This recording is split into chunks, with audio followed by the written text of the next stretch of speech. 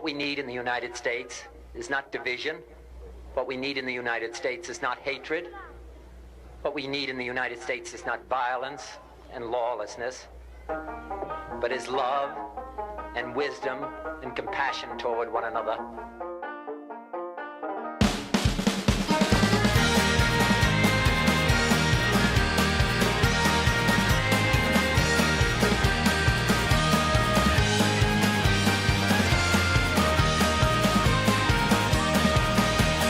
We shall overcome.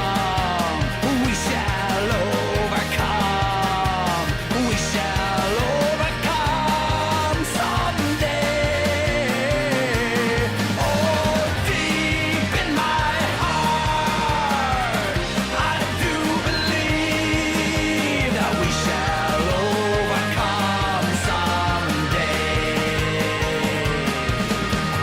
We'll walk hand in hand. We'll walk hand in hand. We'll walk hand in hand someday. Oh, deep in my heart, I still believe that we shall overcome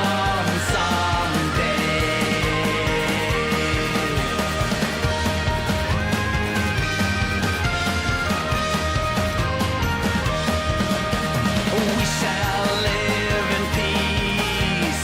We shall live in peace. We shall live in peace someday.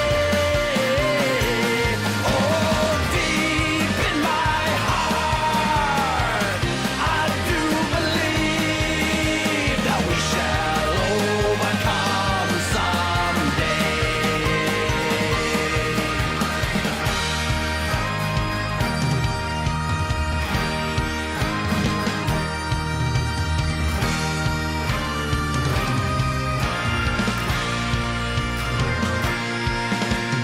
We are not afraid. We are not afraid. We are not afraid today.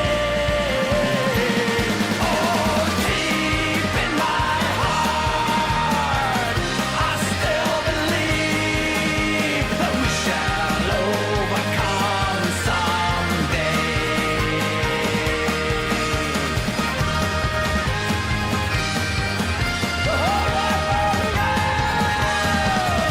The whole wide world around.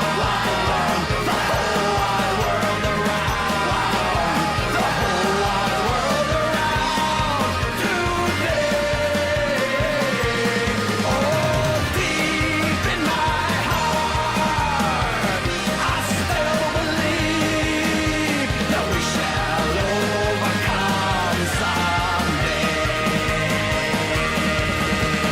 Deep in my heart, I still believe that we shall overcome someday.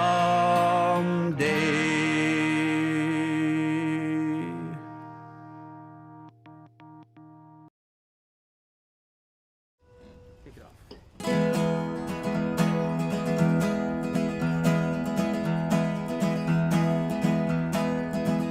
Oh, take my hand in your hand and walk with me to the promised land. Beat your drum and join the band, and we'll chase away the clouds of the morning. We don't need any more than we are. We don't have to be afraid. There is a power in these legs and arms and the voices that we can raise, saying no, we won't go away. I have heard the crowds of the old and the young when the steel canyons echoed with the songs that were sung, and the streets were filled and the law was undone, and the fever of the people was breaking. We don't need any hand-me-down.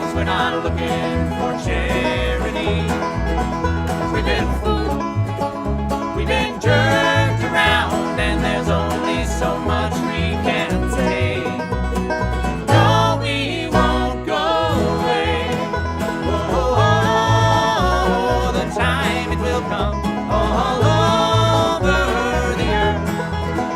We will lay down our tools, their concessions we'll refuse. When there's nothing left to lose, throw our bodies on the gears and stop this infernal machine.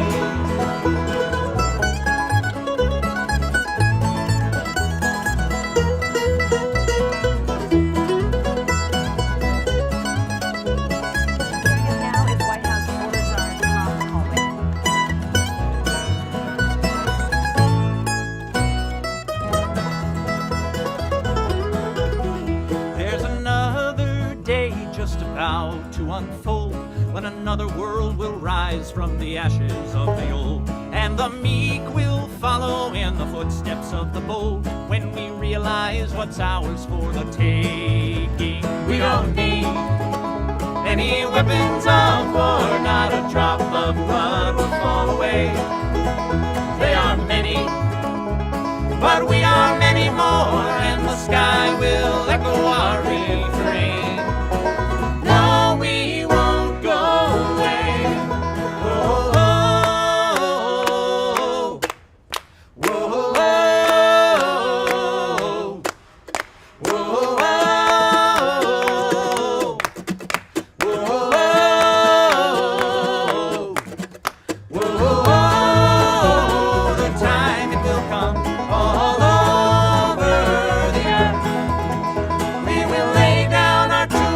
Concessions we'll refuse. When there's nothing left to lose, throw our bodies on the gears and stop this infernal machine.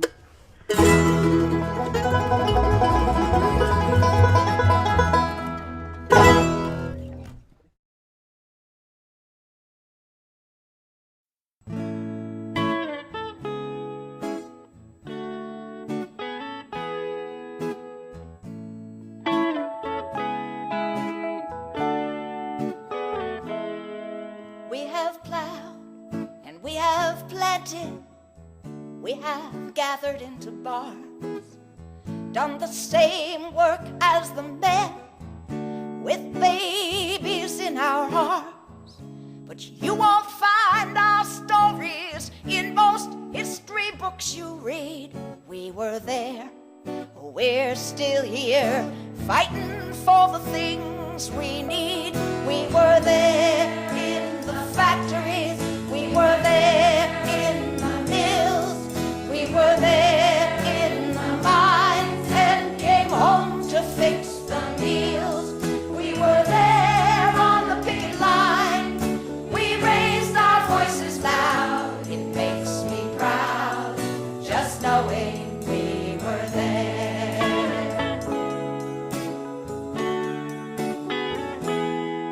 From the textile mills in Lawrence to the sweatshops in New York, from the fields in California where our children had to work, we fought to make a living. Bread and roses was our pride. Though they jailed and beat our bodies, our spirit never died. We were there in the factory, we were there in the mills, we were there in the mines, and came home to fix the meals. We were there on the picket line, we raised our voices loud. It makes me proud just knowing we were there.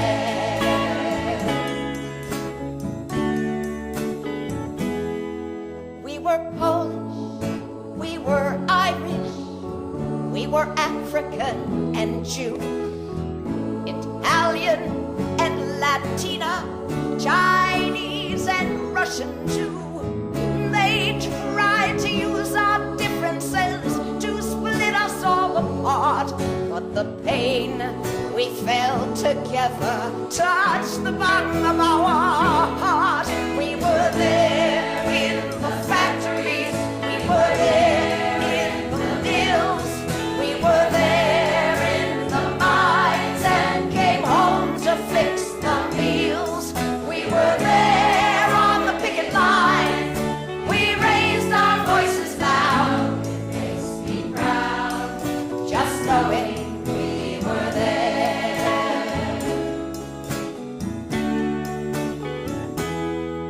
We are teachers, we are doctors, we are cooks and engineers, letter carriers, truck drivers, conductors and cashiers. We operate machinery, we fly the airplanes, and we help to build our unions.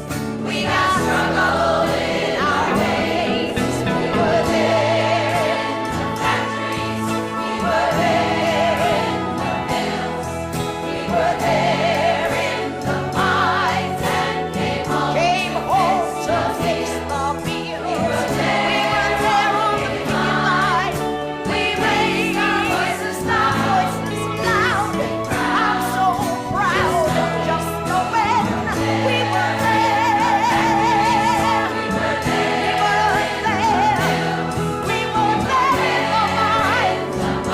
Yes, came home to fix the meals. We were there on the picket line. We raised our voices loud. Proud, just knowing we were there. And our struggle keeps on growing. I'm so proud, just knowing we were there.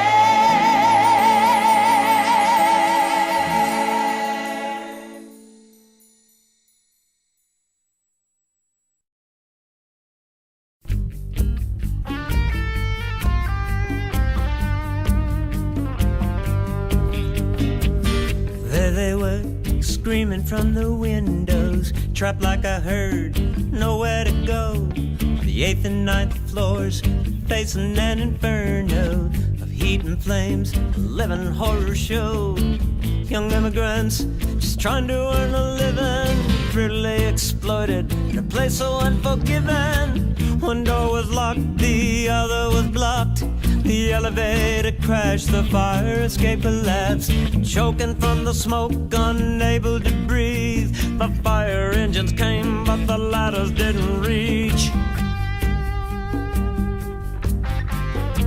They started jumping, you could hear the thuds. 62 pools of mangled limbs and blood, 129 women, 17 men. Never see their friends or their family again. When you don't have a union, you don't have a chance.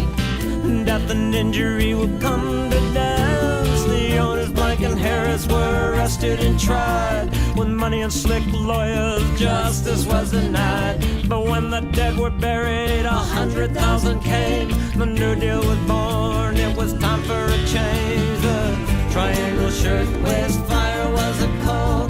Wake up a movement, they died for us all. For a safer workplace and escape from poverty, decent living wage, a life with dignity. Fight for the living, mourn for the dead. It's time to do what Mother Jones said. It's either race to the bottom or take the struggle higher. Don't let the lesson be forgotten of the shirtwaist fire. Triangle shirtwaist fire.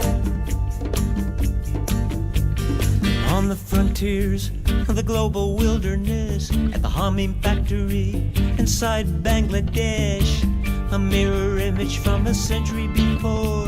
No fire escape, locked and blocked doors, jumping from the windows of wage slavery down into the sidewalks of eternity. The causes unknown that can't be ignored. Another callous owner like all the ones before. 28 more who didn't have to die. On the altars of greed, it's just another sacrifice.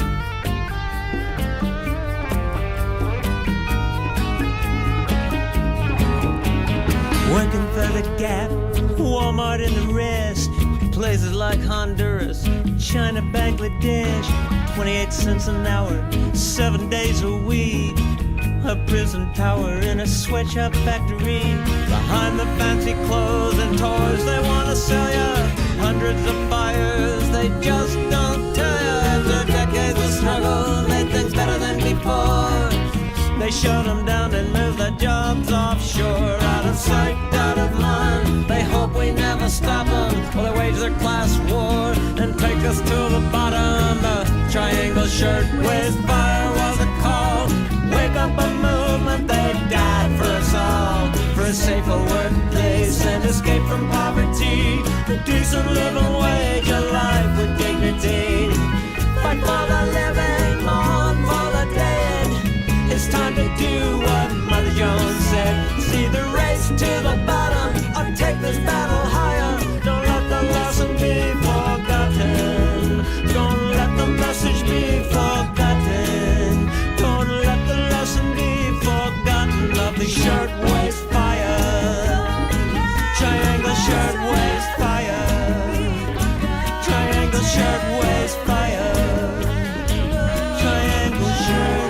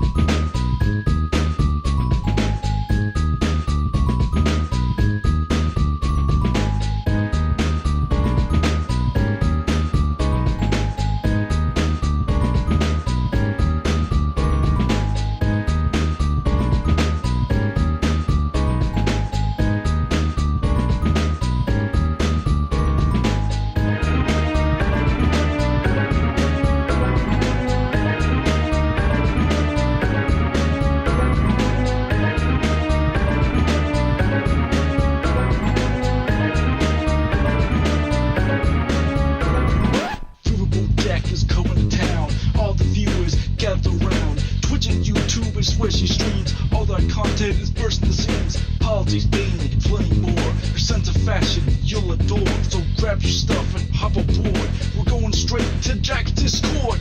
Riverboat Jack, Riverboat Jack, Riverboat Jack, Riverboat Jack, Riverboat Jack, Riverboat Jack, Riverboat Jack, Riverboat Jack. That's what I'm talking about.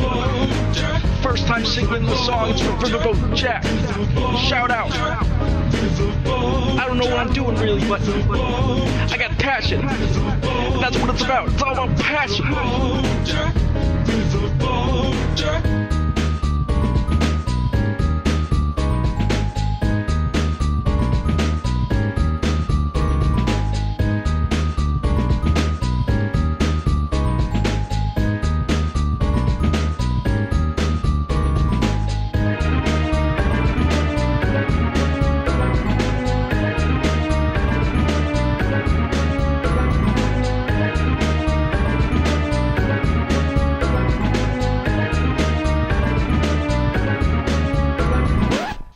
Jack is coming to town. All the viewers gather around. Twitch and YouTube is where she streams. All that content is bursting the seams. Politics, being plenty more. Her sense of fashion you'll adore. So grab your stuff and hop aboard. We're going straight to Jack's Discord. Riverboat Jack, Riverboat Jack, Riverboat Jack, Riverboat Jack, Riverboat Jack, Riverboat Jack, Riverboat Jack, Riverboat Jack, Riverboat Jack, Riverboat Jack, Riverboat Jack, Riverboat Jack, Riverboat Jack. Hello, everyone. How we doing? Howdy, folks. Oh boy, been a weekend. Looking very professional tonight. Hey, I'm doing my best, doing my best with what I got. Now, folks, it's gonna be it's gonna be a show tonight. I do apologize. There's just so much to talk about. I'm gonna try and cover some of the basics we absolutely have to talk about tonight. Um, Sorry about the thing on Blue Sky. No, that's okay. It's a valid question. You know. Let's go 72-hour stream. God, I don't have that in me. It's it is rough, guys. Like it is rough being afraid to like leave the house, you know? My partner is kind of exactly the demographic that ICE is just summarily kidnapping on a whim. So, yeah. it's I'm extremely angry. What if 72 hours for a big fundraiser? Do you think I could do that without dying? Like, guys, I'm exhausted. I haven't even done my work week yet, and I'm exhausted because I've been unable to sleep because there's a fucking secret Gestapo on the street abducting people right and left. And like, we're gonna talk about that today, but like, I'm doing fucking everything I can.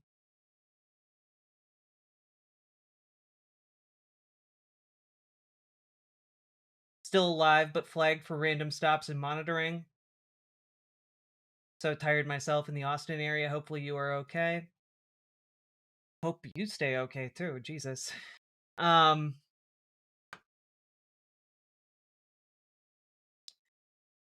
Yeah, I look, it's just a queer couple, one of whom is exactly the demographic that they are disappearing. It's not great. It's not a super fun time.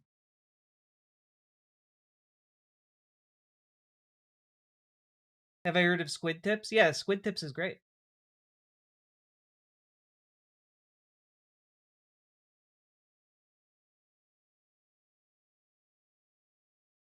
It's fucking scary. It is fucking scary.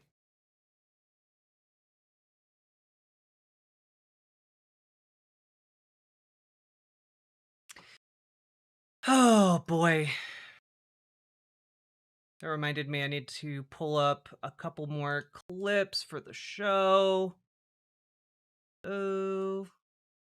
Boo, boo, boo. I have a lot of clips today, folks, so apologies and some patience needed here, okay? Go.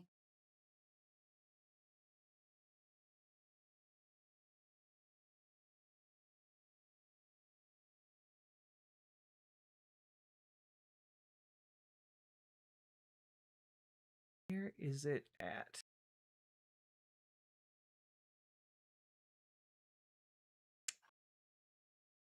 It's from last night.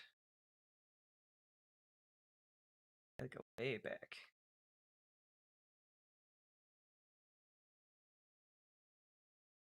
So it's likely that we are not going to get to all of the stories you want to see me cover today because there's just not enough time. I do apologize for that, folks. But please hit that follow button. Please hit that like button. Please hit that subscribe button. It is difficult at the moment to really stress how awful things are.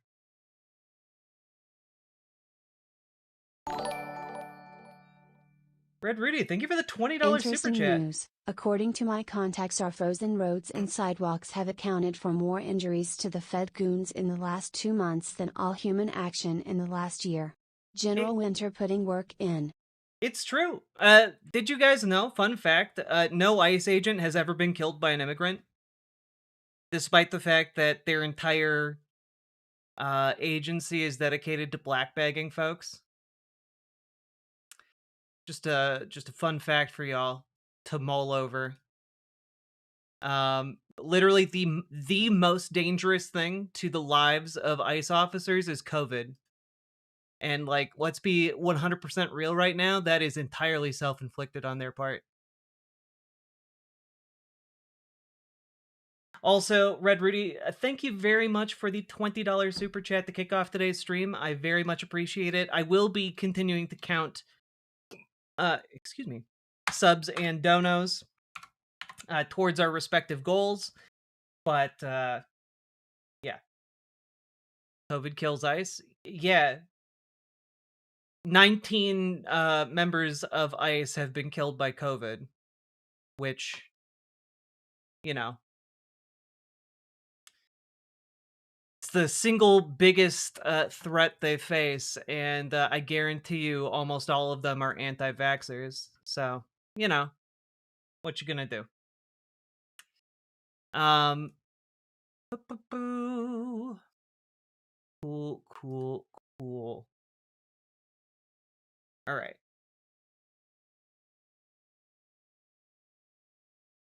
Getting out of that. Thanks. All right. Hello, everyone. Hello. Hello, Fiona the Foxy. Hello, the Stegocephalian. Hello, Limes Floofy Otaku. Hello, Attercop. Hello, how we doing? Judgment for Rezone. Hello, John Fallon. Hello, hello, John Phelan. If you have a link to something to substantiate that, I'd love to talk about that during the stream.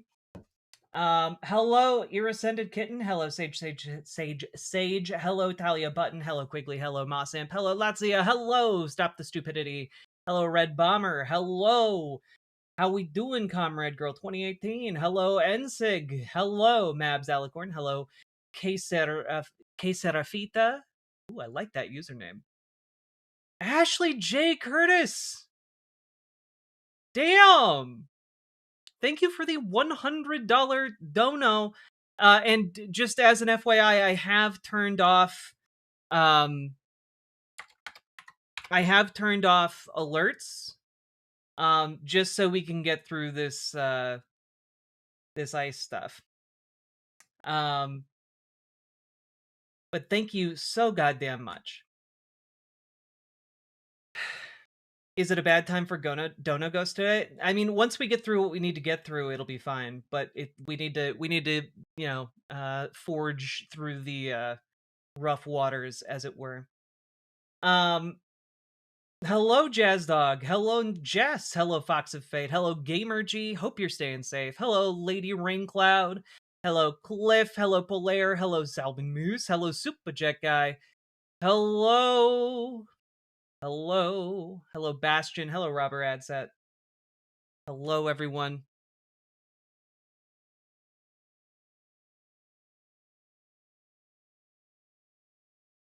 Hey, Clara Mells. Hello, Spot Dogs. All right, I'm gonna cut the hellos a little bit short. Just know that in my heart, I'm saying hello to each and every one of you.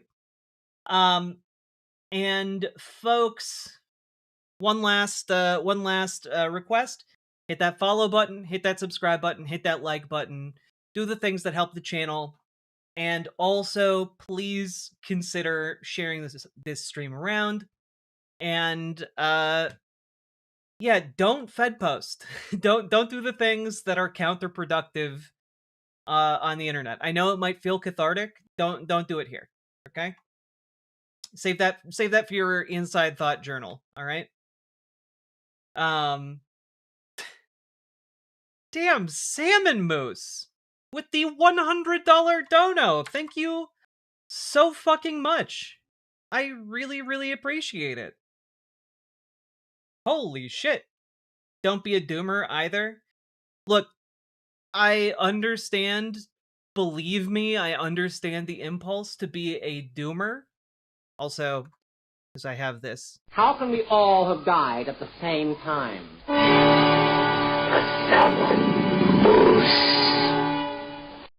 I understand the impulse to doom, but just understand that people all across this country are rising up with you. They feel the same level of fear and anger, and they are also going to going to be doing their part. You know, it is important to keep hope. Hope and joy and rest are revolutionary. Do not feel bad if you are feeling so angry that you need to take a minute. Okay? Did I just catch the stream at the start? You did indeed. And let's get started, huh? We got a lot to talk about. For those of you wondering, we aren't just going to open up talking about ICE, because I fear that if we do that, it's going to become the entire rest of the stream. We're going to be talking about a few other things just real quick. Yeah, I have a few thoughts, and we're going to go through a number of stories relatively quickly. You know, the drill for the shorts. Hello, Nathan Nielsen. And then we are going to be... so I guess I can turn on... you know what? I'll turn on the alerts for the shorts and for the we have two segments in full before we get to ICE. One is about the economy. The other is about kind of Donald Trump's recent press conference, or press gaggle, as he's been more inclined to do recently. And we're gonna be doing our best. All right. So I'll turn on alerts for now. I'm sorry I turned them off prematurely. And yeah, we're gonna be talking about this piece of shit. All right.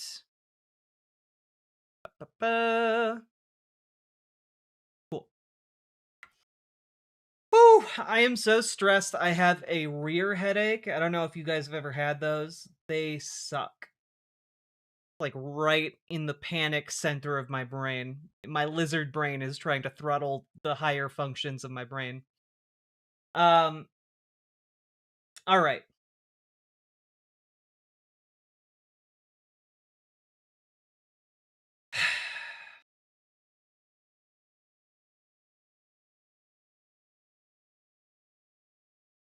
Jazz Mom is watching too. Hello, Jazz Mom. Can I give you guys any like little anecdote? The last several days have been too stressful. I don't have any fun anecdotes.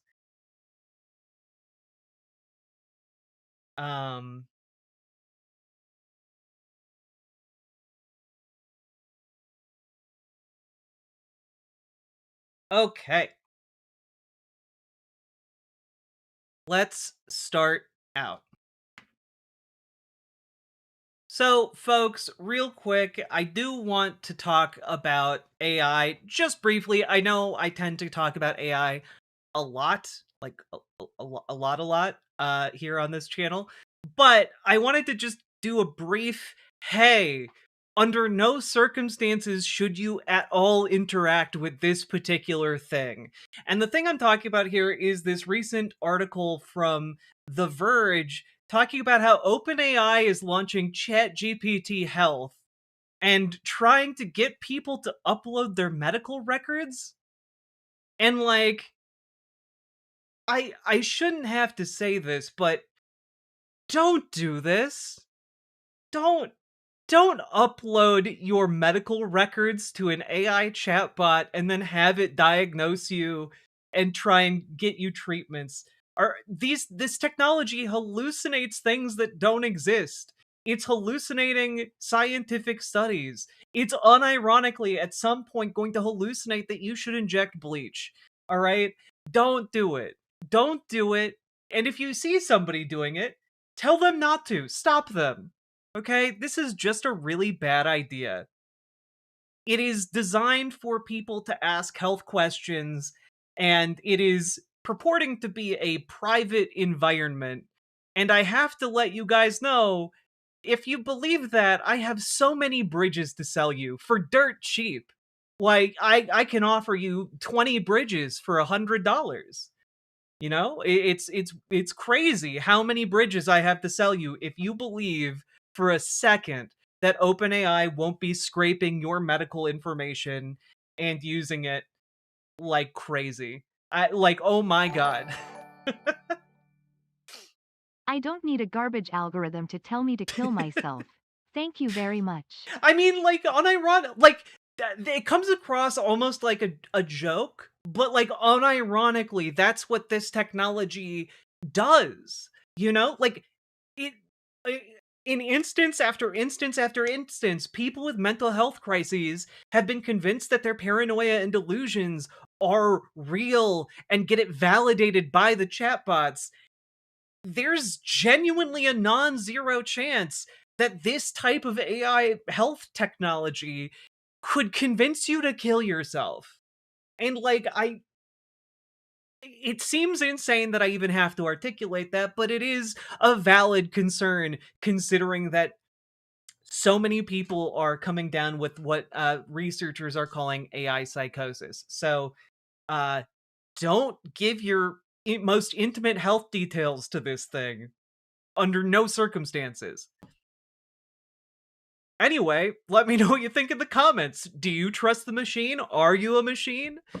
Like, comment, subscribe, do the things. Check out ImogeneOlivia.com, gender euphoric lingerie designed from the ground up for trans femmes, tested with cis men, cis women, non-binary folks. Check it out. Fits great. Wearing it right now. Love it. Go check it out. Link down in the doobly-doo. Holy shit. It's just such a bad idea.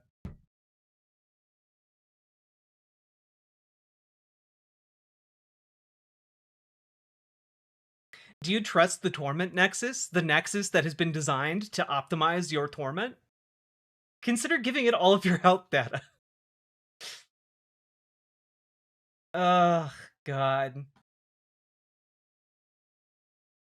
Dude, the last few weeks I used ChatGPT to help me upgrade my PC RAM. I bought the RAM and only now do I find out that my new RAM runs slower than my old RAM. ChatGPT said it wouldn't be an issue. Yeah, don't trust fucking ChatGPT. It's genuinely like hallucinating all kinds of garbage. Like, I know it's easy to rely on like that like the Google AI summary. Don't rely on it. It's just gonna feed you garbage. The issue is it feeds you the garbage so confidently that you just don't second guess it. You know? Yeah, there was a time you could go to your local micro center and like you'd have like a bunch of computer nerds telling you like what to do, and like you could trust them. Okay? Like the entire place smelled like Doritos, Cheetos, and Mountain Dew. It's trustworthy. That's the stench of trustworthiness right there. All right? Also, Sake Tanuki, thank you for the 5 tier 1 subs. I really appreciate the support. Thank you so goddamn much. And folks, let's roll right into another segment here, shall we? No! Despicable. Oh god, I keep forgetting about this. All right.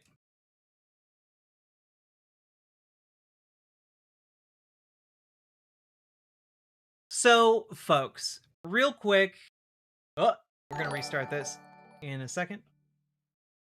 I rejected selfies as a clear excuse to not ask someone near me to take a picture. I won't accept AI as an excuse to not look up, learn, or ask an expert. Fair. Fair, Sake. You know what? I appreciate that kind of stubbornness. And thank you for the additional 5 tier 1 subs. I never really thought of selfies as a way to not have the social interaction of asking someone to take a picture, but that does make sense. All right. Here we go. Attempt number 2. So, folks, you know how the United States has just been summarily executing people at sea in and around Venezuela? Well, there's a new wrinkle to all of that, which is that in addition to this, just the bold-faced criminality of all of that, we have now uncovered a new criminal wrinkle in the entire thing, which is blatant violations of the Geneva Convention. On top of it just being murder, in fact. So, the New York Times today ran this article, US attacked boat with aircraft that looked like a civilian plane. So, apparently, what happened here is that the Pentagon and, Pete Hegseth ordered an attack on these civilian boats. And in order to get the jump on these, again, civilian boats, they had a US military aircraft painted to look like a civilian aircraft so as to fool the civilians on the boat into lowering their guard and then killing them with bombs. And if you think, hey, that sounds really, really, really illegal, that's because it is. It's a crime in war called perfidy. It is, in fact, one of the things throughout basically every military manual that we have in the military. It tells you do not do this, because the entire premise is if you have a military that is pretending to be civilian, like say in World War II, you have uh, a Red Cross truck that then a bunch of like Nazis jump out of. Well, then you stop being able to trust the fact that the Red Cross is who they say they are, right? You stop being able to trust, humanitarian intervention or presence anywhere because they could just kill you. And that then turns the humanitarian forces into targets. And I shouldn't have to further elaborate why this is bad, you know? Um, and so, I just want to really emphasize this isn't even like international law illegal. This is like illegal under US law. And we all know that the reason that's important to point out is because the Trump administration doesn't appear to give a single damn about international law. But this is just like beyond the pale war criminal shit. This is the kind of stuff that gets people tried in The Hague. And it's it's it's really, really bad. Here's the second paragraph in the New York Times article. The non-military appearance is significant because, according to legal specialists, because the administration has argued its lethal boat attacks are lawful, not murders, because President Donald Trump determined the United States is in an armed conflict with drug cartels. But the laws of armed conflict prohibit combatants from feigning civilian status to fool adversaries into dropping their guard, then attacking and killing them. This is a war crime called perfidy. And like, if the aircraft had been painted in a way that disguised its military nature and got close enough for the people on the boat to see it, tricking them into failing to realize they should take evasive action or surrender to survive, that was a war crime under armed conflict standards, according to retired Major General Stephen J. Lepper. Again, like, this is like actual honest to God war crime, not a colloquialism, not like a shorthand for just really bad. This is like blatant war crime. So congrats on the Trump administration just speed running every violation of the Geneva Convention and our own standards of lawful military engagement. Great job. We are slowly turning ourselves into the axis of evil for the entire world. And they're not even being subtle about it. So what do you guys think? Obviously, I think this is bad. Let me know what you think down in the comments. Subscribe, share this video around, do the things, you know the things that help the channel grow, and let's keep on going. God. It's so fucking stupid.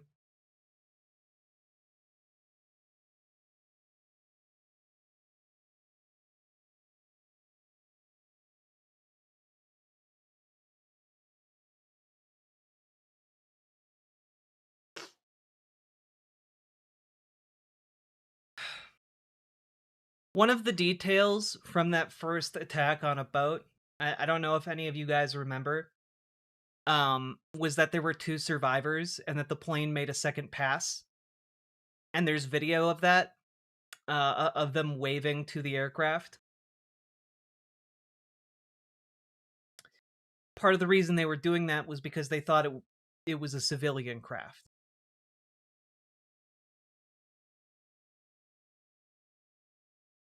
That's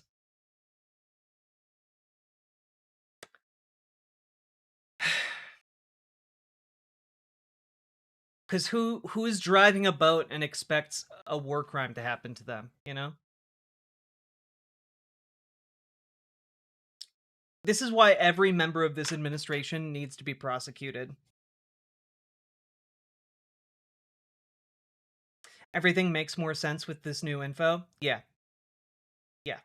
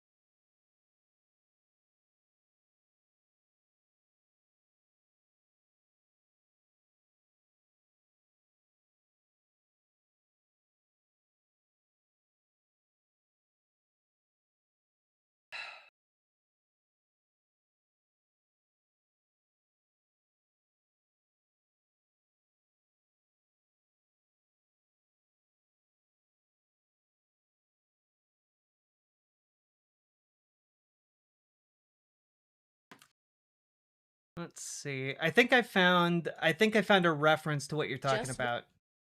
Here, WCCO. Here, let's see if I can track down this link. WCCO.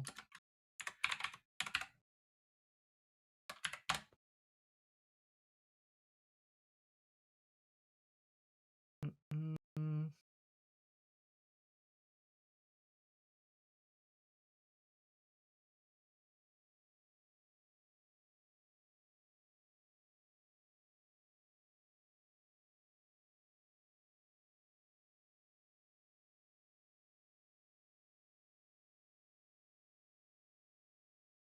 You know, we can work with this. This doesn't have any controls to pause it. That's fine.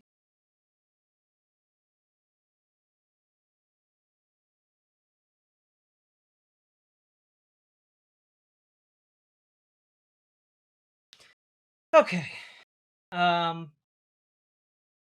John Fallon, with those details, I was able to find something that references it, so appreciated.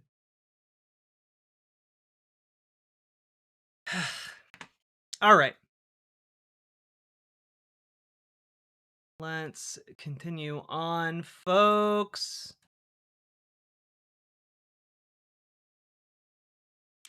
So, folks, real quick, gotta talk about how Elon Musk's child sex abuse material engine is finally only now getting hit with some kind of consequence for the fact that, again, he has built the largest generator for child sex abuse material in the world, as well as non-consensual nude images of anyone on the internet.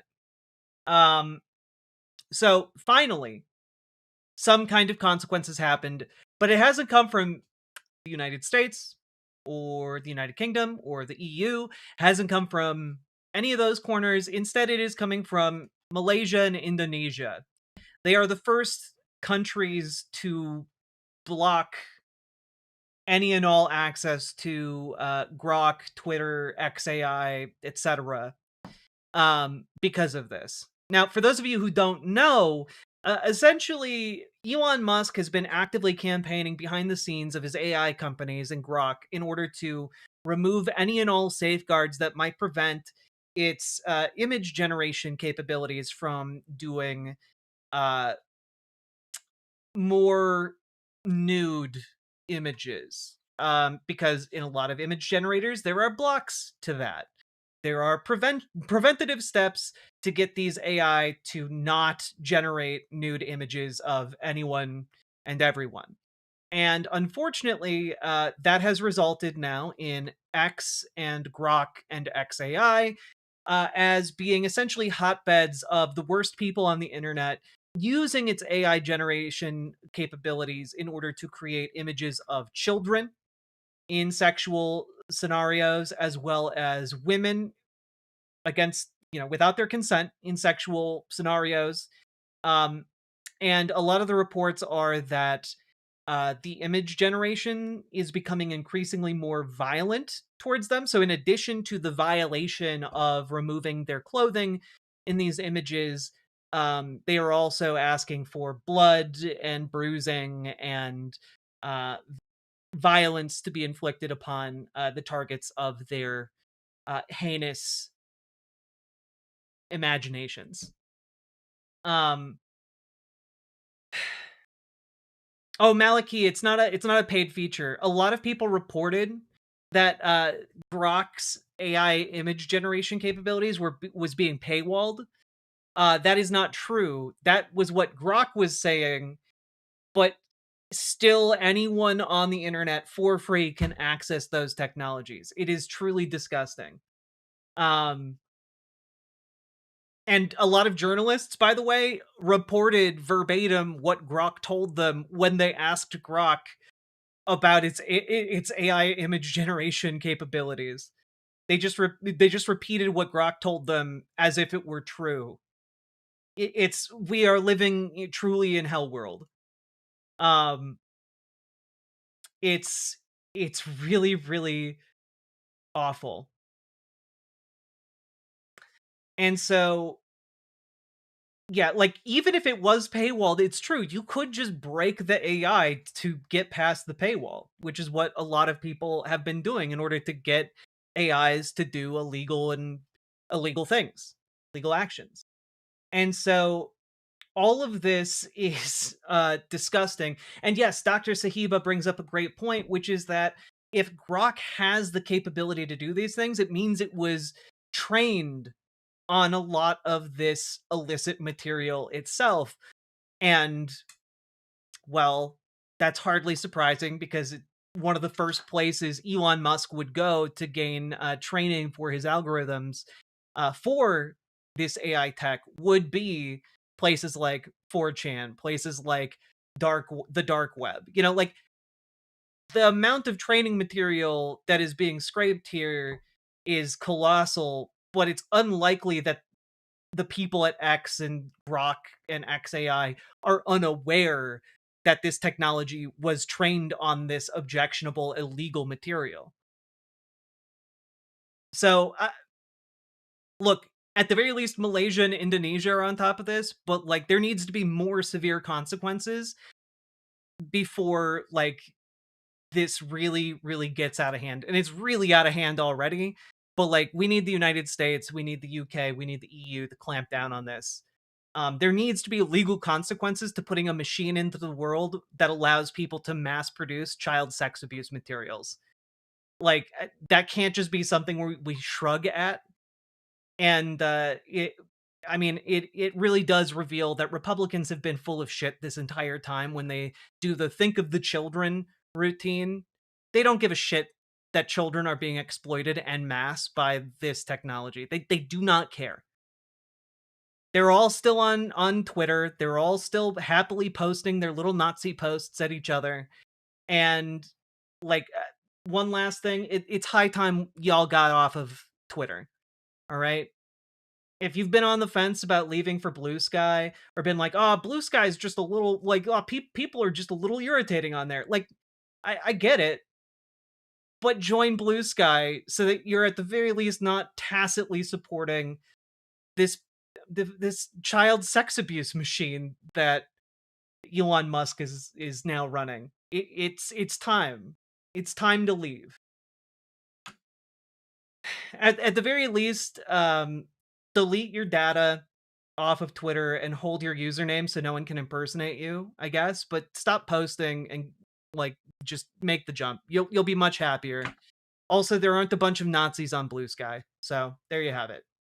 Anyway, let me know what you think down in the comments. And this probably wasn't short enough to make a short, so guess hey, non-short YouTube, you guys get a short that went too long. How do you do? Let me know what you think in the comments. Like, comment, subscribe, and let's keep on going.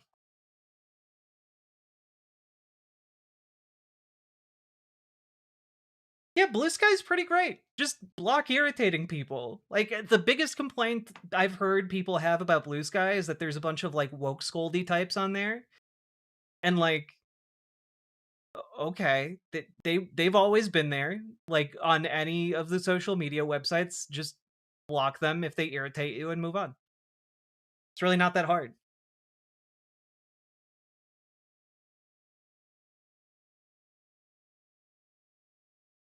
Threads is good too, but I don't like that Threads is affiliated with Facebook. I just I Facebook is a hair's breadth away from being fucking Twitter on in its own right. Mastodon, I've tried using Mastodon and I can't do that.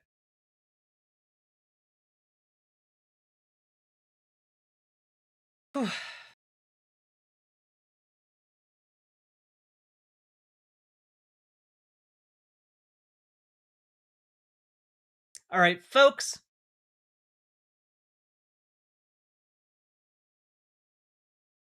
Let's go into our next little thing here. All right.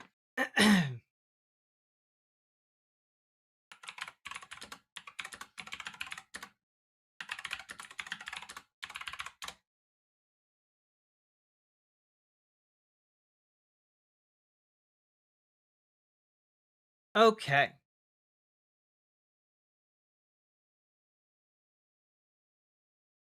So, folks, how you doing? Hey, it's been a rough go of it, you know? And like, hey, maybe not everyone has made the right choices in life. Maybe they've found themselves on the wrong side of an issue. You know, like, hey, I don't know, maybe you became a far right influencer and, I don't know, seduced the world's wealthiest man in order to become his baby mama. And then he stopped paying child support. And now you're kind of in a bit of a pickle financially. And, you know, now it turns out that the whole far right influencer thing, combined with the fact that the world's richest man is not paying you, you know, child support and also hates you, um maybe you know, it's time to turn over a new leaf, I guess. For those of you who are unaware, let me introduce you to one Ashley St. Clair, who basically fits all the boxes that I just laid out there, uh who declares dark woke, because the other option is bootlicking feds plus pedophiles plus nerds. And here is Juniper, legendary poster. You've previously engaged in blatant transphobia. How do you feel about trans people in the wake of noticing how the far right truly is? I feel immense guilt for my role, and even more guilt that things I have said in the past may have caused my son's sister more pain. I don't really know how to make amends for any of these things, but I've been trying incredibly hard privately to learn and advocate for those within the trans community that I've hurt. I also haven't said much on this because I have gone back and forth over whether my voice would be helpful on the issue, since it will be framed as disingenuous or just turning because I'm scorned. Even this reply will become right-wing hysteria, but yeah, I'm sorry. Let me know how I can help. Now, on the one hand, I believe everyone can change. I believe everyone can turn over a new leaf. On the other hand, I do believe in a healthy amount of skepticism. And for example, I don't necessarily fully believe someone who is trying to say, oh, yeah, by the way, I don't believe in the transphobia I've spewed for years anymore, because now the people who agreed with me in the past are now being mean to me in a way I don't like.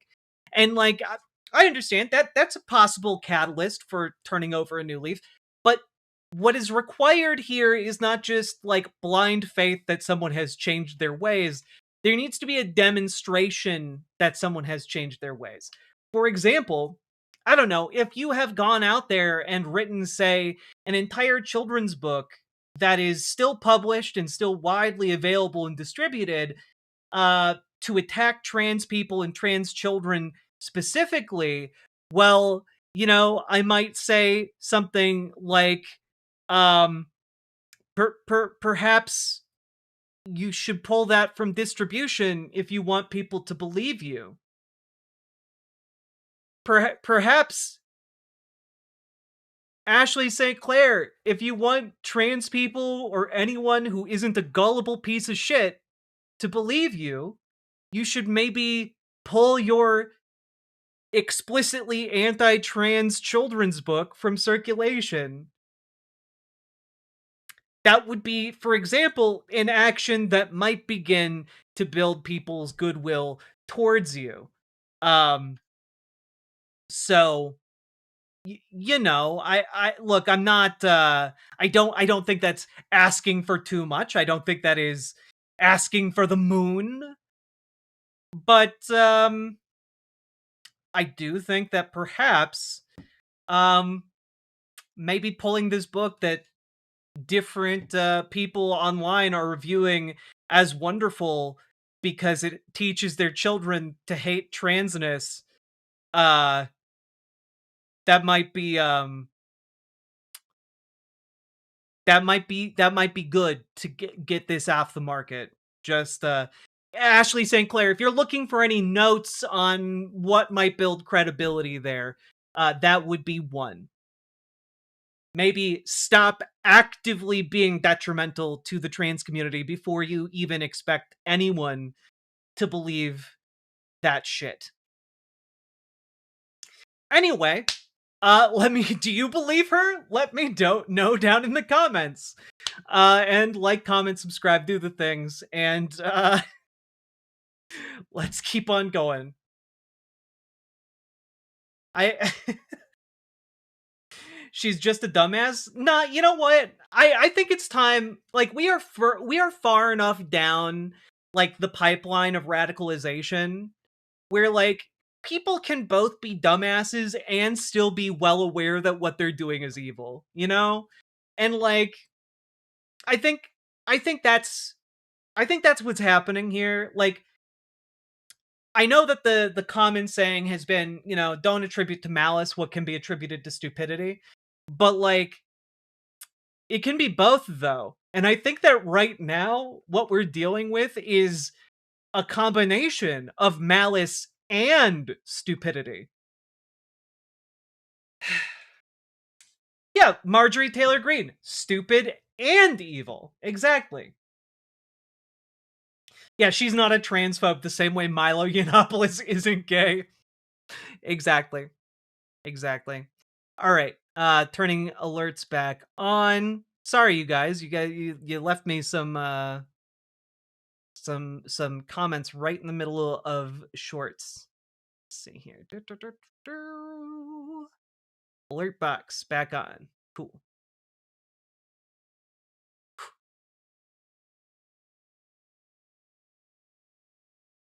Asmongold is another great example. Yeah,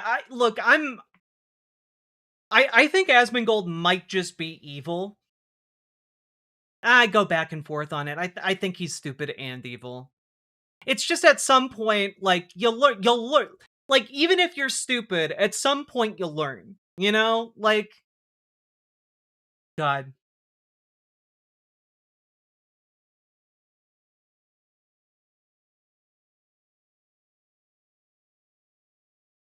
Is Shad just dumb or evil? It could be both! Alright. Real quick, diving into another one. But before we do, it's been a while since I was here in the greatest chat ever at riverboat.gg. Wide peepo happy. Everyone meet Prince Leo, my sister's new pupper. Oh my god. Prince Leo. Oh my god. Oh my god. What a prince. Oh. I'm gonna sneeze.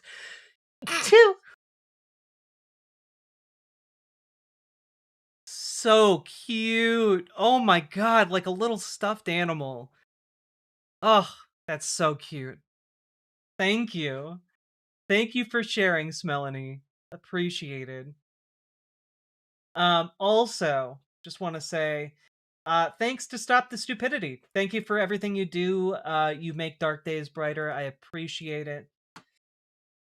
Good things do exist. Don't let anyone tell you otherwise. All right?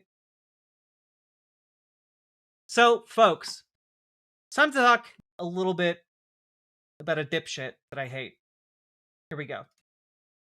So, folks, we got to talk about Gavin Newsom, because Gavin Newsom is coming out against the proposed California wealth tax that has all of the billionaires that live in California a tizzy. And wouldn't you know it, shocking beyond shocks, Gavin Newsom, man of the people, voice of the proletariat, is taking the side of the wealthy, saying that it makes no sense to tax the wealthy. Why not? Why? Why? Just like just real quick. Why not? What does Jeff Bezos need with that 5% of his wealth that he's spending on 24 yachts that he can fire into space just to watch them burn up? What? You mean a man who uses as much hair gel as Patrick Bateman is evil? Yeah. Who would have thought? Look, also, I know that there are people who get salty when I attack this man's appearance, saying that he looks like if a man was stretched via like in plastic. Um, but like that's what he looks like. He looks like some kind of action figure that came to life, and his skin is just stretched across his bones. He's gross. He's a gross looking dude. Um, All right. Newsom, in an interview with Politico on Monday, said the parade of headlines about California billionaires preparing to flee the state vindicates his opposition to the union-backed measure. This is my fear, the California governor said. It's just what I warned against. It's happening. Except that, hey, real quick, real fucking quick. It's not. Zoran Mamdani became mayor of New York City and is going to raise taxes on the wealthiest people there. And you want to know something? They're not all moving away. It turns out that was all horseshit. Because time and time again, it's been revealed to be horseshit.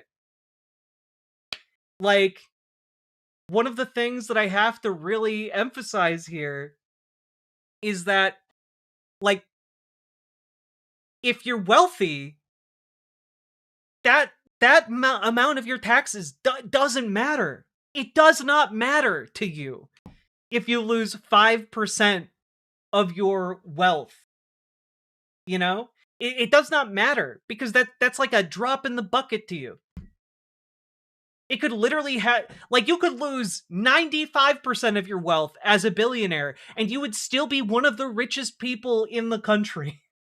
You would still be in, like, one of the highest brackets of wealth in the country. So 5% of wealth for billionaires is nothing. And the idea that, oh, well, they're going to move to another part of the country. It sounds like Gavin wants to be a billionaire more than he wants to represent California. No. That's incorrect, Spot Dogs. Because Gavin Newsom is so far away from being a billionaire. No, what he wants to do is he wants to lick the boots and assholes of billionaires for their scraps. That's what he wants. And, like, what we've seen time and time again is that the ultra wealthy don't move because of high taxes. They don't do that. They like where they are right now. That's why they live where they live. Hey, chat. When your taxes go up, does it make you want to move? Generally speaking, no. You grumble about it, and it sucks, and then life goes on. And if you have more money, you have more ability to just stay. Eat the rich, not eat out the rich. It's true. Sake Tanuki, that's my bad. I should not have wished so much pleasure upon billionaires. It's true. I apologize. Thank you for the 5 tier 1 subs. some do, but most won't. Yeah, but also, like, I think the narrative needs to be, if you move because of higher taxes, because you don't want to do your public duty, fuck you. Like, fuck you. You didn't love this country enough to, like, stay and pay your fair share? Fuck you. I think more people need to have that energy for the wealthiest Gavin people in Newsom society. looks like if Max Headroom was a Republican. God, that is a really good comparison, Failsafe. And thank you for being a member for a whole ass year. Appreciate you. There's just not a whole lot of data that indicates that California is going to lose all of its billionaires. We have seen time and time again that wealth flight doesn't happen because of higher taxes on the wealthy. What winds up, because guys, they already dodge their taxes in a million different ways. This is by and large a small imposition upon them compared to the level of imposition taxes are on each and every one of the working class. You pay a larger proportion of your income than any goddamn billionaire does in taxes.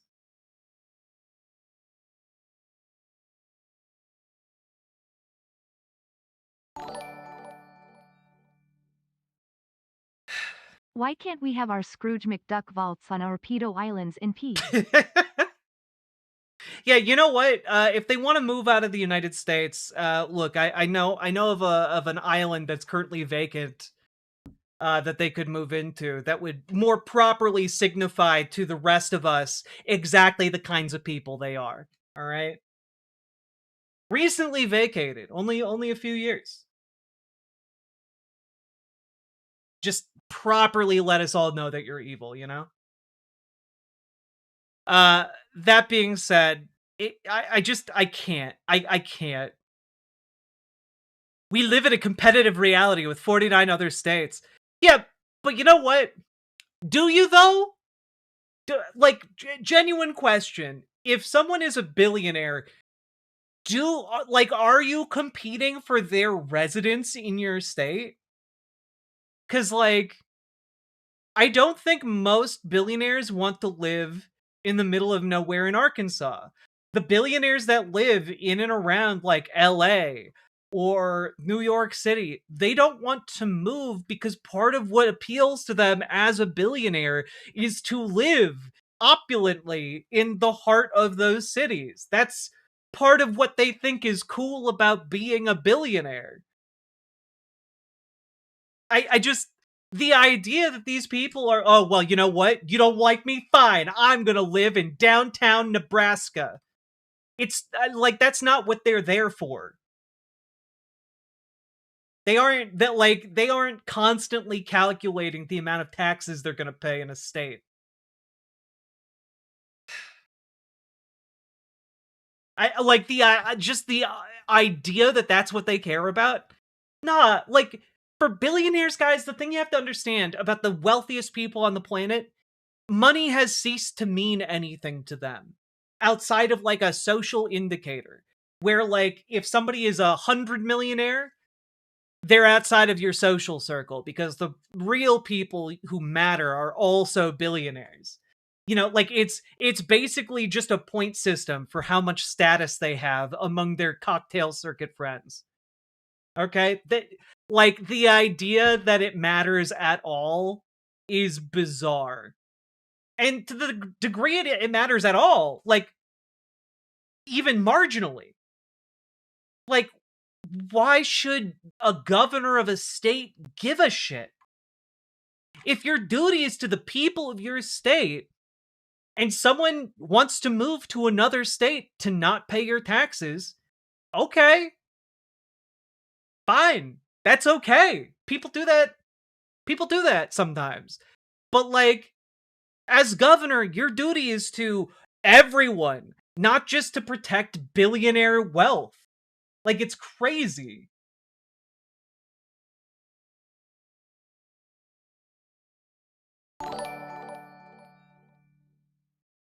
Funny to think the average billionaire is more evil than most Saturday morning cartoon villains. Heck, they're competing with Pentax from WTA by now. I mean, it's true, Red Rudy, because, like,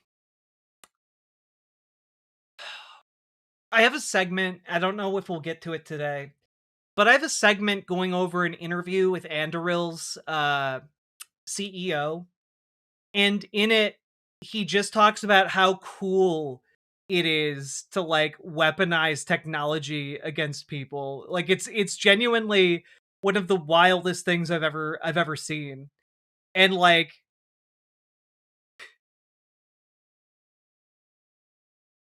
they're like, but his framing of it here,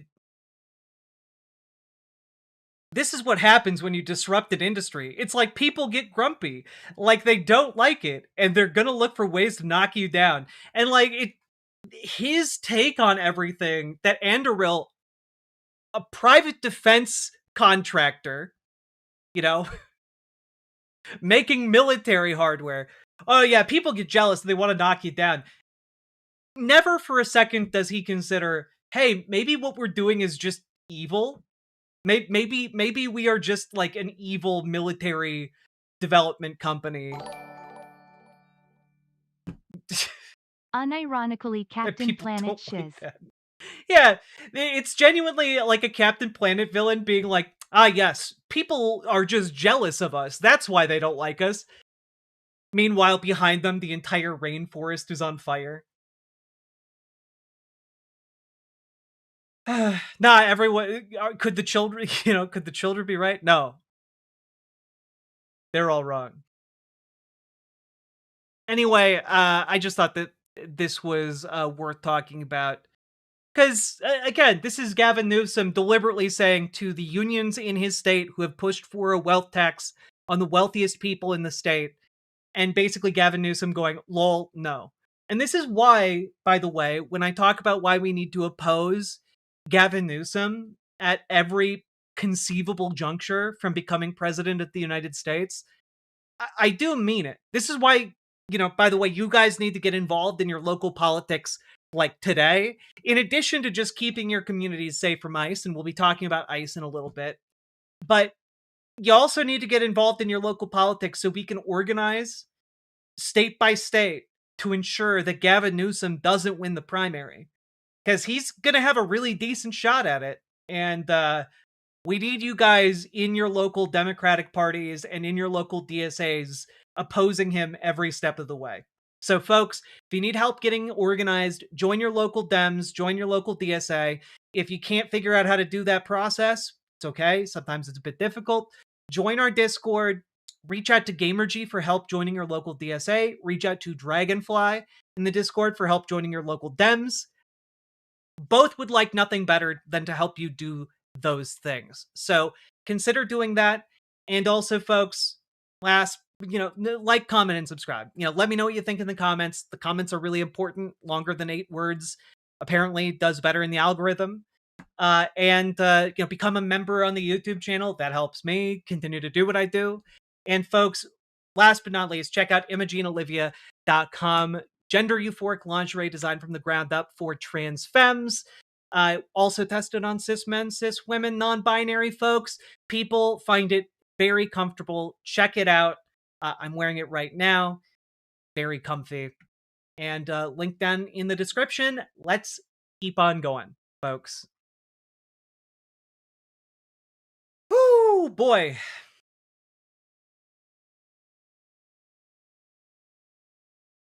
I can't believe people can't grasp the concept of building a society with the solid foundation of everyone having food, water, and shelter at least, no matter what. Because built into the idea of capitalism is the idea that if you are not contributing, you deserve, on some level, to suffer and die. And we could address that problem, but people don't. The capitalist indoctrination teaches people not to give a damn about that. Sucks. Fiona the Foxy, thank you for the 500 biddies. Just bought a dash cam for myself and a few others tonight. Hell yeah. Appreciate you. Appreciate the $5. Thank you very much. Whew. And folks, we've been going for an hour and a half. We're about to get into our first big segment of the night. We're going to be going over Donald Trump's press gaggle on Air Force One. which I think is pretty important for a lot of the things that are happening in the world right now, unfortunately. Our soup-brained boy.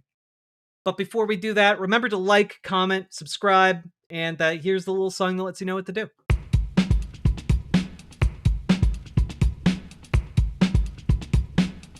Go, go, go. Click a button, click a button. Click a button, click the goddamn button. Click a button, click a button. Click a button, click the goddamn button. Click a button, click a button. Click a button, click the goddamn button. Click a button, click a button. Click a button, click the goddamn button. Click a button, click a button. Click a button, click the goddamn button. Click a button, click a button. Click a button, click the goddamn button. Click a button, click a button. Click a button, click the goddamn button. Click a button, click a button. Click a button, click the goddamn button. Click, click, click, button. Click, click, click, button. Click, click, click, button. Click, click, click, button. Click, click, click, Was button. watching the live when someone said Trump is playing free dementia chess. Nathan, thank you for the $5 dono, and that is accurate. Trump is playing 3 dementia chess. All right. Whew. Is that Monster Rehab? It is indeed. I like it a lot. It's basically just an Arnold Palmer with more caffeine.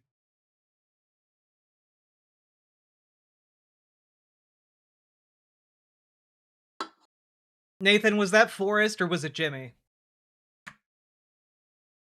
Also, folks, somewhat related, I'm going to be on the Transatlantic Call-In Show this Thursday. So check that out. Are energy drinks addictive? Only insofar as they have caffeine, so...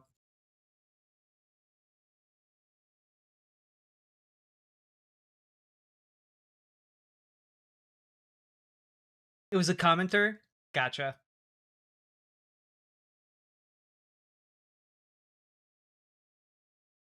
Congrats, Jack. Yeah! Going on there this week, and I believe in like 2 weeks from now, too. So it'll be a good time. Does the energy come from cocaine? Well, I mean, Coca-Cola's energy comes from the coca plant, so kind of from, if I was drinking Coca-Cola. What is this, Sake Tanuki? Thank you for the 2 tier 1 subs. Soaking wet squirrel seeks shelter and snores all night long. Well, I think everyone should deserve to see that.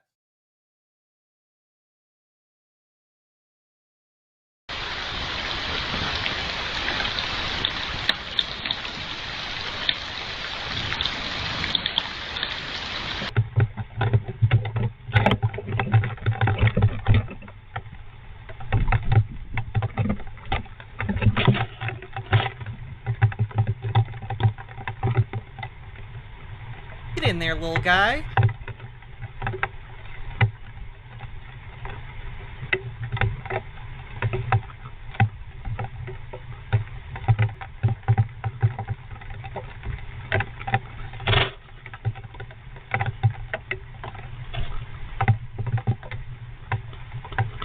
This is really, really cute.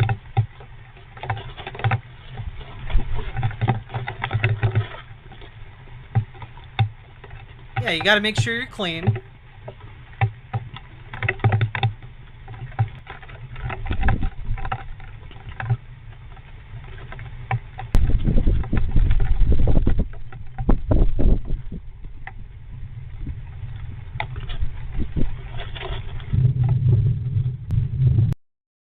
This is really, really cute.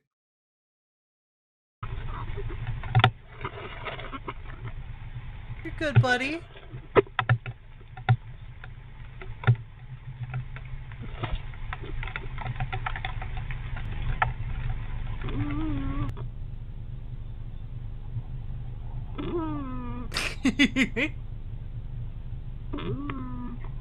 Honk shoe, honk shoe, shoe, shoe, shoe, shoe, honk shoe, shoe, shoe, shoe, shoe.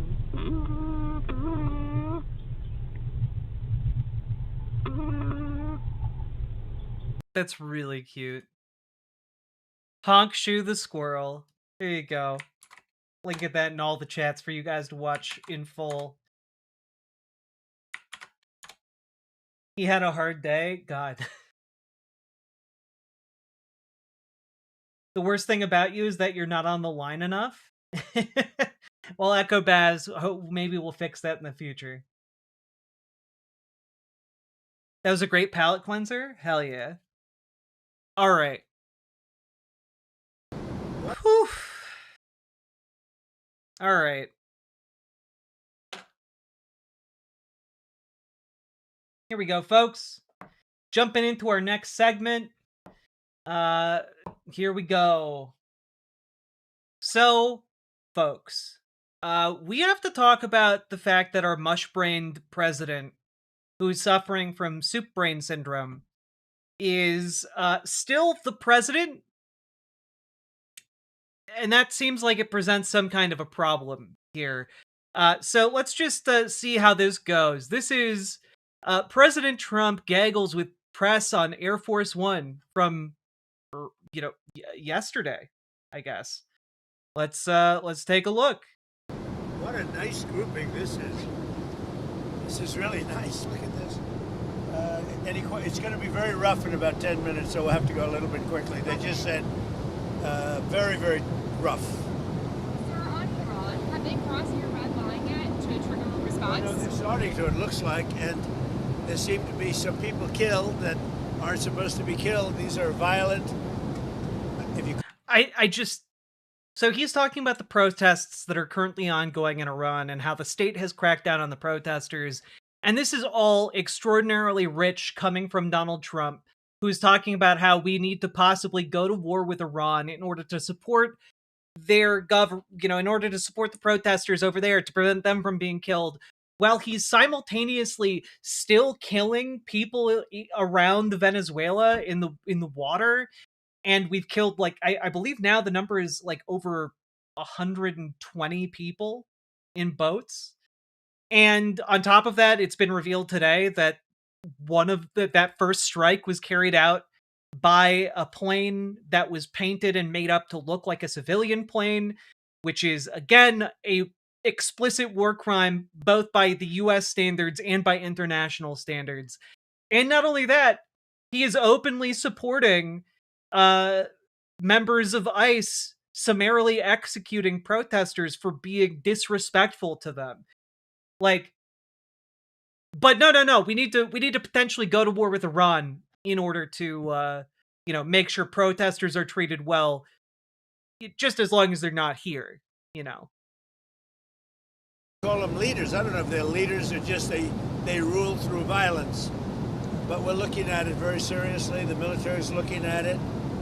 And we're looking at some very strong options. We'll make a determination. Which options have you been briefed on? Are you meeting with senior officials? I'm going to tell you the. Are you meeting with your Am I going to really? Are you asking me to say what will they do? Where will we attack? When? Are you asking me to divulge state secrets like I have routinely done the entire time I've been in office, both terms? Are you really asking me to do this thing that I do literally all the time? You fool, you simpleton. I'll be doing that in 2 days, not today. And at what angle will we attack from? Are you considering I'm with listening. Oh no, he's going to attack, isn't he? I mean, chances are that he's either going to attack Greenland or Iran or both. And who the fuck knows what he's going to do? He doesn't even know what he's going to do because, again, he suffers from soup brain syndrome. It's just whoever is in the room with him at the time can influence him one way or the other. It's like, get in the Donald Trump mecha, Shinji. That's what's happening right now. Get in the Trump suit, Shinji. U.S. White House TV pool. I'm wondering, are you being... I haven't watched I haven't watched Evangelion. Okay, I just know that that's somewhat a reference that might resonate with a few of you. But let's keep going. Let's pretend it made sense. Briefed on options. I'm with CNN, sir. Why don't you I'm with CNN. She says, I'm with the White House pool. Why didn't you just say you're with CNN? Your pronunciation hurts, Jack. That's fine. Let it hurt you. Let the pain wash over you. It's how we'll cope with this. And I say, what? You're with CNN. You're with fake news. Because CNN is fake. She's in the White House pool, you numbskull. Now I want a bizarre fusion of Fluke from Spy Kids 1 and Trump singing Who, What, Where, When, and Why. Don't put that evil in the world, Nathan.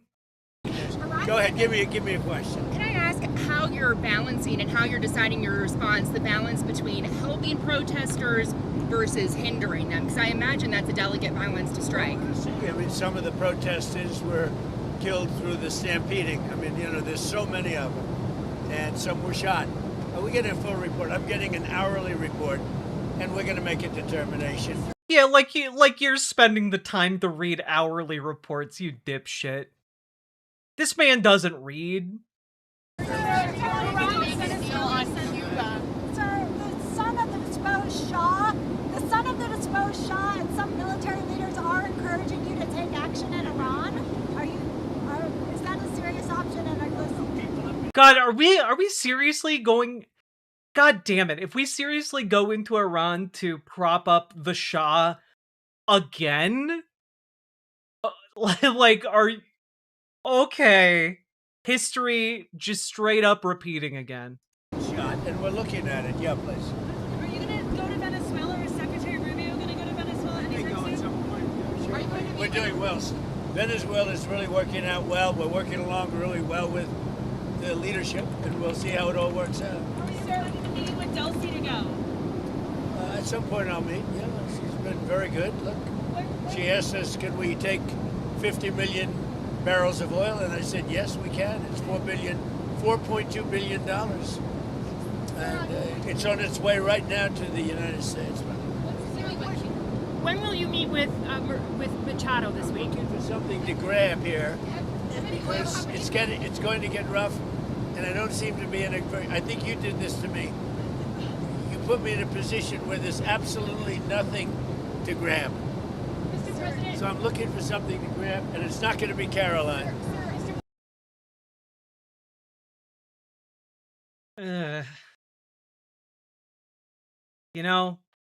Doesn't age well when it's coming from the guy who said grab him by the pussy. Also, just somewhat related to the whole Venezuela stuff going on right now. Not before we invade Greenland, baby. Christ on a stick, I wanna off myself. Sometimes stay strong, people. Yeah, stay strong. Here is Donald Trump apparently joking, maybe, calling himself the acting president of Venezuela. And I just have to really emphasize here that, as far as we know, formally he's not the acting president of Venezuela, but, these aren't really jokes. When you're president of the United States, how about if Mike down at the hardware store photoshops himself into a Wikipedia article that says he's acting president of, Liechtenstein, okay, that's a pretty funny joke. When you're the president of the United States and you've just done a coup in another country, and then you post a meme of you being declared acting president of Venezuela, that's not a joke, actually. This is just genuinely how he actually thinks about himself. Exactly, Ashley. This is... I do not doubt for a second that in his mind, he considers himself the president of the United States and Venezuela. And it's probably only a matter of time until he just outright says that, and then his entire team does damage control to say, no, he's not actually the president of Venezuela. Ha ha ha ha ha. How silly. But it's a matter of time until he says it. Because again, his brain is mush. Have any oil companies made commitments to you, sir? Have any oil companies made commitments to the United States minutes after your meeting on Friday, sir? Yeah. Which has it have Exxon? No, I don't want to say. No, I didn't like Exxon's response. We have so many that want it. Huh, that's so weird. Why wouldn't you like ExxonMobil's response? I wonder why not. Could it be because ExxonMobil said that they would not be putting any money into Venezuela because as it currently stands, the entire thing is, to quote them, uninvestable? Gee whiz, it's almost like you invaded a country that stopped pumping oil because global oil prices fell to a point at which it was no longer financially feasible to pump the oil because it requires so much expertise and specialized materials and specialized equipment in order to refine properly for general use. It's almost like you seized the world's largest oil fields that can only be used with an exceptionally high amount of investment, and now you're asking everyone to invest billions, if not trillions of dollars into this project when you've made it clear you have no plan for the future governance of Venezuela. You've made it clear you have no idea what you're doing. Why would someone give you trillions of dollars for that? Like why would they do that? The answer is ExxonMobil wouldn't do it. Maybe some of the other oil companies are dumb enough to go along with it. But my guess is, to the extent that any of them are dumb enough to go along with it, it's going to be marginal investment at best in order to placate this overgrown evil toddler. Probably be inclined to keep Exxon out. I didn't like their response. They're playing too cute. Oh yeah, we'll keep them out. It's not that they didn't want to be here. We're going to keep them out. What backstops or guarantees have you told the oil companies that you're willing to provide? Guarantees that they're going to be safe, that there's going to be no problem, and there won't be. There's not going to be a problem. They had problems in the past because they didn't have Trump as a president. Yeah, no, we'll keep the oil companies safe. Ignore the fact that all our embassies are telling people in Venezuela to flee the country because roaming militias are forming and seeking out any Americans that are there. But, why would any oil company be spooked by that? Am I right? They had stupid people. What kind of deal are you looking for? I'm curious what got him to stop threatening Canada. Genuinely, the answer might be that he forgot. Like, genuinely, the answer might be that he forgot to continue threatening Canada because other things happened and it just fell out of his brain, in a goop form. From Cuba. What kind of deal are you looking for from Cuba? You're going to find out pretty soon. What kind of deal are you looking for from Cuba? You're gonna find out pretty soon, he says, looking like the most confused and lost old man you've ever seen in your life. Because he genuinely forgot that Cuba exists. We're talking to Cuba, and you'll find out pretty soon. And one of the things I want taken care of, and one of the groups I want taken care of, are the people that came from Cuba that were forced out or left under duress, and they're great citizens of the United States right now. You have a lot of people forced out of Cuba unfairly, so we're going to take care of, most importantly right now, we're going to take care of the people that came from Cuba that are American citizens or in our country. Do you plan to seize any oil tankers that are headed to Cuba? Well, we have a lot of oil people really interested. You saw that the other day, and that was just a small... We have a lot of oil people really interested in all this stolen oil Times I'm like taking. These, I like to remember the words of #1 President Donald J. Trump: "Nothing bad can happen. It can only good happen." It's true. It can only good happen, of course. Because the room in the White House, we need the ballroom, actually. We could have filled up the ballroom practically. We have so many people that want to go in for oil. So you saw... What is he talking about? We could have filled up the ballroom. The ballroom that doesn't exist yet? What are you talking about? Some great companies. Are you going to send Starlink to Iran, sir, to help the people in the ground with the internet blackout for more than 72 hours? We're going to be talking about that. We may get the internet going, if that's possible. Are you talking to Musk We about may it? speak to Elon, because as you know, he's very good at that kind of thing. He's got a very good company, so we may speak to Elon Musk. And in fact, I'm going to call him as soon as I'm finished with you. Yeah, by the way, we need to keep up with the Tesla takedown stuff, because Elon Musk is clawing his way back into politics. You know, he's pledged a lot of funding for the midterm races. He's getting his stink all over it. God, this is RFK Jr. right now. Nothing bad ever happens to the Kennedys. That is RFK Jr. in a nutshell right now, with the entire U.S. healthcare system. Just quickly, Iran said that they would consider military and commercial bases as legitimate targets if you struck.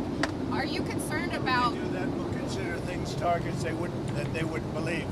If they do that. Oh, cool. We'll consider things targets that they wouldn't believe. Chat. Just to be clear, in the context of this, that would be civilian targets, right? Like that's what he's saying. And commercial bases, as Iran said that they would consider military and commercial bases as legitimate targets if you struck. Are you concerned about? If they do that, we'll consider things targets they wouldn't believe. If they do that, we will hit them at levels that they've never been hit before. They won't even believe it. I have options that are so strong. So I mean, if they did that, it'll be met with a very, very powerful force. Do you think Iran takes your threats seriously? I think so. Don't you think so, CNN? Don't you think so? Wouldn't you say that they probably do at this point? After going through it for years with me, being hit, Soleimani, al-Baghdadi, the Iran nuclear threat wiped out. Don't you? Oh my God, I can't unsee it. The vegan rancor, Caroline Levitt, does look like a ventriloquist right now. The most evil ventriloquist that ever lived. And then you just had Venezuela. Don't you think? She says, CNN. Do you think they take your threat seriously? Wouldn't you say they do after all of the things we've done? What a stupid question. Go ahead. Are you coordinating with allies on the response to Iran? Mr. President, when will you meet with Maria Corina Machado this week? I don't know. I hear Tuesday or Wednesday. I look forward to that. Have you named your board of peace for Gaza yet? Where do those plans stand? Oh God, I forgot that his Gaza peace plan involves him naming a board of people to oversee it that he's the president of. God damn it.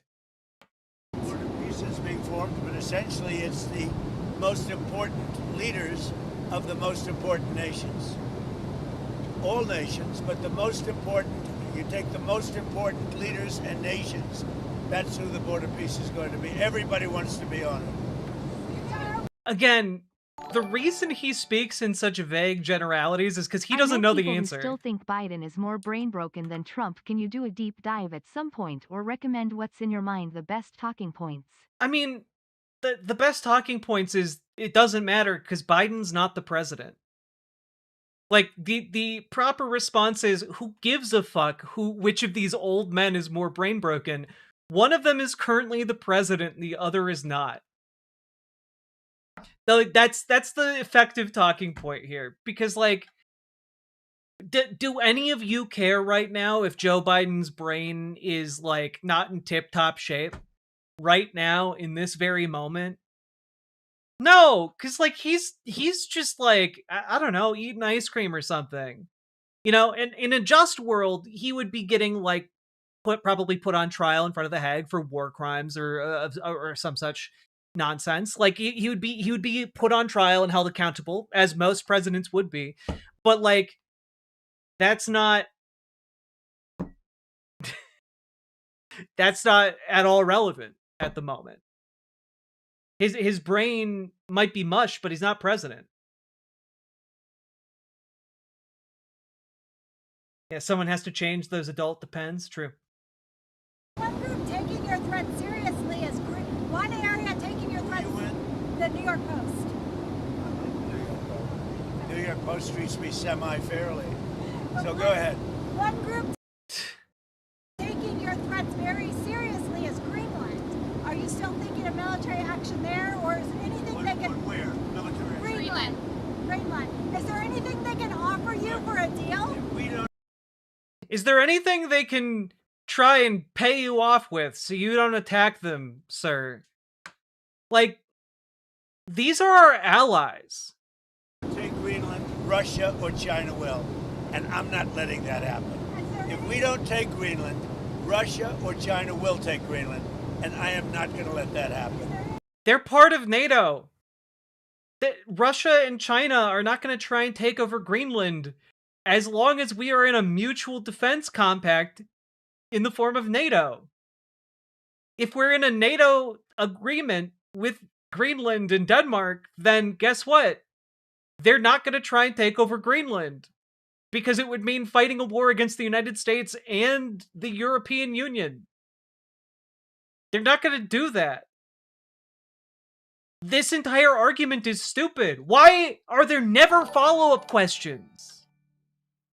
A 30-second stroke has hit the president. God. It certainly feels like that every day, doesn't it? Like, I'm begging members of the press to ask basic follow-up questions to this man. And I understand it might make him very angry for someone to be like, okay, but with NATO, we are, pledged to come to Greenland's defense. That's how that's how NATO works. So if China or Russia were to invade Greenland, we would be at war with China and Russia. But he's like, no, you don't understand. We need to annex it for its safety. But like, that doesn't make it more safe. It in fact makes it less safe, because then it breaks NATO, and no longer will the entirety of Europe come to the United States' defense if we ever get attacked by anyone. It actively makes us exponentially less safe to seize Greenland, because it will mean the end of NATO. It will mean the end of any kind of allyship with Europe. And if we get attacked, they're not going to do shit for us. Which I feel like it should be pretty obvious that would make everyone in America less safe. These are the just basic follow-up questions I wish people in the press would ask, because it actually matters quite a bit.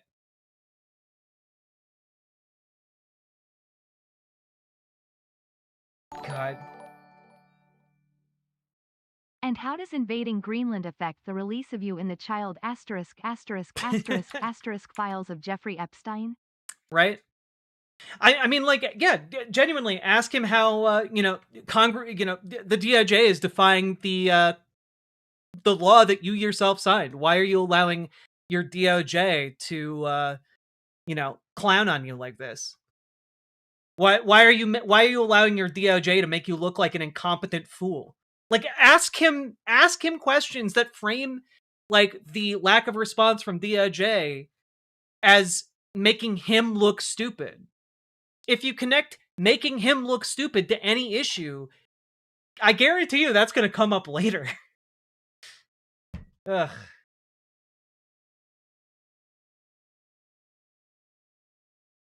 God.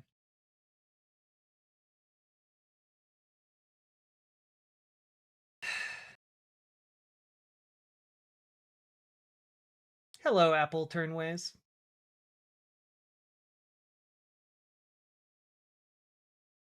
Deal they can offer you, either like... Yeah, sure, I'd love to make a deal with them. It's easier.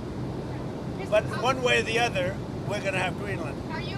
Well, I mean, I think it's less to do with the precious metals and such that are in Greenland, and far more to do with the fact that Peter Thiel wants Greenland to be his, like, personal playground.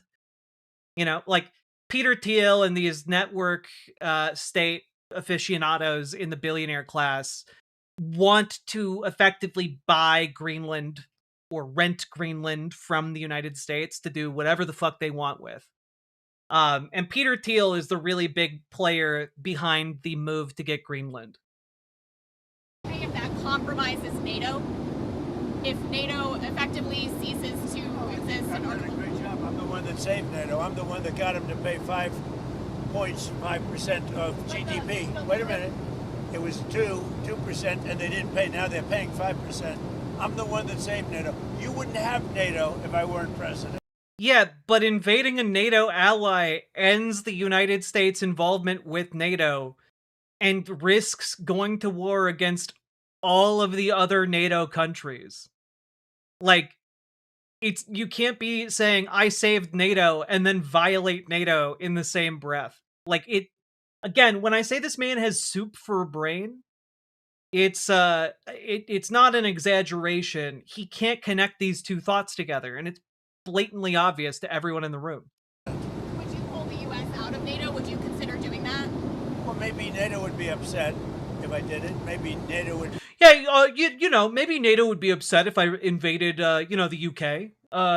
Maybe NATO would be upset if the United States attacked France. But like, sometimes you got to do that. Who can say? I saved NATO, by the way. Would save a lot of money, but I like NATO. I just wonder whether or not if we needed NATO, would they be there for us? The one time NATO has assembled in order to defend a member nation was literally to defend us. It was literally in the aftermath of 9/11. NATO was activated, and that's like they already came to our aid for like a decade. This massive, ignorant piece of shit. God. It's genuinely insane. I'm not sure they would.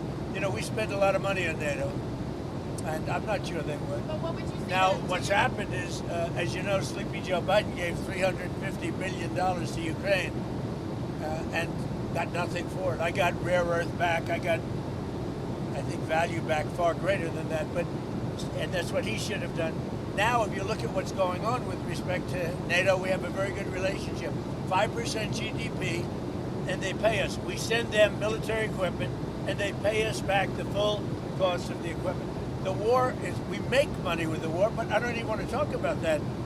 I want to save the lives. They're Russian and Ukrainian lives. I want to save the lives. That's the only reason I'm doing it. This is Biden's war. Should have never happened. Would have never happened if I were president. This is Biden's war. It's not Trump's war.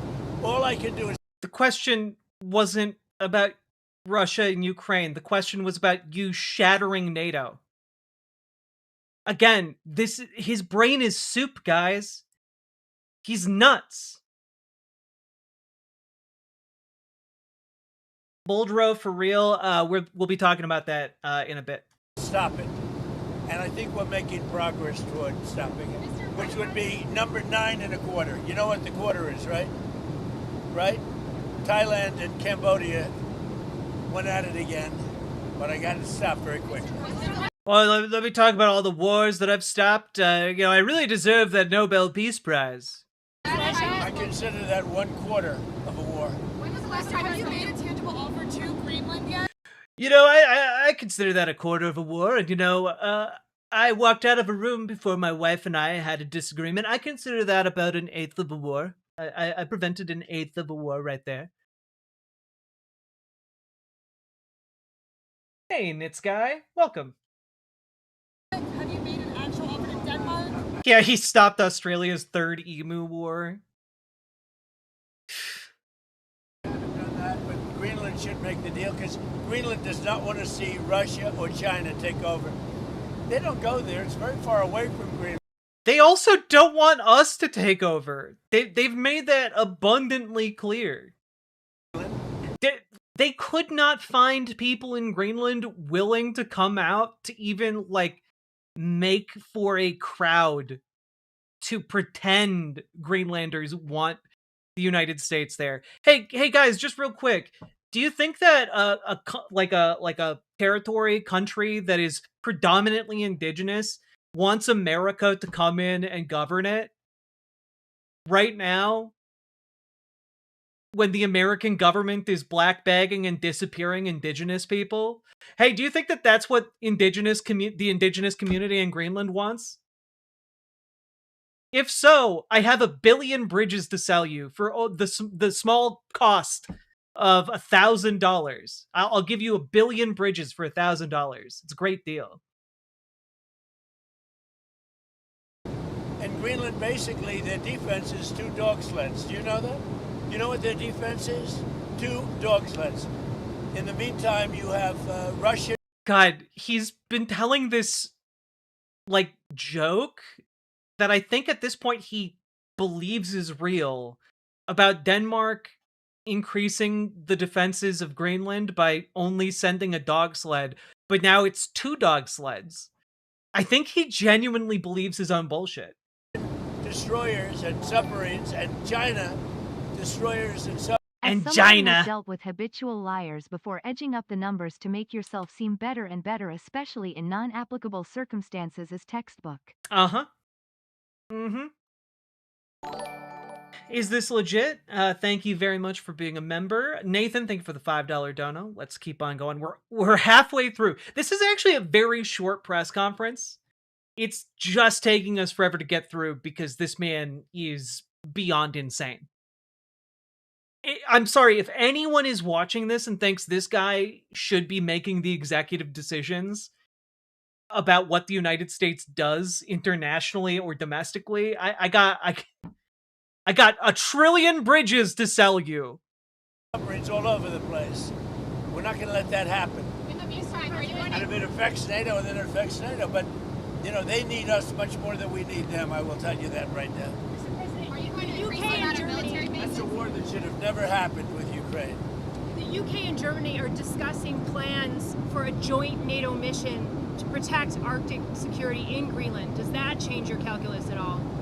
No, look, we're talking about acquiring, not leasing, not having it short term. We're talking about acquiring. Does that require And US and troops if we elsewhere? don't do it, Russia or China will, and that's How? I want follow-up questions that question this narrative, right? If we don't acquire it, Russia or China will. How? Denmark has made it abundantly clear that Greenland is not for sale, and has made it abundantly clear that the question of Greenland's self-determination is up to Greenland, right? At any point, by the way, Greenlanders can trigger a referendum on whether or not to remain part of Denmark. That is something that they have the ability to do. And the argument here is essentially, oh, if we own it, then there's no problems. But they're part of NATO. If Russia or China attacks, all of NATO goes to war to defend Greenland. They have literally the support of 2 different continents coming to their mutual defense if they are attacked. And so, like, this argument is beyond stupid. And, like, what other method will the US use to acquire Greenland? Because it's not for sale. So how does this all play out? Honestly believe you can lease or, God forbid, buy an actual damn feeing country? Yes. I mean, he's operating off of, like, the idea that, you know, one can simply buy territory, like with the US and Alaska, you know? Which in some cases, sure. But a territory that another country is not willing to sell you is not up for being bought. And, guys, I got bad news. Here, let me pull this up. Apparently, and this is from 2 days ago, Donald Trump has ordered his special forces commanders to drop a plan for the invasion of Greenland. And apparently behind the scenes, senior members of the military are somewhat resistant to this idea because it's a bad one on basically every conceivable level. But understand that, like, when he says, oh, well, we'll just acquire it, it'll be fine. It actually is kind of a big deal that the UK and Germany are moving joint NATO forces there because it's meant to resist any kind of violent attempt to invade Greenland.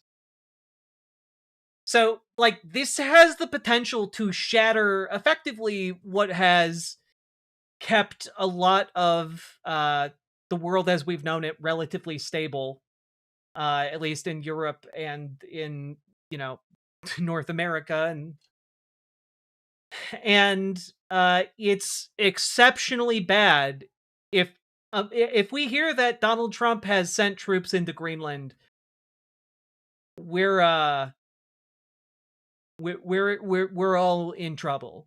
Like, the ability of that type of confrontation to escalate is really difficult to put into words. And I think that Donald Trump, the reason behind the scenes that military advisors are trying to redirect Trump towards Iran is largely because after Venezuela, Donald Trump thinks that went so well, he wants to project more power. And the argument here that, like, bombing to protect protesters might satisfy his bloodlust, Ken, it's because he has a goddamn soup brain. It's because he's a moron. It's because they all know it, and they're just trying to placate this overgrown toddler with his finger on the nuclear button. And everyone in military leadership, even if they are the dumbest jarhead to ever exist, understands we don't want to lose the most powerful defensive alliance that has ever been conceived on the face of the earth because this madman decided he wanted to, like, seize Greenland. So, understand, like, he's being very serious about this. Here is Chris Murphy explaining why exactly this would be a bad idea. So what you are essentially talking about here is the United States going to war with NATO. The United States going to war with Europe. I kind of can't believe that I'm going to talk to you about the consequences of invading Greenland, but I am, because you have to take Trump seriously now. Nobody thought that we... I'm not saying Hegseth is opposed. I'm saying the people he was tasking to come up with a plan to invade Greenland were opposed. We were going to be invading Venezuela or running their country a few months ago, and now we are. So he says he wants Greenland. He says he's keeping the military option on the table. So let's just talk about what that means. Here's what you need to know. It's sort of a basic thing. Greenland is a part of Denmark. Denmark is a NATO country. And the NATO treaty says that if any member is attacked, then all the other members have to come to their defense. So what you are essentially talking about here is the United States going to war with NATO. The United States going to war with Europe. You're talking about the US and France being at war with each other over Greenland. We can't sort of sugarcoat this. Like, that is what we're talking about here. Now, every NATO country would have to make a decision whether they were going to rush troops to Greenland to fight America. Some maybe wouldn't, some might. Who in the United States of America wants a war between the United States and Europe over Greenland? And Donald Trump, he just sees the world in terms of real estate, right? He's not trying to fix any of your problems. He just wants a... Well, also, keep in mind that, and I've pointed this out on numerous occasions, Europe has nuclear weapons. Like, in the event that, like, Europe, determines that, oh, perhaps the United States does have a larger navy. Perhaps the United States does have a larger air force. One of the big evening strategies there is to employ nuclear weapons. And, like, if this were to get out of hand and saner heads were unable to prevail within a relatively short period of time, it would not just be troops fighting troops in Greenland. It would have the potential to boil over into something much deadlier and nastier, and it would not go well for anyone involved. Just a thought there. Ballroom. He wants a big landmass that he probably thinks is a lot bigger than it actually is because he looks at the wrong map projection. But you're talking about war between the United States and Europe. And so it's kind of insane that we have to. Wait, what if we don't actually invade and just declare it annexed? How does everyone handle a situation that's not clear cut and clear war territory? No, annexation is clear war territory. Because if you annex it and then attempt to govern it and collect taxes from it, like, you need some kind of presence there to carry those things out. And any kind of act like that is a declaration of war. Like, a formal annexation is a declaration of war. Explain this to him and to the American public, but understand that that's where we're at right now. The President of the United States entertaining an attempt to take Greenland by military force, which, by definition, might end up putting the United States in a shooting war with France. So what you are essentially talking about here is... I mean, like, it would also immediately put in danger every troop stationed in any military base in across all of Europe.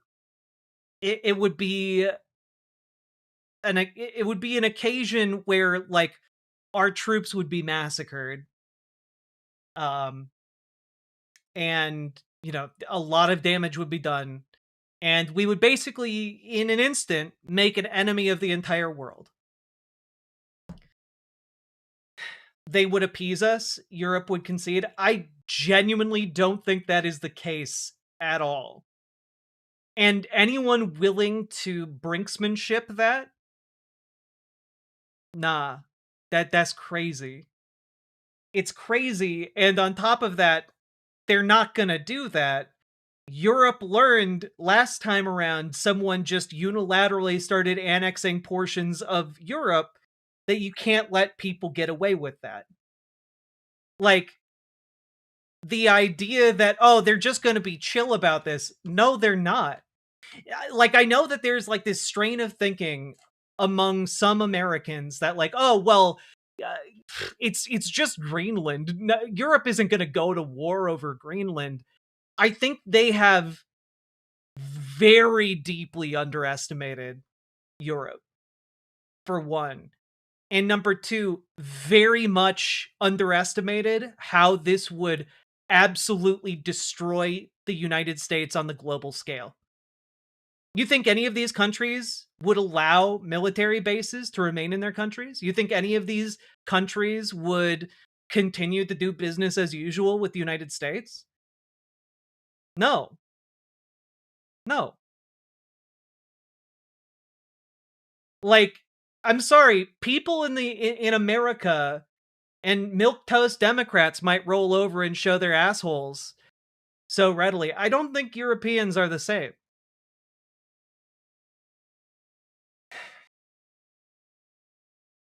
Like,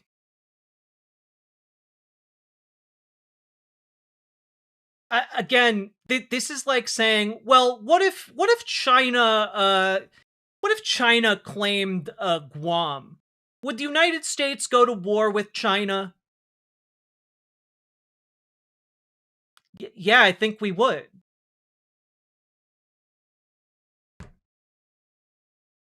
Like, if you think that, like, Guam is something that the United States would go to war over, we're talking about something bigger than that. And it's something that has bound all of Europe together in a mutual defense treaty for, you know, longer than most of us have been alive.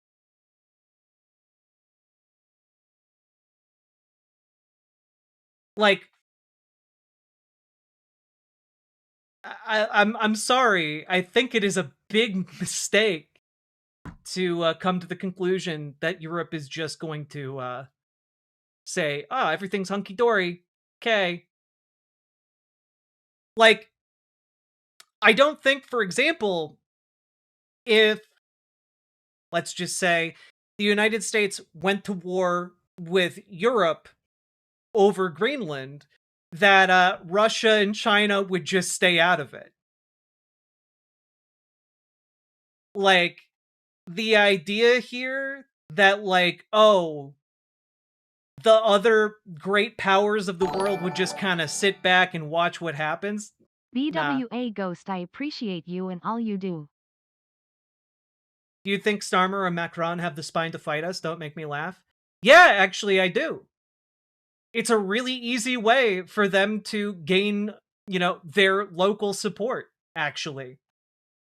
It's a really easy way for them to regain, like, their flagging positions in the polls in their home countries.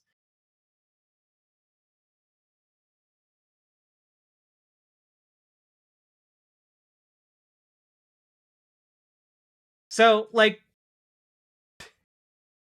the idea that, like, people would be so willing to roll these dice on the idea that, oh, well, they'll never do anything. Nah. Nah.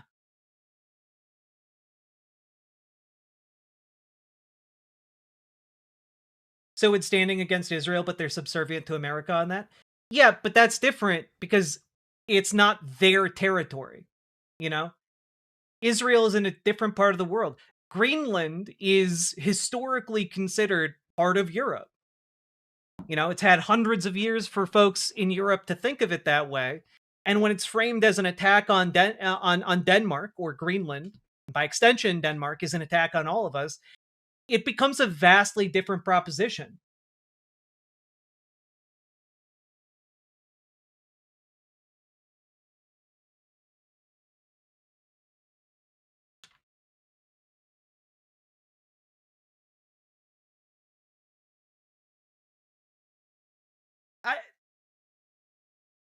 I think that's massive cope. Cope with what?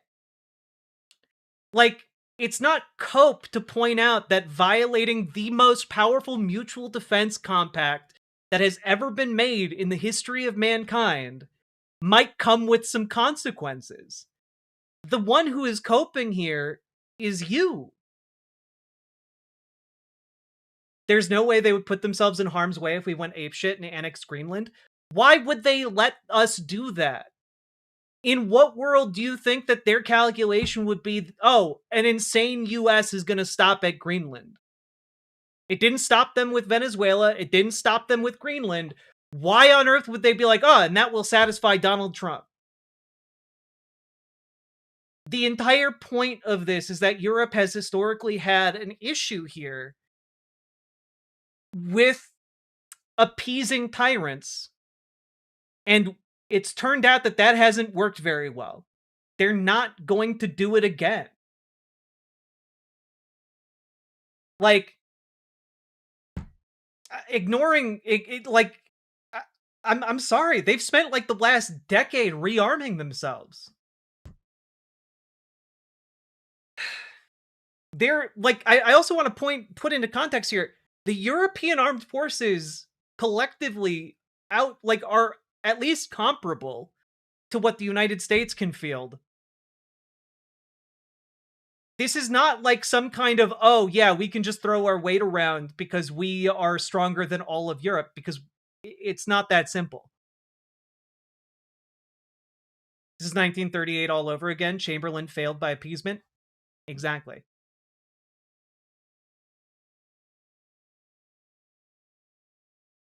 I don't think people are grasping that it would be everyone versus the United States except Israel. Yeah. No, Alan Smith, what you're not comprehending is that they would fight, because the calculation from a European point of view is not just that, oh, the United States would be at war with just Europe. Keep in mind, Canada is also part of NATO. Keep in mind, like, China is sitting on the other side of the Pacific and would have no problem throwing their weight in with Europe if it served their interests in seizing territory like Taiwan or parts of our territory in the Pacific. Like, there's not like the idea that this would be limited to just Europe is incorrect. We have not made any friends in Latin America. We have not made any friends in Mexico. Like, what on earth would prevent any and all of those countries also opening hostilities with the United States, with the idea that the United States is a mad dog that needs to be put down?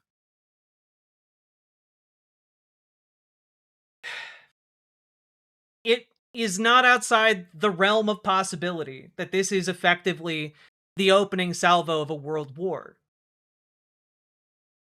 Like, the entire last several year has been in a concentrated effort to destroy any and all positive relations with countries across the face of the earth.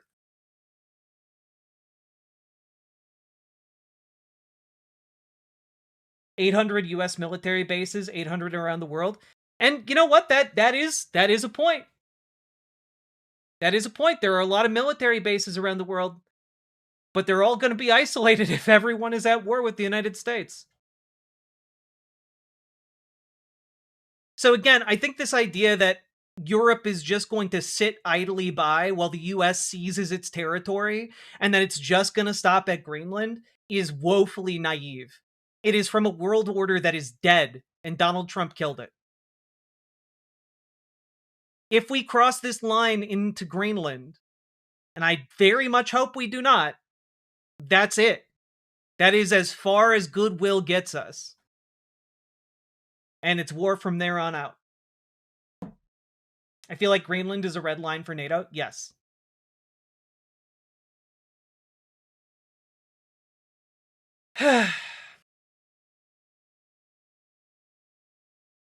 So, just food for thought when Donald Trump idly talks about seizing Greenland or acquiring Greenland.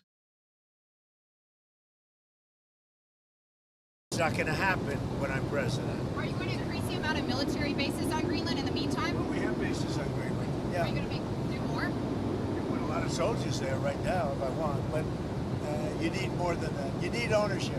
You really need title, as they say in the real estate business. You're on Minneapolis. Your administration has advocated for absolute immunity for the ICE officer. Absolute immunity, by the way, isn't a thing. Just so we're clear. Who shot Renee Good. How do you define absolute immunity? What does that mean? Everyone's seen it, and the woman was very violent. She's a very radical person.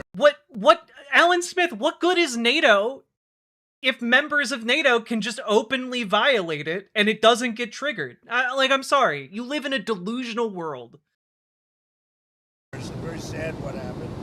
Her friend was very radical, go and drive. Officer, absolute immunity. How would you define that? Well, I'm going to let the people define it. But immunity, you know what immunity means as well as I do. So that officer should be back on the force? You can't be treating law enforcement that way, whether it's ICE or Border Patrol or our police and men and women. You can't do that. We have, the law enforcement in our country is doing really well, despite the fact that Sleepy Joe Biden allowed people to pour through an open border.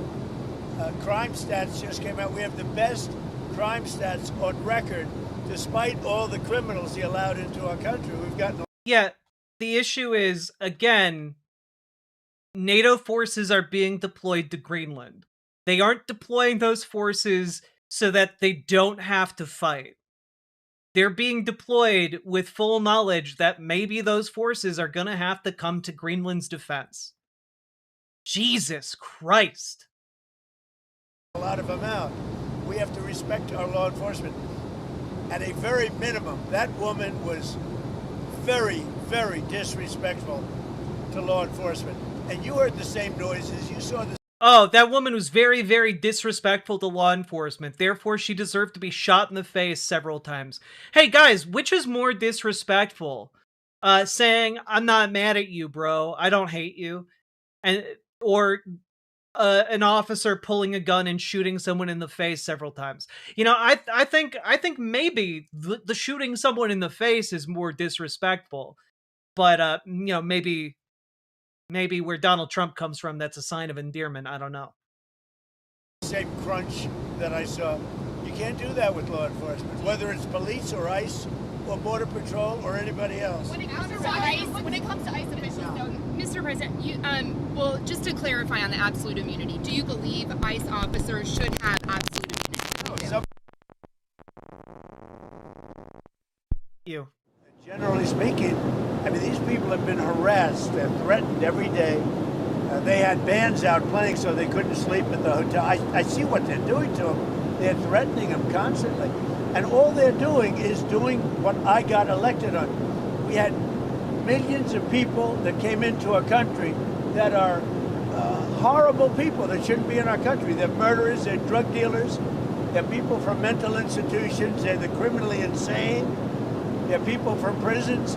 They were allowed to come into our country because Biden was a stupid person, and the people surrounding him, very smart, very vicious, but they have no common sense, and they're radicalized people. They're radical left people, not radical right. No, Alan Smith, you have routinely had zero idea what you're talking about. Like, genuinely, it is shocking how often you come into this chat and just run your mouth, unable to back up your positions. Like, just please shut the fuck up and learn. They're radical left people. And all they're doing is what I campaigned on. I won in a landslide.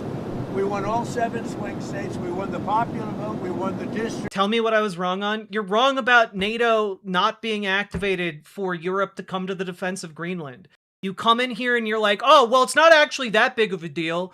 Look, they'll just we'll walk into Greenland. No one's gonna come to its defense. Wrong, by the way, as it's if fine. It's not obvious, but you do have the right to disrespect officers. They don't have the right to execute you over what amounts to free speech. Like, when you come in here and you say, oh, no, like, yeah, it might lead to the dissolution of NATO, but NATO member states wouldn't actually do anything about it when they are actively talking about doing shit about it and actively deploying troops there and actively... like, people behind the scenes are trying to get the president to stop this. And they're trying to get him to stop because this has the potential to go far beyond what we have here with just the United States seizing territory or annexing territory. It has the potential for world-shattering conflict. The idea that the world's longest and strongest mutual defense alliance would suddenly just do nothing when violated by one of its members just because it would be inconvenient, it doesn't fly. It doesn't make sense. Of course they're going to come to their mutual defense, especially considering the history of the continent. Like, the idea as if the European Union can be pushed around like it's a lone country under threat by a vastly overpowered enemy. It's not. The EU is on equal footing with the United States.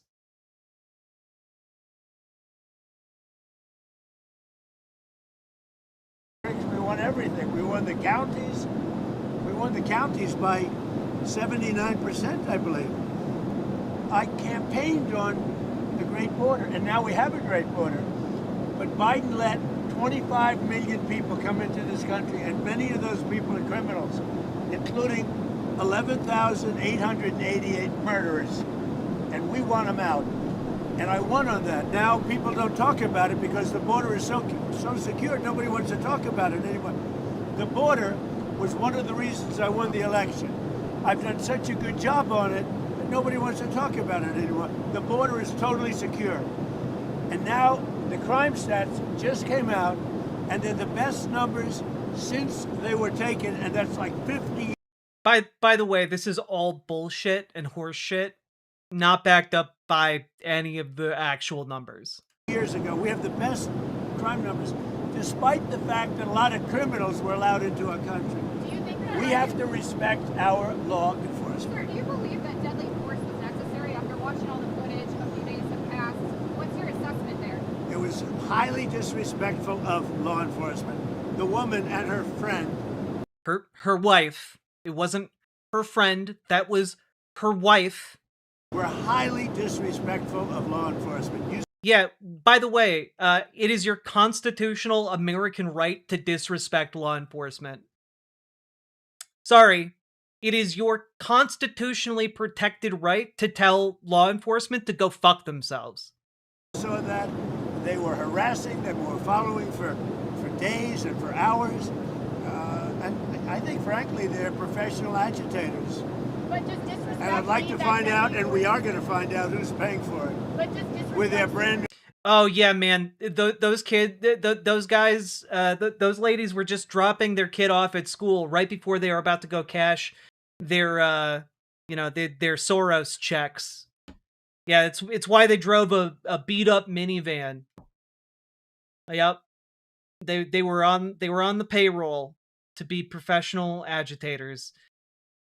That's a fucking lie? Yeah, because everything this guy says is a fucking lie. And it's, again, designed to appeal to the brain-dead base that he has cultivated. This is why, by the way, y'all need to stay curious. Y'all need to stay open to new information so you don't fall for the easiest cons in the world. Signs and all the different things, but these are professional agitators, and law enforcement should not be in a position where they have to put up with this stuff. What that woman and what her friend and what their other friends were doing to law enforcement, not just ICE, law enforcement is outrageous. Do ICE officials anymore? Can you tell us about your trip to Detroit on Tuesday? I'm going to be making a trip to Detroit to talk about our unbelievable amount of factories that are opening up all over the country, many of which are car factories and car plants. We have manufacturing plants opening up at levels that nobody's ever seen before because of tariffs. If we didn't have tariffs, you wouldn't have them opening, although they were very happy with the November 5th election. But we have, from Canada they're coming, from Mexico they're coming, from Germany, from Japan, from all over Europe, and from Japan, other places, and from China. They're opening up car factories, car manufacturing plants at levels that we've never seen before. So I'm going to Detroit because they're going to be opening up plants in Detroit, or redoing plants, but they're really ripping down old plants and building new. We're the hottest country right now anywhere in the world. I mean, think of it. Why do you keep saying that, man? Like anyone who's like younger than I don't know 90 years old is gonna be like, yep, we're dying from global warming, thanks. They're not thinking of how sexy and hot our country is. Jesus. A year and a half ago, we were a dead country, and now we're the hottest country anywhere in the world. Mr. President, the House passed a 3-year extension of the ACA. It's in the Senate. If it passed the Senate, would you veto it or allow it to? I might, yeah, I might. Sir, do you have any information about the suspicious object that was found at Palm Beach International Airport before takeoff? I know nothing about it. Okay, and back on Iran, the Ayatollah said that he thinks that the protesters are trying to, quote, please you. Do you see it that way? What's your message to the Iranian people I right don't now? know that they're trying to please me. They named a boulevard after me, but that's pretty pleasing. But I don't think they're trying to please. I think they just want peace. They want to have freedom. The protesters are after freedom. Iran has not allowed freedom for a long time. And the protesters, I don't think they're trying to appease me. They're trying to get somebody to help them. They're under siege. And now it looks like they're being shot, which is a very bad thing. Mr. President, is the administration in contact with Iranian opposition leaders as this is unfolding? Yeah. What's the message to them? Yeah. You're going to find out pretty soon. You said that help is on. Yeah, go ahead. With the beautiful red hair. No, like, not even, like, his ability to actually recognize what is happening around him, or to, like, put and synthesize information, like, is non-existent, chat. Like, he cannot put together the idea that, oh, well, it's fine to protect protesters in Iran, because those protesters are good, but we have to kill the protesters here in the United States because those protesters are bad. And he never puts those two ideas together in any kind of way. He just keeps it at like grug levels, you know? Grug bad, Grug good. Like that's where he's at all times because his brain is soup.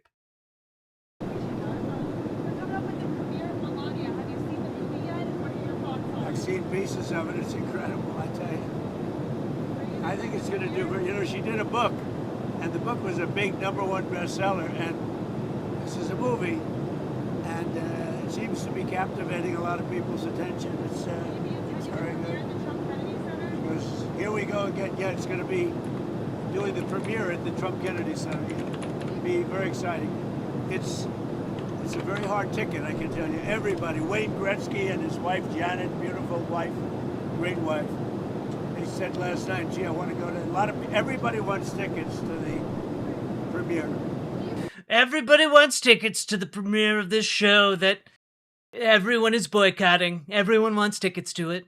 I think it's going to be great. Is there any timing on the mortgage bond purchases you announced last week? On the what? Mortgage? Mortgage bond purchases by Fannie Mae and Freddie Mac? No, they're already doing it. They've started. Yeah, they started the process. And it's having a great impact. Interest rates are falling very rapidly. Not only for that reason, for other reasons too, but interest rates are falling very rapidly. With no help from the Fed, because we have a total stiff at the Fed. And we'll get to the Fed in a little bit here. Announcement on the cap on credit card interest rates. Yeah, by the way, he announced in just on Truth Social that he wanted like credit card rates to be like 10%. And like credit card companies are trying to do it. And I can't really stress enough that this is going to put a lot of credit card companies in a pretty bad spot, and it's not sustainable for the way they do business. But also, it's going to have rippling effects out for the wider economy as well. Out on Friday. What happens if the credit card companies don't comply by the January date? Well, then they're in violation of the law. They're not in violation of the law because executive orders don't carry the force of law. I cannot believe I have to really explain this. The president doesn't make law on his own. And going on social media or putting out an executive order to say, oh, you have to cap your interest rates at 10% doesn't actually mean that these companies have to do that. Very severe things. No, I want a cap on credit card interest rates because, you know, some of them are 28, almost 30%. And that people don't know they're paying 30%. The people out there, you know, they're working, and they have no idea that they're paying 30%. No way. We're putting a 1-year cap at 10%, and that's it. They know it. They've really abused the public. The credit card companies have totally abused it. I'm not going to let it happen. Is that something willingness from Iran to engage diplomatically with you, or perhaps negotiate on their nuclear program? With Iran? Yeah, no, that's exactly it, Nitz guy. Like, if they were to, like, actually acquiesce to this, what it would mean would be closing down people's accounts and, like, collecting on whatever outstanding credit debts they have, right? Like, what it would mean would be effectively that credit card companies would stop being as open to issuing cards to folks. Like, they're not gonna do that. They want to engage diplomatically with you? They do. They called you? Yesterday. Super Jet Guy, I don't remember the exact wording of those progressive lawmakers' proposals to cap credit card interest, but I'm gonna go out on a limb and guess that it's not exactly the wording that Donald Trump is using in his executive order. Iran called to negotiate. Yesterday. The leaders of Iran called. They want to negotiate. I think they're tired of being beat up by the United States. Are you sharing any details on that call? Iran wants to negotiate, yes. Can we take a step back We for may a moment? meet with them. Genuinely I mean, think a everything meeting this is man being says set is up. either a bad idea or the most immoral thing you've ever heard. This man is actively and truly destroying America on all. Oh yeah, I mean, like, it has actively gotten worse over the last week or two. It has gotten worse and worse, and it has the potential to destroy the entire country, like unironically destroy the country in a way that we're not going to be able to recover from, But we may have to act because of what's happening before the meeting. Right. But a meeting is being set up. Iran called. They want to negotiate. Thank you very much, everybody. What are you going to do? Be careful. A lot of bumps. What's your plan for East Potomac? Are you going to renovate the golf course? Yeah, we're going to make it a beautiful, world-class U.S. Open caliber course, and ideally we're going to have major tournaments there and everything else. It's going to bring a lot of business into Washington. By the way, the crime stats just came out on Washington, Everyone, did you D.C. exercise today? The fascists did. Why haven't you? Keep fighting the good fight. Indeed, indeed. Uncle Simric, thank you for the $5 super chat. God. It's all so stupid. It's all so stupid. There is virtually no crime. It's gone from tremendous crime, murder, and everything else. There's virtually no crime in Washington, D.C. Thank you, President Trump. Thank you very much, everyone.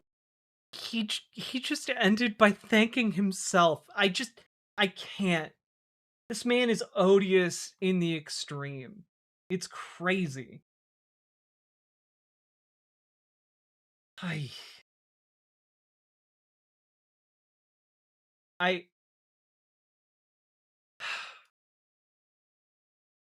so tired, man. I am so tired.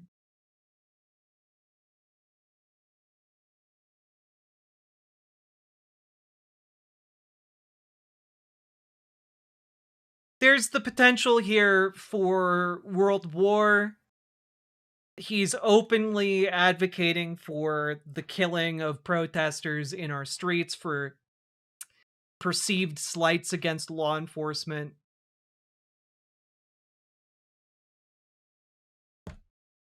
Like, he's talking about acts of war against Iran.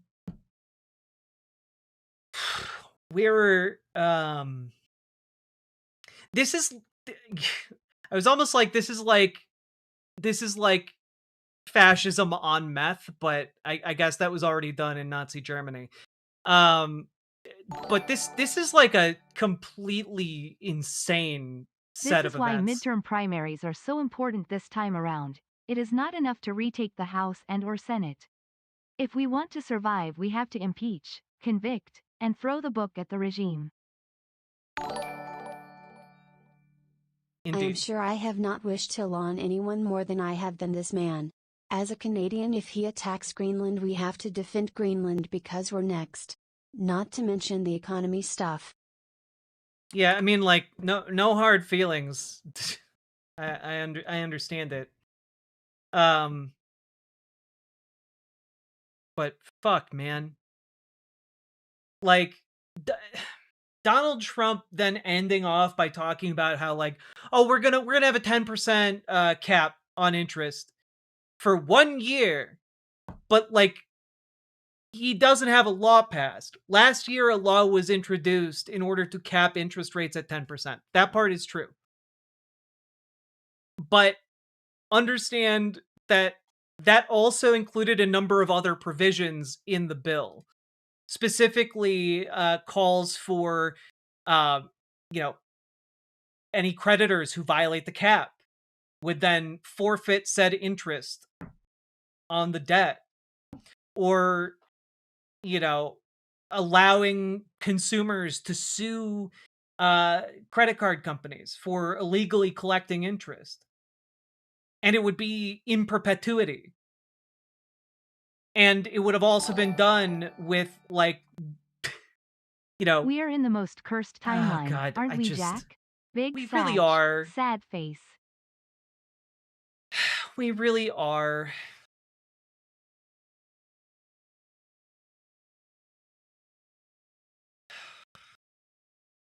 Also, you all know that, like, Donald Trump doesn't care about how credit card companies are price gouging people. Like, he literally opposed fees. He literally opposed eliminating fees on cards. It's nuts. It's just nuts. My family needs to leave, but no one wants people with autism or disabilities. I mean, yeah. Also, no country has opened asylum for Americans, so it's difficult to say exactly how this is all going to play out.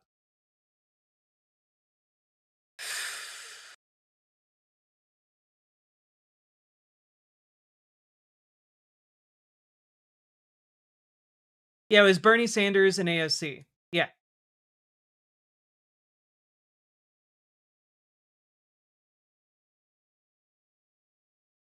But also, that was back when we had the Consumer Financial Protection Bureau. That was a thing that exists. I'm not entirely sure what body people would be appealing to, I guess. I guess if this was law, then people could just take it to court. But I gotta say, part of the issue that seems to be looming on the horizon is the stock market collapse. The AI bubble is has a bill that's coming due, and when it does come, it's gonna pop like mad. Wait, CFPB is gone? Yeah, the Consumer Financial Protection Bureau had a shakeup. I covered this a while ago. It still technically exists. But let's see. Oh, maybe they reversed course. Maybe they reversed course. Yeah, because Russell Vought is the acting director of the Consumer Financial Protection Bureau. And I guess was refusing any funding for it. But now, just I read today, today, somewhere in America, a young Hispanic girl is hiding in attic, writing a diary. I mean, somewhere in America today, yeah, Hispanic people are hiding in their houses, afraid to go outside.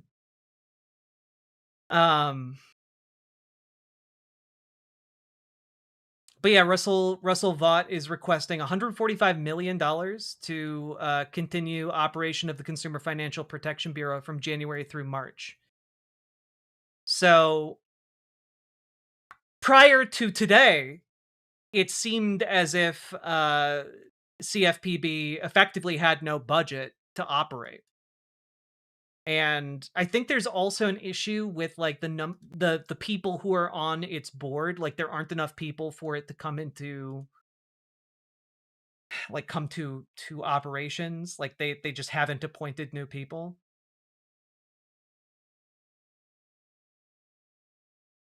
But that seems to have been resolved. Whew. Well, Nitz guy, thank you for making me take another look at that, because I have been quite upset about CFPB not being there.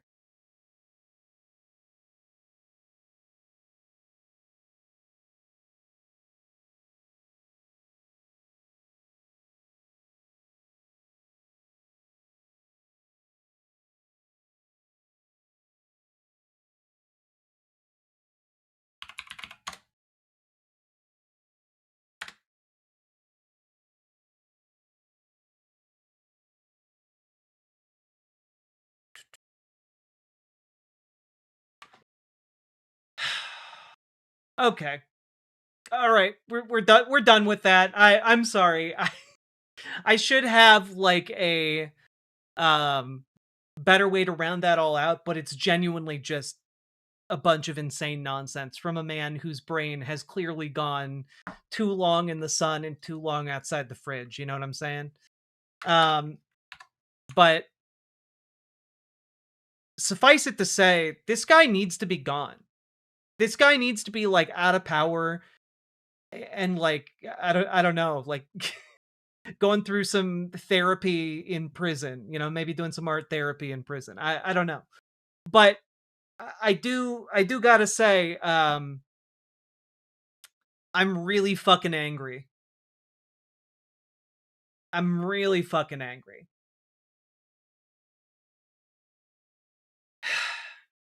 Let me know what you think in the comments. Like, comment, subscribe. And folks, we need to get organized so we can fight this piece of shit in the midterms and beyond. So join your local Dems, join your local DSA, get organized today, because folks, if you're not getting organized, more shit like this is going to happen. And if you need help organizing, getting organized, join our Discord, reach out to GamerG for help joining your local DSA, reach out to Dragonfly for help joining your local Dems. Let's build this coalition up. Let's keep on going. Let's get involved so that we can, do the things we got to do. All right. And last but not least, check out ImogeneOlivia.com. Gender euphoric lingerie designed for trans femmes, tested on cis men, cis women, non-binary folks. Go check it out. I'm wearing it right now. It's super comfortable. Link down in the description. And keep your fingers crossed that World War III doesn't happen, I guess. Fuck.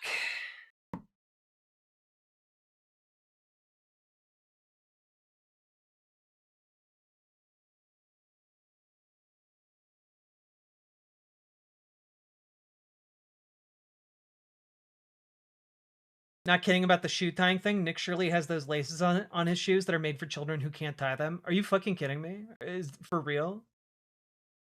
Well, thanks for telling me that.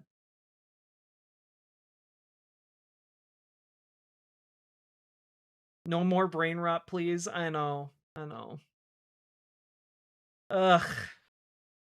All right. Folks, let's just, let's...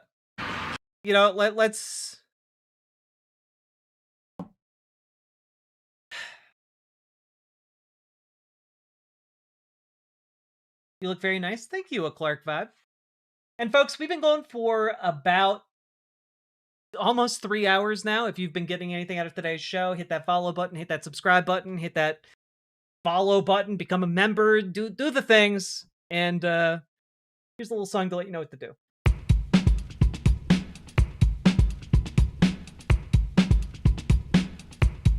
Go. Click a button. Click a button. Click a button. Click the goddamn button. Click a button. Click a button. Click a button. Click the goddamn button. Click a button. Click a button. Click a button. Click the goddamn button. Click a button. Click a button. Click a button. Click the goddamn button. Click a button. Click a button. Click a button. Click the goddamn button. Click a button. Click a button. Click a button. Click the goddamn button. Click a button. Click a button. Click a button. Click the goddamn button. Click a button. Click a button. Click a button. Click the goddamn button. Click button. Zetetic, thank you for the 2 gifted tier 1 subs.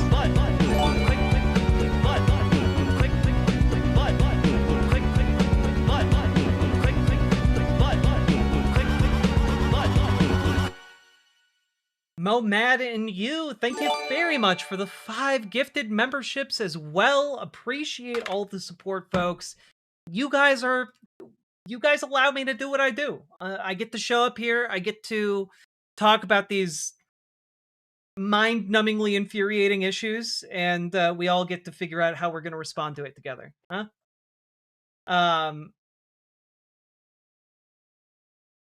Good brain rot. Nathan, thank you for the $5 dono. What is this? What is this? Is anybody even paying attention to me?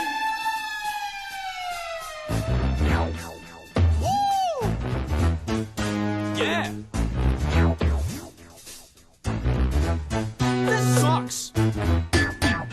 Boy. Say goodbye to your kneecaps, chucklehead. It's the fire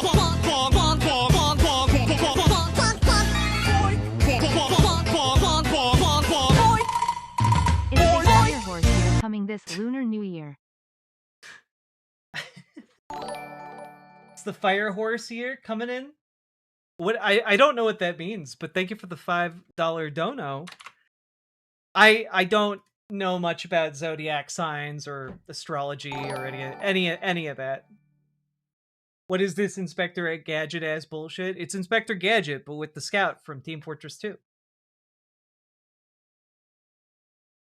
What in the Kevin McLeod? Don't you use his name in vain. Good brain rot. Not sure if the link will work. The video is Inspector Bonk. There you go. There you go. All right. Shared in all the chats. It's a fire horse year coming this Lunar New Year. Fire horse year. All right.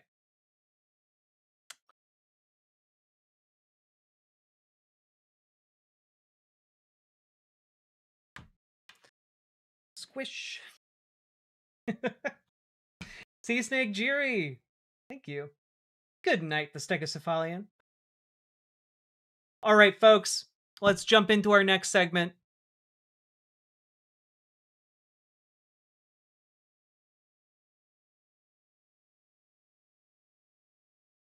Oof, Fighting Hobbit. I'm sorry to hear that.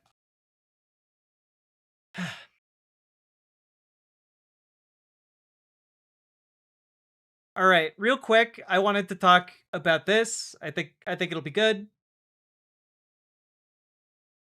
So, folks, while we are beset on almost all sides by politicians who either fail to live up to the moment or who are actively seeking to make not just America but the world worse, I am happy to report that Zoran Mamdani, mayor of New York City, is just moving heaven and earth to do just a whole host of genuinely, unapologetically good things that people have been yearning for as long as I can remember.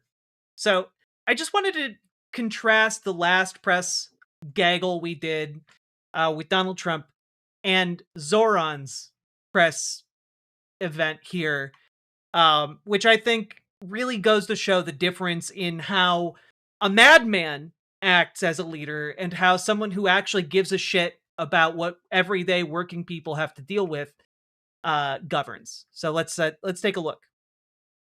My critics who say that the only time I stop speaking about the affordability crisis is to pivot to the cost of living crisis.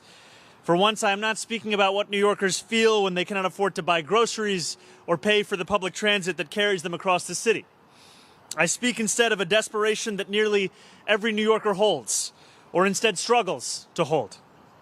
It is a feeling that we all know too well. You're out in the city, the sun is out, maybe you're running an errand, spending a weekend afternoon with friends, or just going for a walk. And then suddenly you feel it. You have to go to the bathroom. In a city that has everything, the one thing that is often impossible to find is a public bathroom. In the greatest city in the world, you should not have to spend $9 to buy a coffee just to be able to find a little relief. I will say, having now been to New York City, I will tell you guys, there's nothing in the world more infuriating than trying to find a bathroom. Jack, you and I are both metal goats. A fire horse year is great for us in terms of luck, romance, money, and health. Oh, hell yeah. But finding bathrooms in New York City is one of the greatest struggles. If you talk to any New Yorker, they will be able to point out which places have the most accessible bathrooms that like they live and work around, if like on their in their day-to-day routines. Like if they have to go to the grocery store, they know where they can use the bathroom if they need to on the way there or back, you know? $9?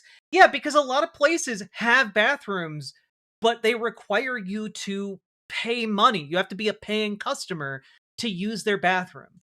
And like that, in turn, that adds up, forcing people to spend money just to use the bathroom. Like, you don't want a coffee? Tough nuts. You gotta spend the money to get to the bathroom. God, imagine a politician who is not only capable of speaking but is also just a good guy. Mamdani is such a breath of fresh air on the deepest level. But like, this is an intimately human problem. Because it's, you know what?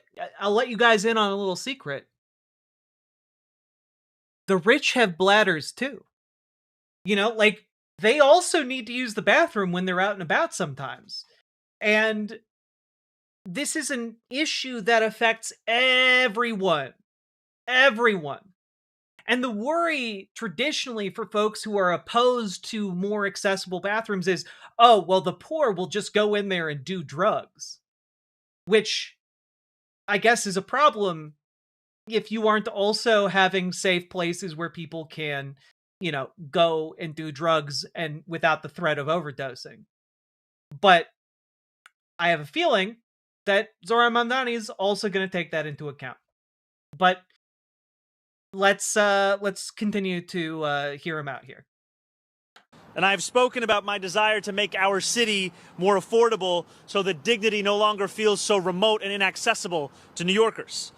I seek to improve our public infrastructure with a similar goal so that people can feel free to travel throughout and live within this city safely, joyfully, and without anxiety no matter how much money they earn. And since I took office, we have already achieved significant progress in that purpose. We fixed the Williamsburg Bridge bump that has been the cause of so many bicycle mishaps. We pledged. I think it's a norm that you buy something. It's not really required. In New York City, it's generally required, i.e., the only way they will tell you what the passcode is to the bathroom is if you buy something. And they change the passcode like every day. Like it's not that is the norm. To complete the McGinnis Boulevard redesign in the complete fashion that was initially promised, improving the lives of countless Greenpointers. And today, we are making another great stride in the enduring work of improving our public realm. I'm so proud to be here in West Harlem alongside Speaker Menon. Really, it has a passcode? Why? Because they don't, want people going in and, stealing the toilet paper or something. And, let's be real, that doesn't generally happen. But, it's the justification used as a coercive tactic to squeeze more money out of people who are local to the area. Understand, it's not for any valid reason other than, hey, we want to make more money. Councilmember Abreu, Assemblymember Jordan Wright, as we announce this new pilot. Yeah, no, if you go to New York City, a lot of the bathrooms have locks on them that have passcodes you have to put in order to unlock the door.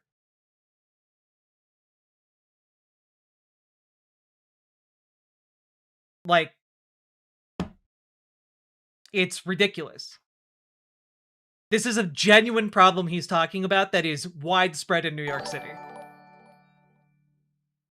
It must be a cultural thing. In the part of the US I live, nobody would ever make you buy something to use the toilets, and they're not even locked. Yeah, but understand, a lot of big, dense cities have this kind of culture, whatever it is. And it doesn't have to be that way. It's just a result of the fact that, cities aren't building, publicly accessible bathrooms, and places that do have bathrooms want to coerce you into buying something so they can make more money. And it's very specifically also geared towards trying to keep homeless people out of the area. The idea being, you deny them the ability to use the bathroom, then they're not going to come into your place and take up space or potentially repel customers. Again, it is all about protecting their bottom line. Confirming you got to pay to pee in LA? Yep. San Francisco, LA, New York City, not an uncommon thing. Program to majorly scale up the number of public. You don't have toilets in parks? We do, but parks aren't everywhere accessible. And when you gotta go, sometimes you can't walk 15 minutes or 30 minutes to get to a park, Restrooms in our city. We are announcing the launch of a new program to expand access to public bathrooms across the 5 boroughs, committing $4 million to a request for proposals for high-quality, modular public restrooms. Right now, there are nearly 1,000 public restrooms in New York City. That is one public bathroom for 8,500 residents. Why aren't there more restrooms in our city? Well, there's a lot of infrastructure underneath our feet. And instead, toilets mean finding places to go. Installing them means finding sewer lines and water hookups. This pilot, however, will allow us to install public bathrooms even where we cannot drill into the bowels of the city. We are also here today to celebrate more immediate public relief. I stand here alongside Speaker Menon as we take the final steps to install an automatic public toilet right here on this very site.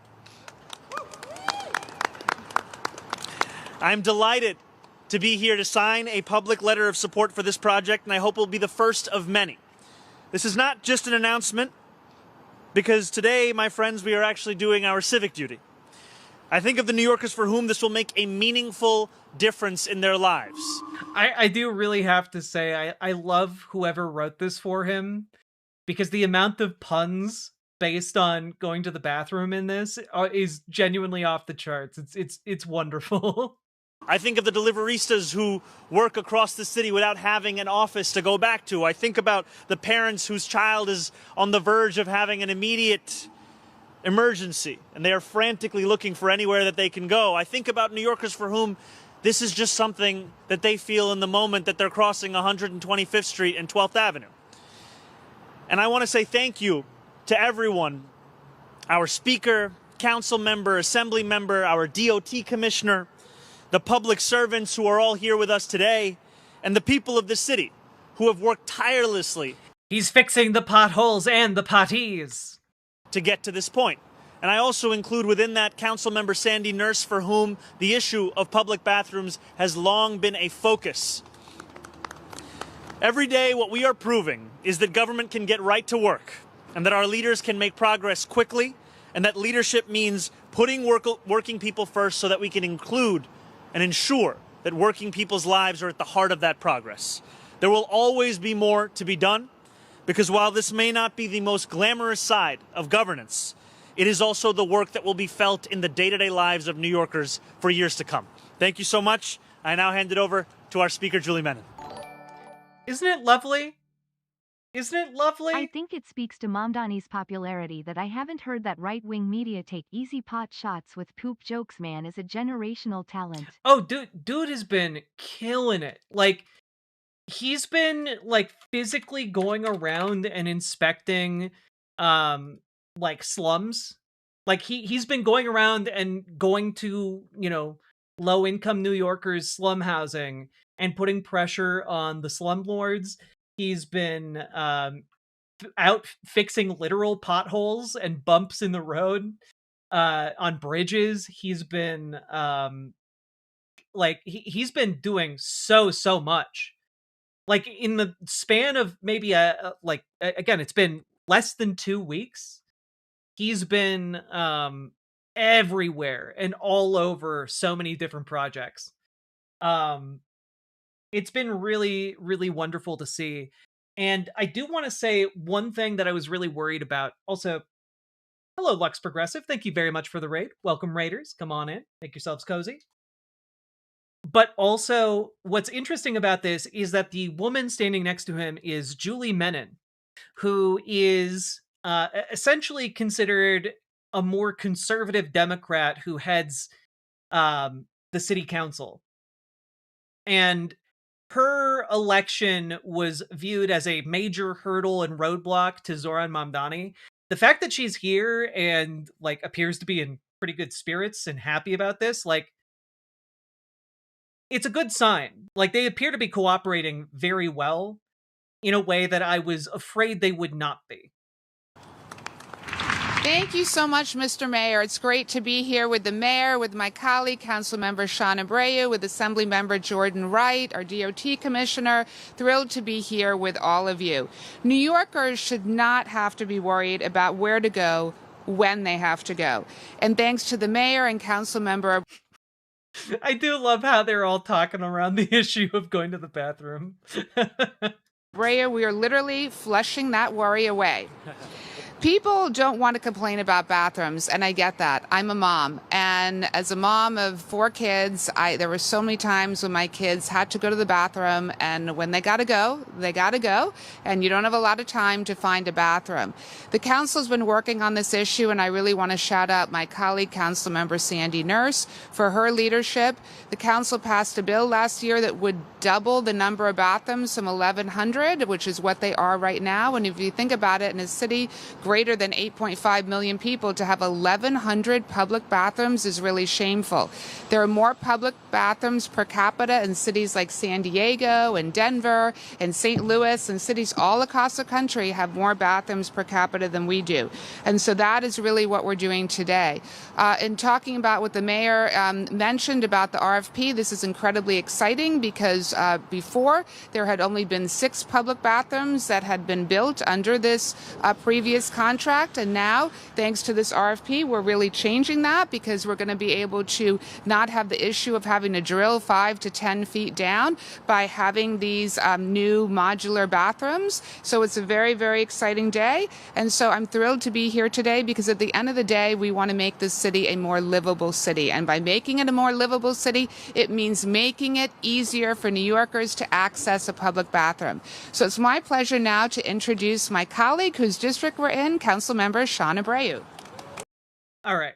I think that's about enough. But like they're cooperating in a way I was not expecting so early on. I thought maybe they would have to like come to terms, but I'm guessing that Zoran just has a list of policy proposals that he is pushing through nonstop, and perhaps it doesn't leave time for animosity, we'll say. Former San Diego native here can confirm we had quite a few public bathrooms, but they were of questionable maintenance standards. Makes sense. I do like the idea of this modular bathroom design. I'm wondering how it's going to work, what that looks like. Are they talking porta potties? We talking like more hardened infrastructure for bathroom going? Like I don't know the full plans here, but needless to say, the last administration only built 6 bathrooms for a city of 8.5 million people. That's crazy. That's crazy. But I do have to say, like, this is the huge difference. Like, guys, this is a picture of ideal governance, at least right now. You know, like, eventually Zoran Mamdani's gonna have missteps, like any politician, but like, this is right now what your mayor is supposed to do. This is what a leader is supposed to do. They're supposed to solve the problems of your day-to-day life. And when you look at Donald Trump and he's talking about like, oh, we have to bomb Syria, we have to bomb Iran, we have to invade Greenland and take it over and possibly risk World War III, and we have to do a coup in Venezuela. Like, how does any of that shit make as big of a difference as like giving you and your kid a place to go to the bathroom if you're out in public, you know, living your life? Do any of those invasions or bombs or anything do you a lick of good in your home city? No. Not at all. In your day-to-day life, it like where you need to take a shit and piss and wash your hands matters infinitely more. Like if your kid has to go to the bathroom in their pants because your city hasn't built enough bathrooms, that's a way bigger Cheap problem. gas make mega go burr. But like none of that is actually going to make gas cheaper either. You know?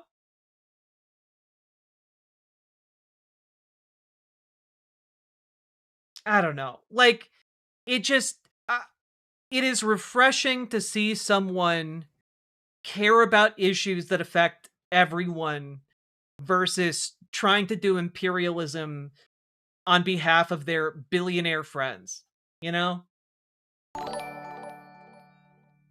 Just gotta say it's nice. I am the great Cornholio. My people need TP and toilets for their bungholes. Oh no, we must defend our great nation against the Cornholians. The Cornholian Empire. Anyway, folks, if you care about getting good government in your city, in your state, we need to get organized. Every single part of this country can have its own Zoran Mamdani if we get organized. All right? And if you are interested in that, as most of you should be, because we need to get organized to defend ourselves and do better in our government, join your local DSA, join your local Dems. It's time for each of us not just to know what the right thing to do is, but to act on it and try and bring that about. Okay? So if you need help figuring out how to do that, join our Discord. Reach out to Gamergy for help joining your local DSA. Reach out to Dragonfly for help joining your local Dems. And together we can make some really cool stuff happen. And folks, remember, like the video, hit the follow button, subscribe button, whatever, and become a member. Leave a comment that's longer than 8 words. The algorithm really loves it when you do that. And check out ImogeneOlivia.com, a gender euphoric lingerie designed from the ground up for trans femmes, tested with cis men, cis women, non-binary folks. Rave reviews all around. Go check it out. Link down in the doobly-doo. Let's keep on going. God. So everyone in chat, I have to ask, if you have any data, anecdotes, or information about Marie Perez, please DM me. Need to put together a presentation taking her down as much as possible. Also, if you are a constituent of hers, I would love to have your feelings about her. I'll be working on this all throughout the week. I need as much input as possible. If I can make this presentation good enough, it's possible I could cripple her support and ease the way for her much more progressive primary challenger. While I do have plenty of my own resources, more are always appreciated. So folks, if you are a constituent of Marie Perez, who is, maybe you'd recognize her more, Marie Glusenkamp Perez. She is the representative of where?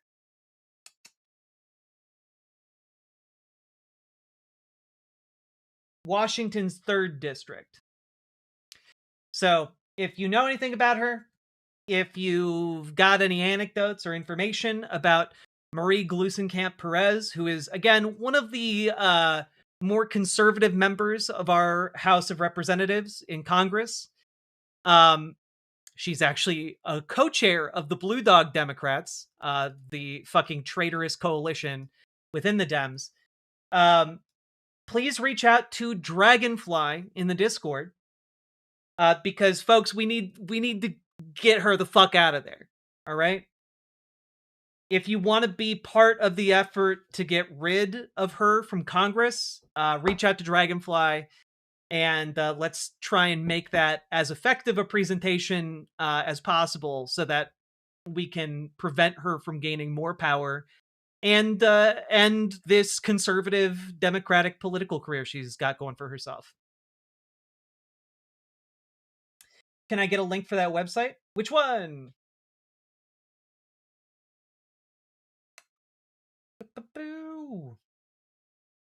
Get her out? Indeed, indeed. Folks, again, join the Discord.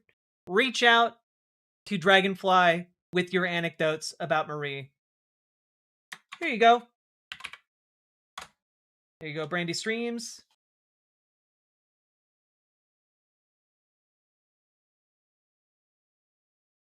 She'll be on the Appropriations Committee if she's not taken down this year. Jesus.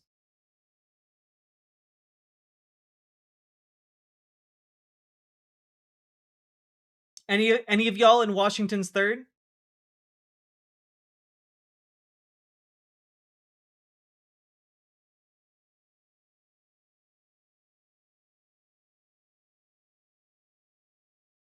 Yeah, Alan Smith, you when someone is trying to not engage with you, just let it drop.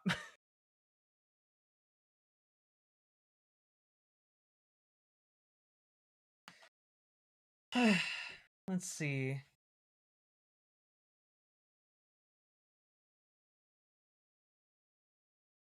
Spleen, what the fuck?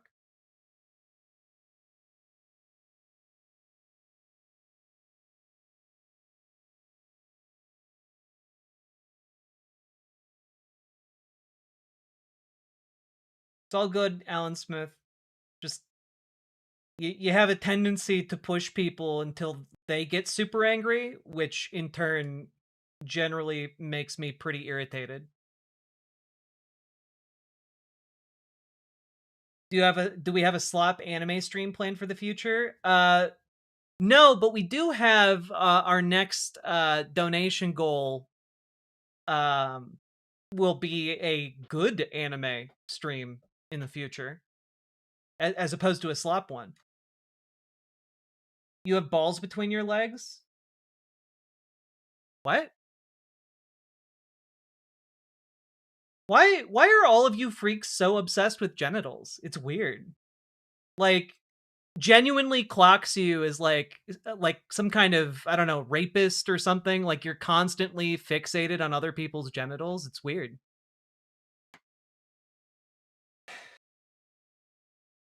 Like, what inspired you to become like a sexual predator, sir?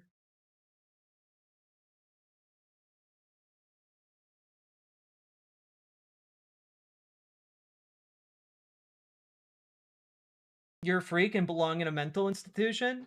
Dude, you can't even spell or use like ellipses right. And you're telling me I belong in a mental institution? You're the one who sought me out to talk about my genitals. Like, the freak here is you. I don't come into your house and talk about your genitals. It's weird. I have a healthy respect for privacy, but like, you are fixated on what genitals I may or may not have. And like, that's freak shit. You understand, in this situation, you're the freak who should be in a mental institution, right? Like, you need to get rehabilitated. Your sex-addled, porn-addled brain can't see another human being without thinking of their genitals. Like, that's where you're at. You came in here to talk about my genitalia. Like, you're still talking about them right now. You understand how that makes you like a fucking creep, right? Is this how you open up every interaction you have with a stranger? It's weird. Is that pretty successful? Do you get all the ladies this way? Do you get all the ladies by walking up and saying, "Hey, sweet cheeks, what's your genitals like?" Does that work for you? Does that make women swoon over you and your uh clearly charismatic prowess? like are you, is this your entire thing? Like, what's wrong with you? Uh are you a furry? No, not really. Not my thing. It's just, these people are so dumb, man. I'm running the show now? No, you're not. I'm taking my time because you're just like such a weirdo. Like, does this make you a lot of friends? Wait, Joshua, what do you do for work? Like, when you go into work, are you like, "Hello, tell me about your genitals, fellow colleagues"? Is that how that goes for you? Like, what kind of job do you have that allows you to do that?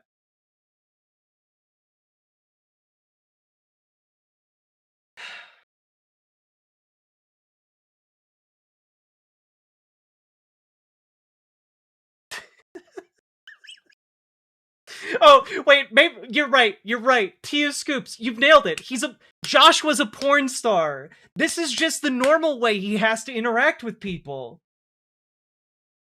Are you a lefty kid fucker? Why is your brain on fucking kids and genitals, man?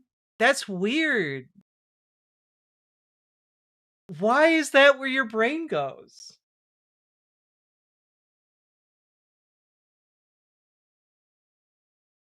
Like, what's wrong with you?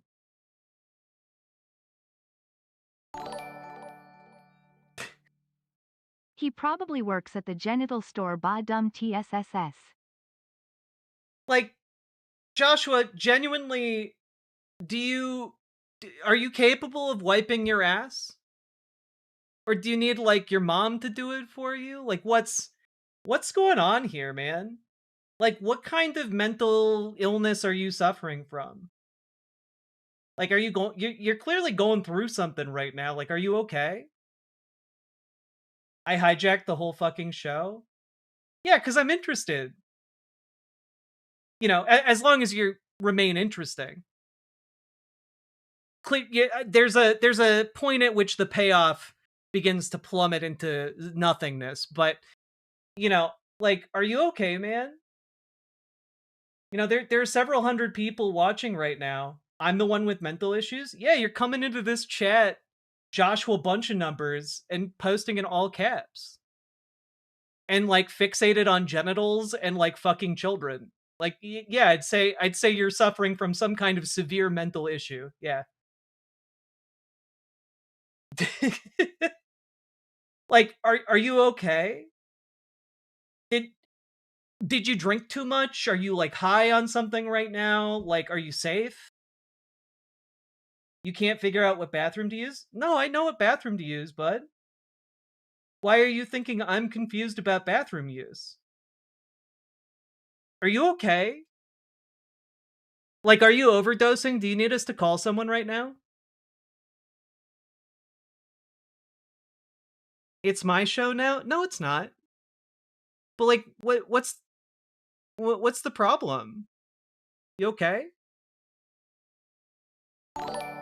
Like, Joshua also hasn't answered that he's All I okay. can say is I know why YouTube keeps putting trans creators in my feed. Hell yeah, Meghar. Thank you for the $5 super chat. Because, like, the thing is, you don't seem like you're okay. And, like, I don't know, I wish you the best. I hope you get whatever you need here. But, like, you haven't told us you're okay. You're just kind of fixating on genitals and fucking children. The problem is you demonic freaks. I'm not doing anything to you. You're the one who came to me, so that's clearly not the case. Like, are you okay? Do you need like a breathing exercise? We can all do a breathing exercise together.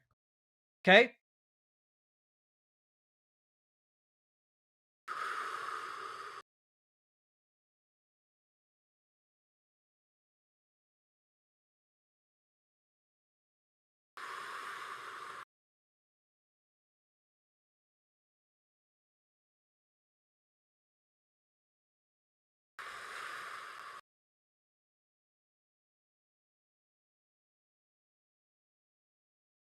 Do you feel a little bit better?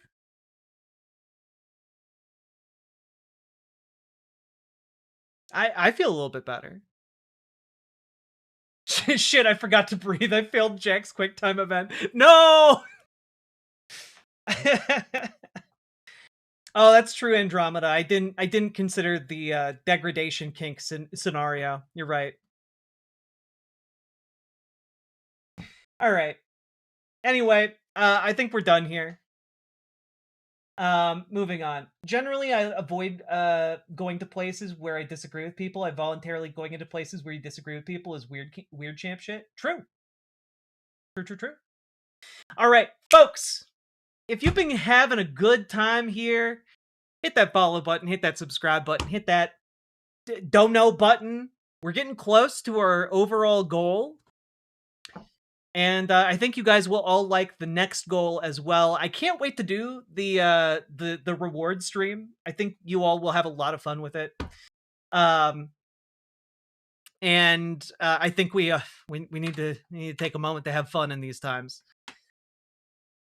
That was a very silly time. Transphobes are always deeply unserious and troubled people, you know? I feel bad for them.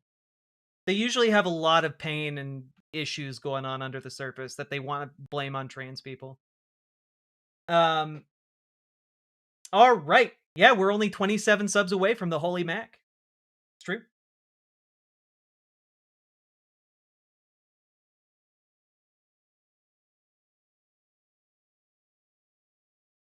All right, folks. We've got one more segment. It's going to be relatively short. There we go. There we go. Boom, boom, boom. All right.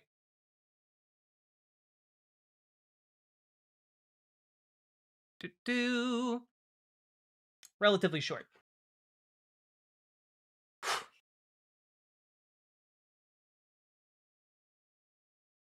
So, folks, we gotta talk about the fact that Donald Trump is currently threatening to destabilize the entire U.S. economy for next to no reason. And what anime are you planning? Some people were suggesting Shimonetta, a boring world where dirty jokes don't exist, but No, we I'd can't do that. personally prefer #1 of all-time recreators. No, we can't do either of those. Those are very copyrighted to death. The one I'm thinking of is called Milky Galaxy, or Milky Subway, the Galactic Limited Express. It has trains, and it's animated entirely by one person. And it's all on YouTube, so you can check it out.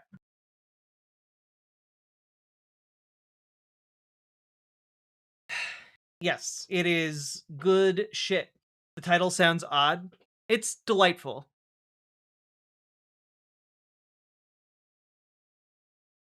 It's called Milky Subway, the Galactic Limited Express.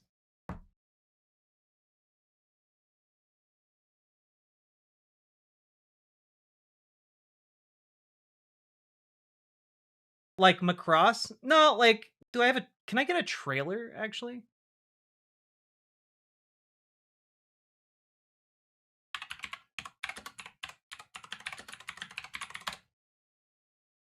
Here we go. Here's the official trailer.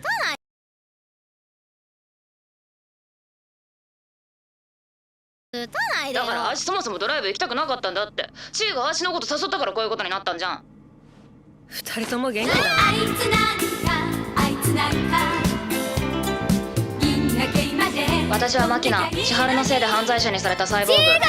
私は千春。マキナの暴走に巻き込まれた悲劇のヒロイン。巻き込まれたはおかしいわ。芸人作ったのシーなんだから被害者みたいな言い方を。私は良子。クソガキ二人の子守をさせられてる悲しい子はあ、暴言吐かれたわ警察に。はい、もううるさい。最後まとめて。新番組銀河特急ミルキーサブウェイ、銀河の果てまで出発進行。いや、涼子ちゃんも言ってよ。やだよ、そんなの恥ずかしい。なんで知らない恥ずかしいセリフ忘れてんの？ Yeah, it's basically all made by one guy. Looks cool, actually. It's super cool. Is there an English dub, too? I haven't found the English dub. If one... Ah! No, it has English subtitles. We'll figure it out. It's fine. Anime Super Train, I guess.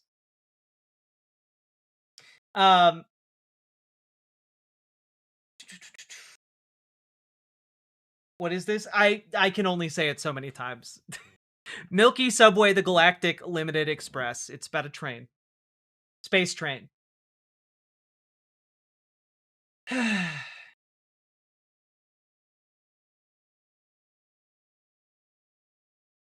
Good night, Tippy. Hell yeah. All right, let's jump into the segment.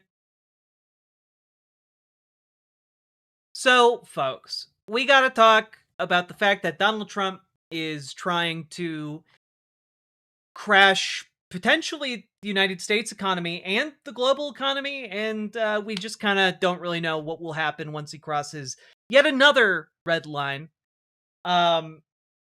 And, well, it has all led to this. This is Jerome Powell, the current chair of the Federal Reserve, a body that is intended to remain independent of the U.S. government so as to act in the best interest of the entire country and not serve any one political agenda. Here he is in a short message to everyone in the country. Good evening. On Friday, the Department of Justice served the Federal Reserve with grand jury subpoenas, threatening a criminal indictment related to my testimony before the Senate Banking Committee last June. That testimony concerned in part a multi-year project to renovate historic Federal Reserve office buildings. I have deep respect for the rule of law and for accountability in our democracy. No one, certainly not the chair of the Federal Reserve, is above the law. But this unprecedented action should be seen in the broader context of the administration's threats and ongoing pressure. This new threat is not about my testimony last June or about the renovation of the Federal Reserve buildings. It is not about Congress's oversight role. The Fed, through testimony and other public disclosures, made every effort to keep Congress informed about the renovation project. Those are pretexts. The threat of criminal charges is a consequence of the Federal Reserve setting interest rates based on our best assessment of what will serve the public, rather than following the preferences of the president. This is about whether the Fed will be able to continue to set interest rates based on evidence and economic conditions, or whether instead monetary policy will be directed by political pressure or intimidation. I have served at the Federal Reserve under 4 administrations, Republicans and Democrats alike. In every case, I have carried out my duties without political fear or favor, focused solely on our mandate of price stability and maximum employment. Public service sometimes requires standing firm in the face of threats. I will continue to do the job the Senate confirmed me to do, with integrity and a commitment to serving the American people. Thank you. And that is his statement to the public. And I want you to know that, generally speaking, the chair of the Federal Reserve doesn't just put out 2-minute long videos onto social media. Even posted, like, the Federal Reserve even posted to Blue Sky. You know, like, they put it everywhere. And this is about as close as you're ever going to get to someone who is in as serious of a role as Jerome Powell telling the Trump administration to go fuck itself, but that's essentially what this was. It's him hitting a giant red button on his desk, telling Trump to go fuck himself, and saying, hey guys, Donald Trump is trying to seize control of the Federal Reserve to serve his own political agenda. It really reads like a hostage situation. I mean, they're threatening him. Like, he is specifically saying that, like, they are threatening me to try and get me to stand down here. Like, it's none of this is related at all to the renovations to the Federal Reserve buildings, right?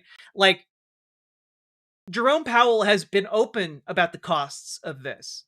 The Federal Reserve has been open about the costs of this. This has all been approved years and years ago. Donald Trump has known about the costs associated with this. And by the way, if we're going to talk about illegally appropriating funds in order to make changes to buildings in Washington, D.C., Donald Trump is now threatening to tear down the West Wing of the White House, along with the East Wing, to even them out. You know, and just want to remind everyone, doing that unilaterally as the president is illegal. It doesn't stop being illegal just because you're president. It's still illegal. And this is, again, not great. And historically, what seizing control of the central bank means when it comes to an authoritarian doing that is that it means essentially, you know, you can lower the interest rates as much as you want, but that doesn't stop how the money flows in the economy and how the money gets used in the economy. And generally speaking, as soon as, like, an authoritarian, especially an authoritarian dipshit like Donald Trump, gets their hands on this money apparatus, they use it for their own gain, which perhaps works in the short term, but in the long term of, you know, multiple years, you start seeing the damage accrue. Here is a good example of one path the Trump administration might be taking us down right now. And this is inflation in Turkey after Erdogan seized the central banking system. So Erdogan signals that he plans to take control of monetary policy in 2018. That causes rampant inflation that comes back down under control. And then we see what happens after Erdogan installs his loyalist here in 2021. And wow, the inflation rate just skyrockets. So if Donald Trump is able to remove Jerome Powell and get one of his loyalists in the Fed, this is a huge problem. Basically, nowhere where an authoritarian has taken control of the central banking system has it worked out for folks. There's not really an example of that happening. It's a really bad sign. And now, if Jerome Powell is able to maintain his position, I believe Donald Trump is able to appoint a new person to chair the Federal Reserve later this year. I think. Let me double check that.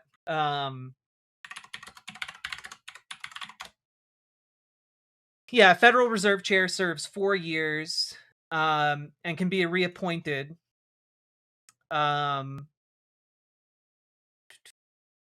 When let's see.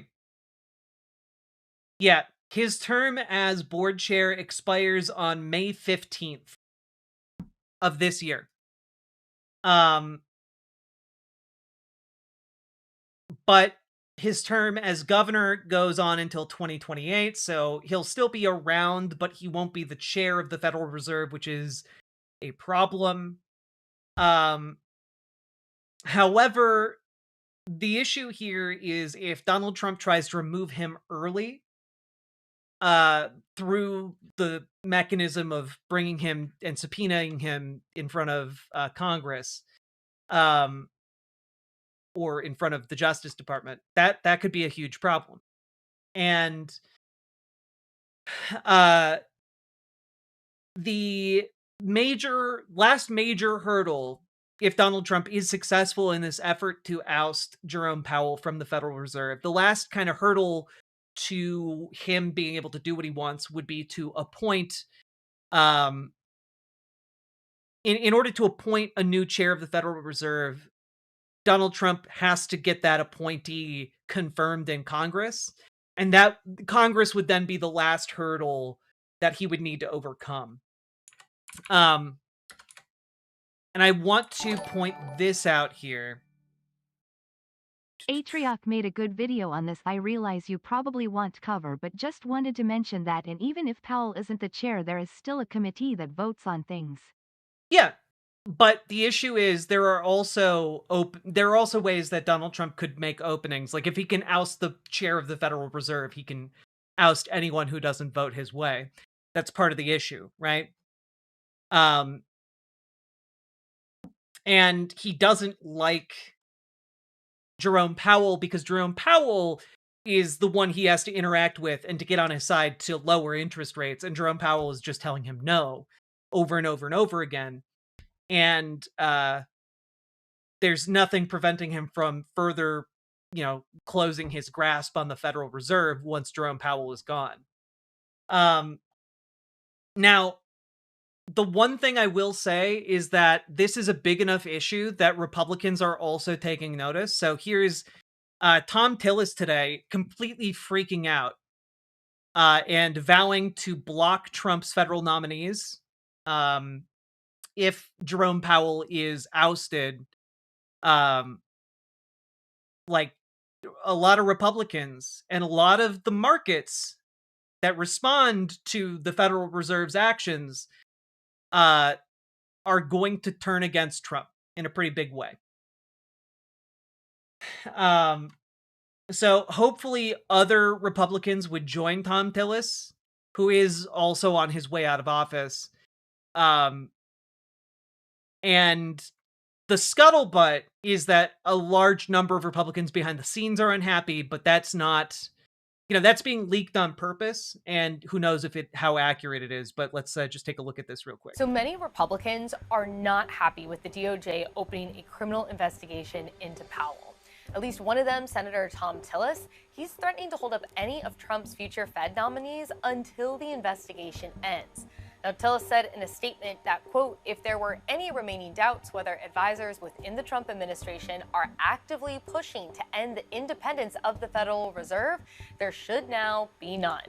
Remember, Tillis sits on the banking committee. That's the one that votes on Fed nominees. That means if he and all Democrats vote together, they can bring any new Fed nominees to a standstill. And it's not just Tillis who's upset. Senator Kevin Cramer, who's also on the banking committee, told me that Powell is a bad chair, but not a criminal, and called for the investigation to be put to rest quickly. Yeah, I mean, this is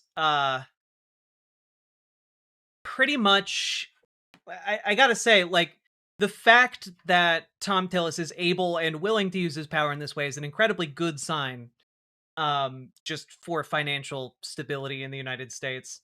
But keep in mind, the reason it's happening is because the money is scared. When you start fucking with the money, that's when shit really goes down. And up till now, the markets have at least outwardly expressed a lot of optimism for where Trump is going. But keep in mind, most of that optimism is due to that AI bubble. If that bubble bursts, say if there's some kind of financial crisis caused by the Trump administration, the collapse would be catastrophic, to say the least. And the good news is, if Tom Tillis alone can halt any effort, at least through the end of his term, to install a new chair of the Federal Reserve. So this is a stopgap, but it is way too close to be comfortable and to be safe in this scenario. But I wanted you all to understand, right now, financially, we're kind of teetering on the verge of some truly bad economic outcomes. Some of the analysis I was looking at earlier indicated potentially a downturn like we haven't seen since the 1970s. We're going beyond 2008 crisis all the way back to the 70s. So, just keep in mind that is happening. And in response to all of this news, when the markets opened today, the price of gold shot up to a record high. Just to let you guys know where some investors are looking at the moment. So that's where we're at right now in Trump's America. People are afraid of financial collapse. Wages are stagnant. Prices are going up. Tariffs are killing jobs. And but no, we're all doing the best we've ever done. Go beyond plus ultra no wait, not like that, oh god. Indeed, Nathan. Thank you for the $5 dono. And folks, get organized. Join your local Dems. Join your local DSA. Join our Discord if you don't know where to start with those things. And also, comment longer than 8 words. Apparently matters more in the algorithm, so do with that what you will. Subscribe. Become a member. And folks, check out ImogeneOlivia.com. Gender euphoric lingerie designed from the ground up for trans femmes and tested with cis men, cis women, non-binary folks. There's a link down in the description. Go check it out. And let's keep on going. It's going to get worse before it gets better, folks.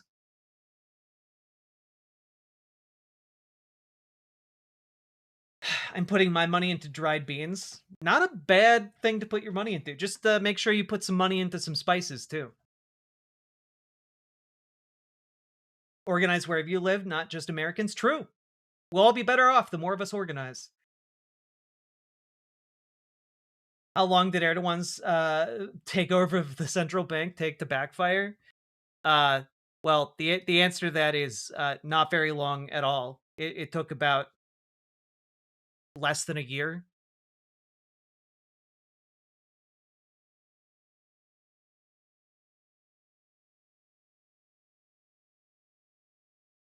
Cajun seasoning for the beans? True. Puerto Rican black beans also slap. And got a really good recipe for red beans. I made a red bean chili the other day. I've been making burritos with it.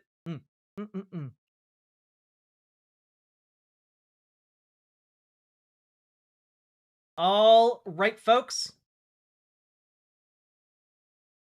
How we all doing? How we all doing? Okay. I've got we are on the ice story to finish out today. gird your loins, folks. I thought Minnesotans couldn't handle spice.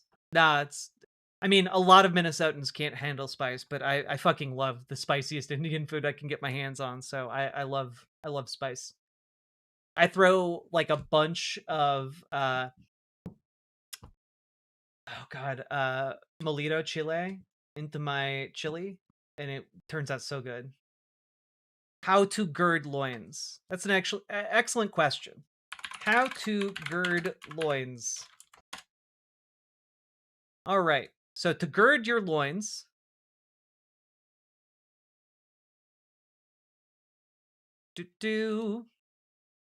got a handy little guide here to help you know how to gird your loins.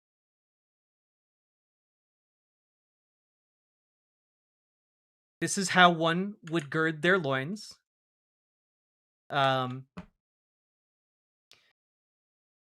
So you take your tunic, you hoist it up, and then you tie it up, and then you tie it behind you, and then bring it in front to basically make yourself a little onesie. And then you're ready to go into battle. So that's how you loin yourself. Pro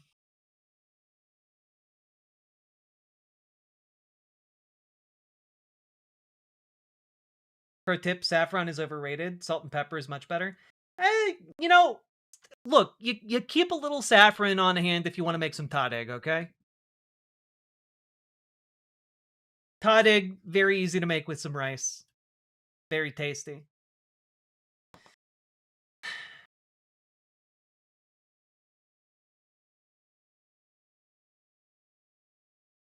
All right.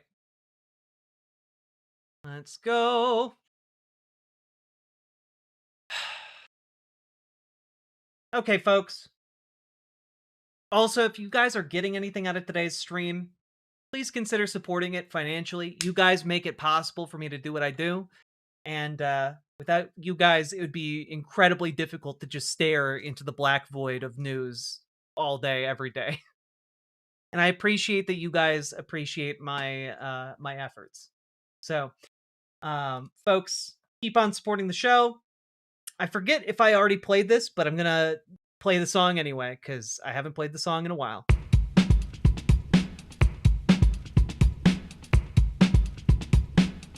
Go, go, go. Click a button, click a button. Click a button, click the goddamn button. Click a button, click a button. Click a button, click the goddamn button. Click a button, click a button. Click a button, click the goddamn button. Click a button, click a button. Click a button, click the goddamn button. Click a button, click a button. Click a button, click the goddamn button. Click a button, click a button. Click a button, click the goddamn button. Click a button, click a button. Click a button, click the goddamn button. Click a button, click a button. Click a button, click the goddamn button. Click, click, click, button. Patrick Lucas, thank you for the gifted membership. Click, click, click, button. Click, click, click, button. Click, click, click, button. Click, click, click, button. Click, click, click, button. Click, click, click, button. Folks, we are Now officially 25 subs away from our goal. Thank you, Patrick Lucas. Thank you, Nathan, for the $5 dono. Let's get down to business to melt some ice. Did they send me layabouts when I asked for protesters a small Mulan reference? I just came up with lol. We all understood it was a Mulan reference. Thank you. Thank you, Nathan.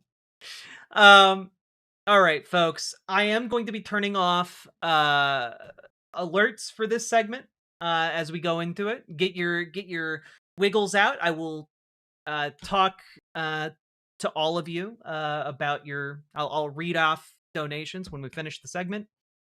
And I'm going to be trying to go through fast so that we can get through as much as possible, okay? Nocturnal, thank you for the 5 gifted memberships. I very much appreciate that. Bringing us only to 20 shy. Let's go. Thank you so goddamn much. My wiggles cannot be expelled. Oh no.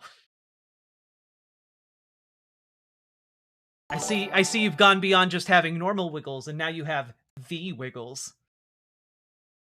The hit children's band. All right. Let's go, folks. Don't overlook celery salt, especially in soups. Starting to dodge the green like Catabingo. Hell yeah. Yeah, we're about to do our ice segment, everybody. So again, gird your loins. We'll be talking about it for a bit here.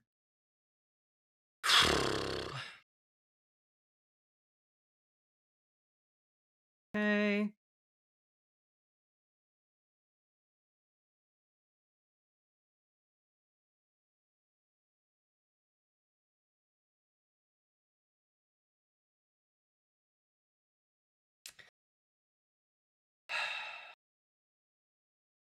Okay.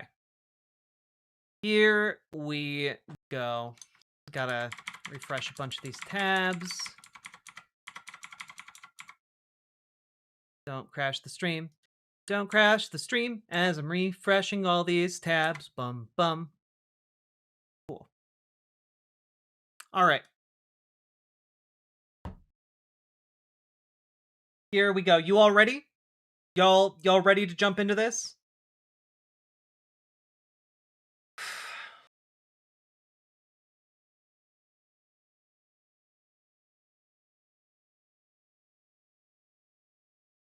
Zen. I am Zen.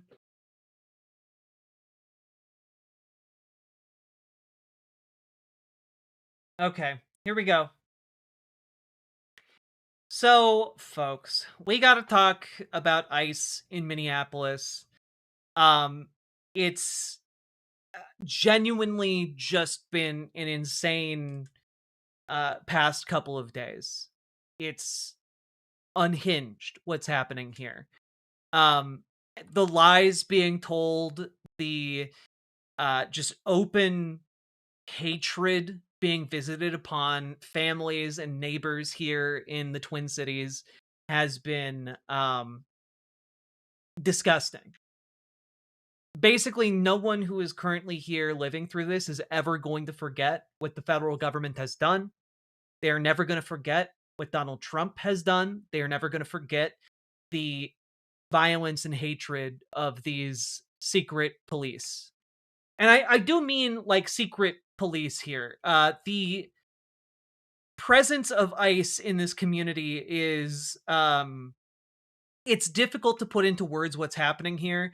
Here is just 30-40 seconds of Mayor Fry talking about some of the effects ICE is having in the community and how they're going about doing what Donald Trump and Republicans sent them here to do.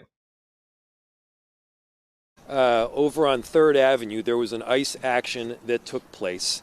An individual from a car that was in the middle of a pretty significant street was detained.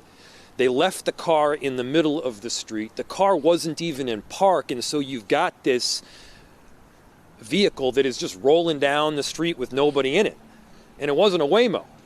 This was a car that was rolling down the street that could have hit anybody including my own family members that live not too far from there. And so this is not about safety, clearly. If this was about safety, you wouldn't do stupid things like that. Yeah, I mean, like, it's genuinely insane. Like, at this point, ICE needs to be arrested.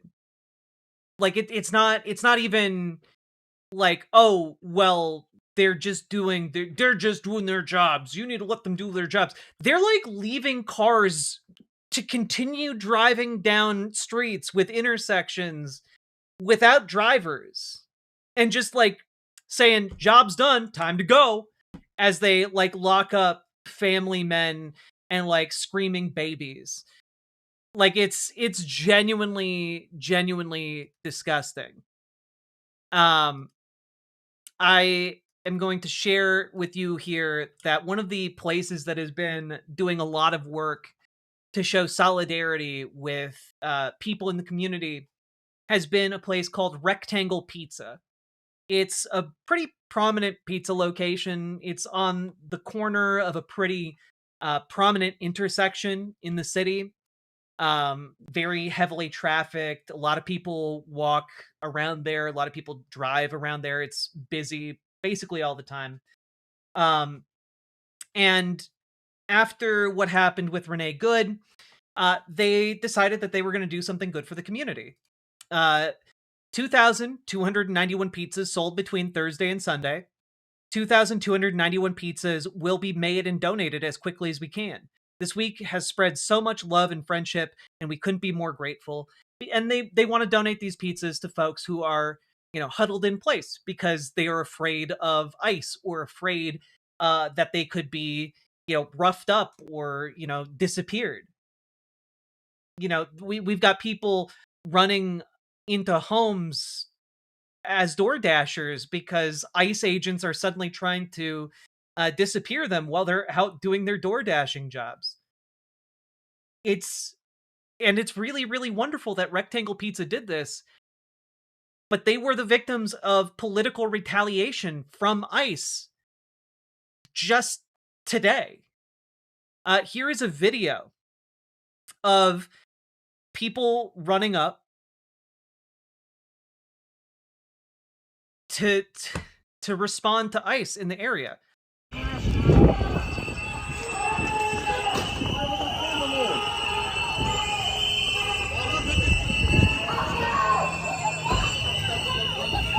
There are children. This is Rectangle Pizza here on the corner. Right here. They gassed the middle of the intersection. Look at how many people are there. And those aren't just people who are there to be protesters. Those are people just doing their daily jobs, going about their daily business. Look at how it's impossible to see across the intersection because of all the gas. They're here ostensibly to protect us while essentially just gassing random people in intersections.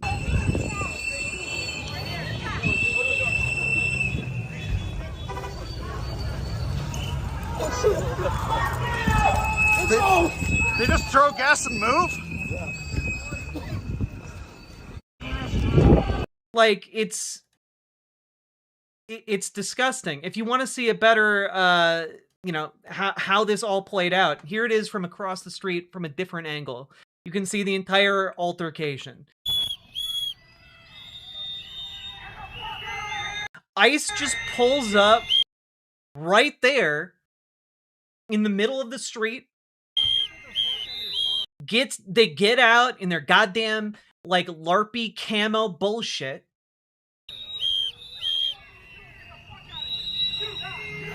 And they go over to try and raid the pizza restaurant that has been doing nothing but good for this community. And they go to the wrong door. This door doesn't open. And because they're all stupid morons, they weren't able to read the signs that say go in on the corner entrance. But they're just there to be thugs, to rough up local businesses that they don't like. And as you can see, it's not like there were a bunch of protesters around here by the way. It's just people driving by in their cars, getting out and filming. It's people walking by on the street, stopping and pulling out their phones and responding. No judicial warrants, no warrants of any kind, by the way, to break into this business that they were trying to break into.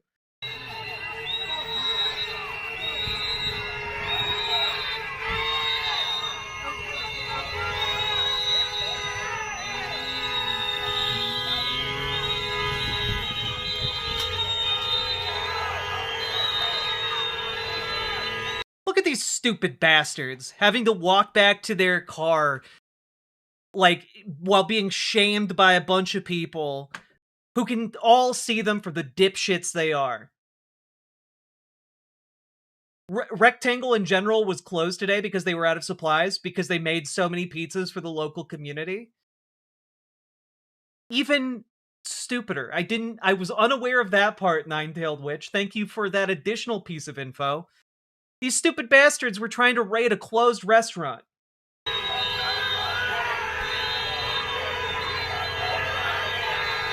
This isn't like a bunch of organized protesters. These are just people who happen to be on the street.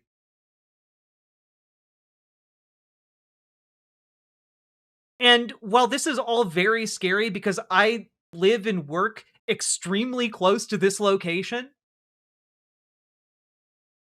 it does fill me with some degree of hope that so many people in the area were so prepared for ICE to show up that they instantly were able to push ICE back and out of this area.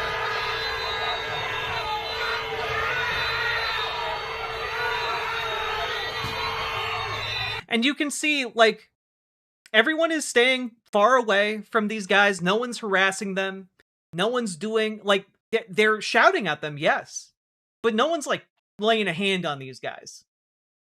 And they're all just sheepishly getting back into their car because these out-of-state, out-of-town pieces of shit have no idea what they're doing here.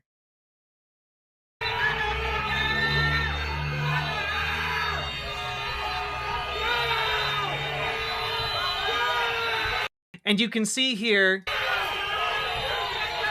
like, the smoke starts rising because even though they were under no threat whatsoever, they just start throwing out tear gas.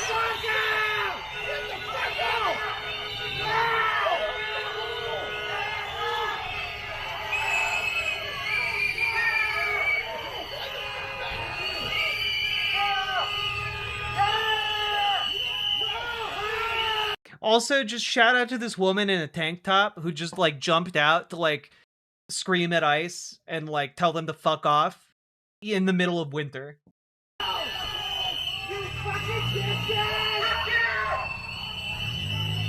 And then they drive off.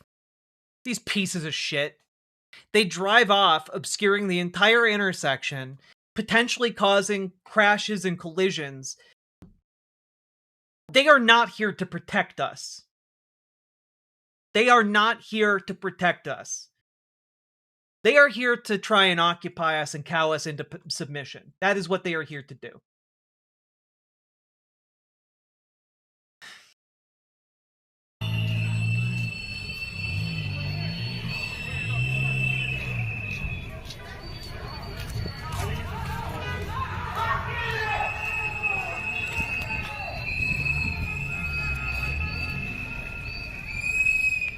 And these people who are running, they're all running because they've done the training. They are legal observers who have done the trainings, and they are running towards the whistle sounds so that they can be legally observing other ICE raids in the area. Because again, ICE is so heavy in these areas of town, again, predominantly queer areas of town, that, like, people are just running from one ICE stop to another as they try and disappear more and more people. And, like, there are some moments where the community can show up. There are also some moments where the community can't, or, you know, any kind of response is delayed. Here is footage purporting to be ICE going door to door in Minneapolis from yesterday, ignoring requests for a warrant and coming in guns drawn. Here is an ICE raid on a home with children present in my city. Warrant? Where's the warrant? Where's the warrant? Where is it? Can you put the guns down, though? Can you put the guns down? There's kids. Like, this is how they're going door to door here in Minneapolis. Okay? In the parts of the town where they feel like they can get away with it, in predominantly working class portions of the city, they are just coming in, guns fully drawn, like they're about to burst into, like, fucking Scarface's penthouse. It is Gestapo Nazi shit. When we compare them to the Nazis and the Gestapo, it isn't an accident and it's not hyperbole. They are showing up, pointing guns in people's houses and at people's kids. Kids in this house. There is kids in this house. Show the warrant first. Show the warrant. Show the warrant. And I cannot stress this enough, if ICE shows up at your house, do not open the door for them, even to try and, like, if they're trying to hand you a warrant, have them slide it under the door. You know, like, I'm sorry, do not, under any circumstance, open the door for these clowns. No, my daughter's here! Is there... JD is the reason why they're doing door-to-door, because he mentioned it? I mean, it's also because they're fascist clowns. It's because they're all... The only time they all stop sucking each other's dicks is when they have to go and do a violence on the community. You know? There's kids in this house, that's it. Where's the warrant? Where's the warrant? Where's the warrant?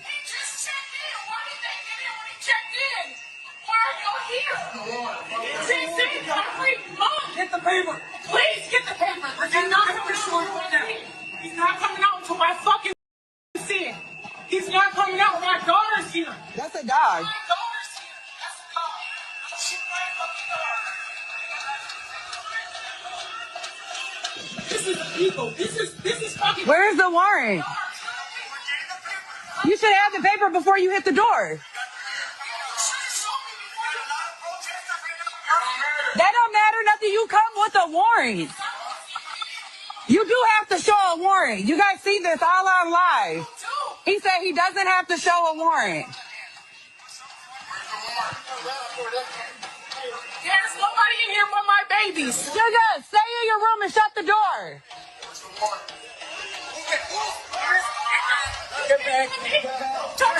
Sis, I'm not even touching nobody. Get your hands off of me.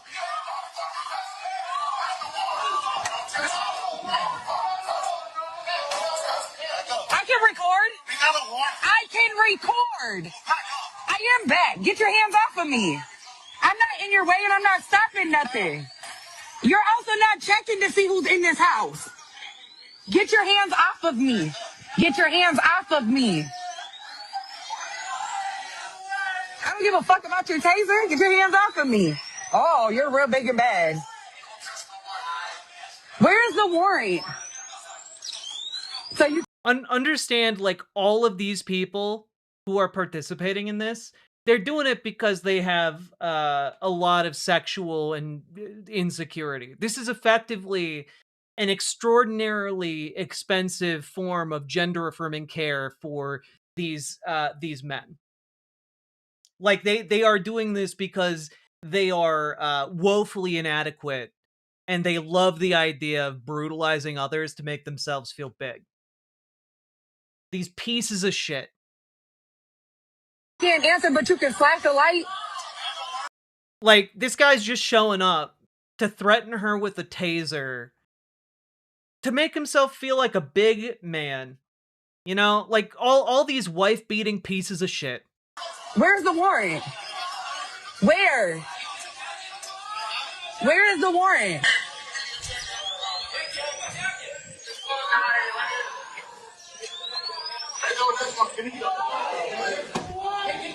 Back up. Back up, because he's asking me to do something, so now you back up. Can you tell him to back up with this taser? She's in her room, sis.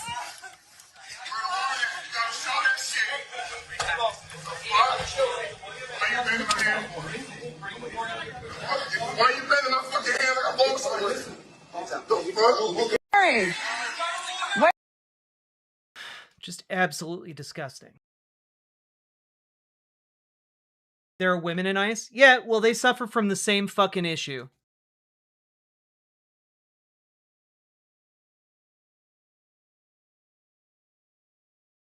You know, look, I don't make the rules. Some people need to feel like big men, even if they're ladies, all right? Here, ICE is abducting a child who was at work at Target. Jonathan Aguilar Garcia. I'm literally a U.S. citizen. I'm literally a U.S. citizen. Get the fuck out of here, Ace. Why are you kidnapping our citizens? Why are you? This guy right here, they let him out of the vehicle. They tortured him. This guy? This guy right here, yeah. Tortured. You okay, man? No, I'm not okay. Bro, shit's crazy. My man's bleeding. Bleeding. They slammed me on the ground. We gotta be able to call somebody. This is ridiculous.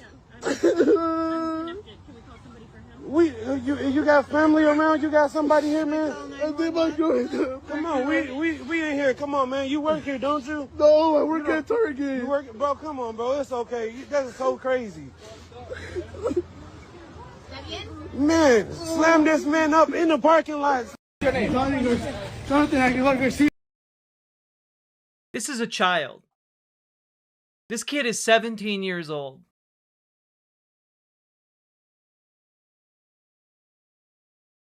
They came into his workplace, abducted him, beat him bloody and senseless, and then dropped him off in a Walmart parking lot, beaten and bloodied. This is what ICE is doing in this town. They are just driving around abducting people who look Latino, who look Hispanic. Doesn't matter if they're kids. Then they torture them, even if they're U.S. citizens, and then drop them off someplace else. You know, if they aren't going to bring them all the way to detainment. When we talk about the need to prosecute every ICE agent, this is every fucking ICE agent, man. Every fucking ICE agent. Why isn't Target headquarters coming out against this? Funny you should ask that, Johnny Ramo. I don't know the answer to it, but I do know that apparently, Target has been allowing ICE to stage in their parking lots. So a lot of the raids in Targets that have been reported across the city for the past weekend are because ICE is being allowed to use Target parking lots in Minnesota to do their shit.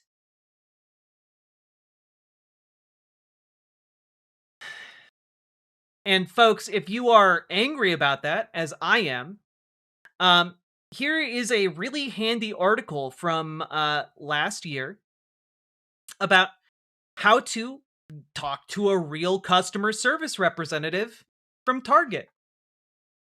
If you would like to tell them that you do not, in fact, care for how they are allowing ICE to stage in their parking lots, if you would like to clog up their phones in order to voice your concerns about this, by all means, do so. You have that right. Additionally, folks, if you are at all interested in doing some extra calls, one could come on over and guess what? You can actually call each and every store in the Minneapolis area. You can call every single one and talk to the manager at every single one and see why are they allowing ICE to stage in the parking lots. Here you go. Here you go. Here you go. If anyone is wondering why ICE is being allowed to stage in their parking lots, you can ask them yourself. Oh, I know what I'm doing tomorrow? Excellent plan. You know, call their corporate headquarters, see what's up. Call their local stores, see what's up. Because it is evil what they are allowing to have happen here in Minneapolis and St. Paul. Here is a video of an ICE officer in Minneapolis pushing a man in front of a goddamn bus. Hey, take a picture of this right now. I got it. I got both of them. Hey! I got both of them. Hey! What the fuck? What the? Now, you'll notice here where he got pushed and where that bus is. That bus stopped just in time before it hit that guy. Prosecute every member of ICE. That is a fucking attempted murder. That man tried to kill that guy. That's what's happening here in Minneapolis. ICE is here trying to kill people, pushing them in front of buses, beating up children.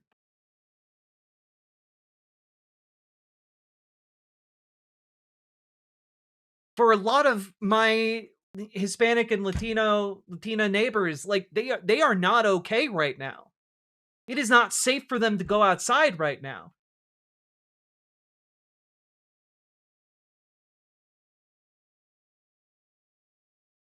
Because anyone who looks queer, anyone who's remotely inconveniencing them that they just happen to be upset at, they feel entitled right now to try and kill you.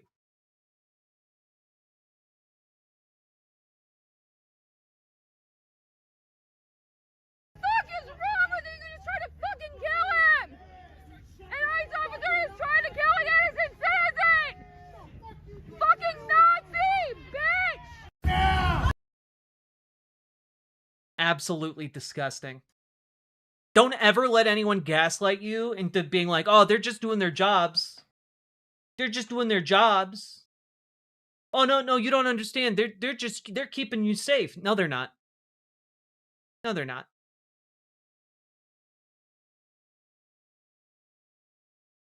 No, they're not. Here is a guy 2 days ago. An ICE agent being talked to by a protester. Shame on you. Listen, have y'all not learned from the past couple of days? Have you not learned? Learned what? What's our lesson here? What do you want us to learn? Following federal agents. Give me my phone.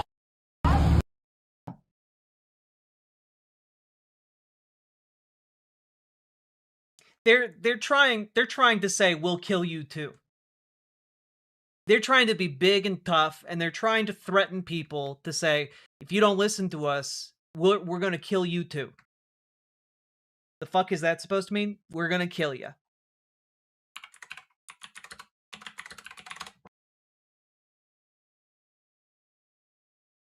Here is some local reporting that I want to share with you guys from the local news station.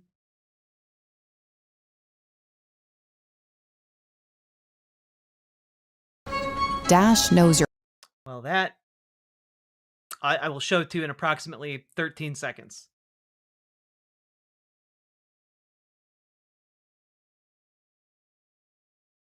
Yeah, you know, they're here to keep you safe. That's why they're threatening people. Homeland Security has said that there were more than 1,500 arrests by ICE in its latest enforcement surge that's been happening, of course, all across the metro. That doesn't include, though, the protesters that have been taken into custody recently. Our Jessica Hart spoke with a pastor about his brief experience, and he was detained, right, Jess? Yeah, that's right, Jennifer. I talked with Reverend Kenny Callahan, who was detained on the day Renee Good was shot and killed by an ICE agent. Reverend Kenny was on his way into work at All God's Children Metropolitan Community Church when he saw a large crowd on Portland. He parked his car at his church, walked 3 blocks and saw several ICE agents. At the time, he didn't know what was going on, but he saw several ICE agents approach a Hispanic woman who he says was all alone. Callahan says the woman told agents she wasn't afraid, and then he told ICE agents to take him instead. Moments later is when the crowd learned of the deadly shooting. He says an ICE agent approached him and asked, "Are you afraid?" Callahan said no, and then he says the agent pointed a gun in his face and handcuffed him and put him into an SUV. And then a few moments later, they came back and they said, "Are you afraid yet?" And I said, "No." And then they said it, "Well, you're white. You wouldn't be fun anyway." And then I was shocked, because if I hadn't seen enough, it was then that I knew that this staging, that these ICE raids are really about fear and intimidation. He says the agents also asked him for his cell phone and ID, which he didn't give them. Callahan says they let him go after about 30 minutes, and his experience hasn't deterred him from protesting again. He says he wasn't handcuffed for long and that ICE agents didn't give him a reason as to why he was detained. Okay, Jessica Hart in our newsroom tonight. Thank you. Did they actually say that? I don't know. Who are we to believe? Are we to believe the ICE agents who are brutalizing children and trying to kill members of the public, or are like a hardworking local member of the cloth who doesn't appear to have any motivation whatsoever to lie? Did they actually say that? There are a lot of reports of people saying very similar things. ICE is not subtle about their hatred. Here is another here is someone that Status Quo News was able to interview, and interviewed after she got out of custody. Let's take a look at this. They said, "Have you not learned? This is why we killed that lesbian bitch." Can you tell us what happened to you? So first off, I'm a United States Marine veteran. We were following them from a safe distance.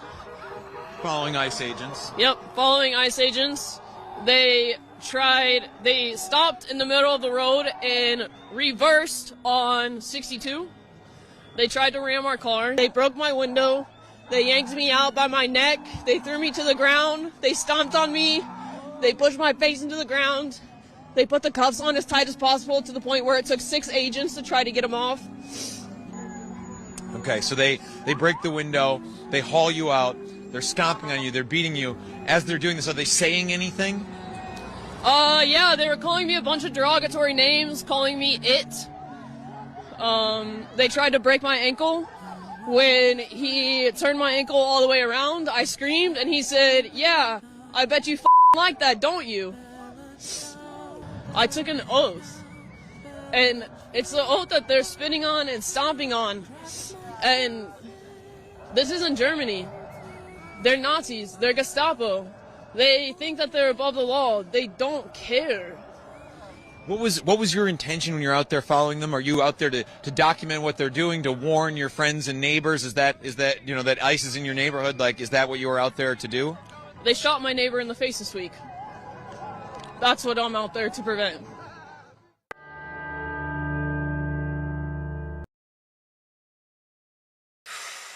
Is that Bella Chow playing in the background? Yes. I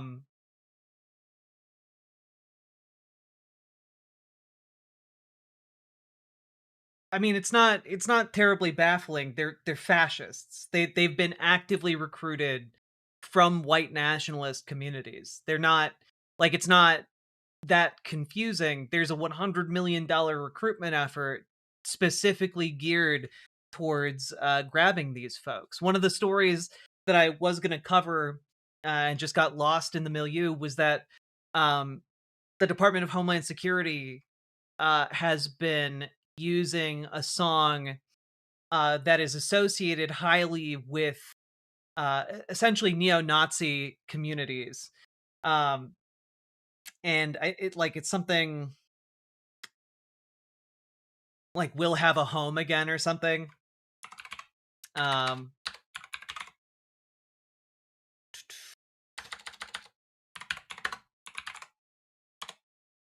What is it?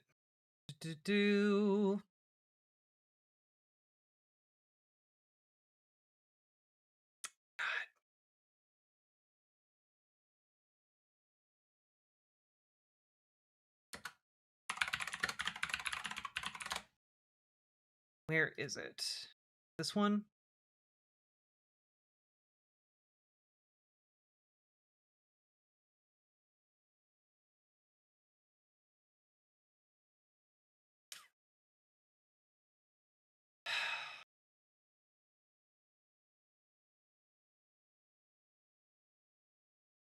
No, not Word. It's the song.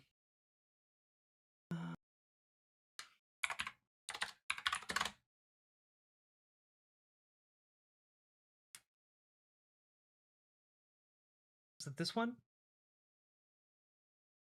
think it might be this one.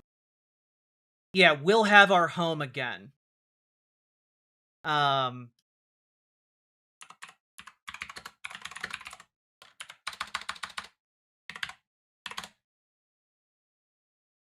Here it is. Found it. Took me a bit, but for those of you who are unfamiliar, "We'll Have Our Home Again." This was also posted on Instagram with a video component. And oh, hey, "By God, We'll Have Our Home Again" is a white nationalist song sung to the tune of "Rolling Down to Old Maui," a 19th century sea shanty. Its lyrics are most often credited to a U.S. fraternal neo-Nazi group. It was adapted as the official theme song of the Canadian Diagolon movement. But also,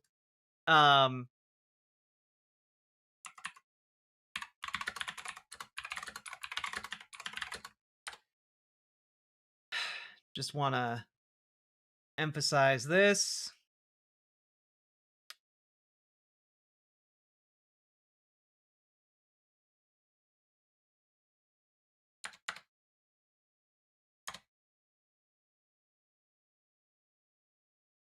Yeah, here we go.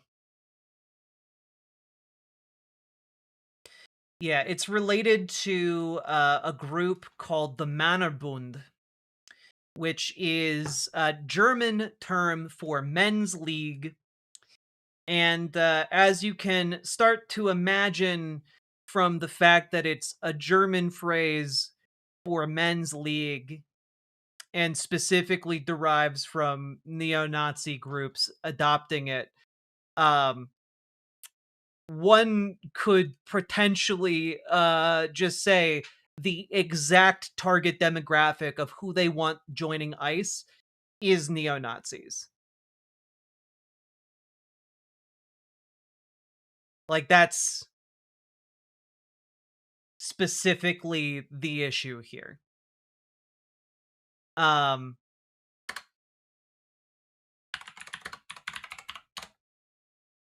me just say here, just worth pointing out here, that it is somewhat international in its nature. MMA gym owners coaches ID'd at secretive neo-Nazi event in British Columbia. Experts say event exemplifies worrying overlap between martial arts and extremism. Yeah.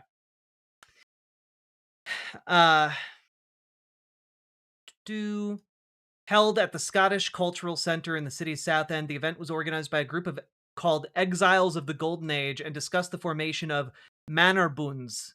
One of the group's social media accounts, they described these as disciplined groups of men who can rebuild our world amidst the coming wreckage. Again, if you see a local group talking about the need to form a Männerbund, they're fucking Nazis.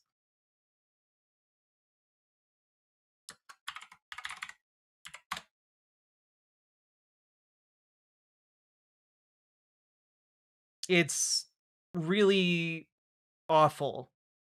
And one of the few articles I'm actually seeing talk about this particular thing comes from this smallish website, the Jewish News of Northern California. By blood and sweat, we'll get there yet. From California to DC, disparate far-right factions are unified by anger.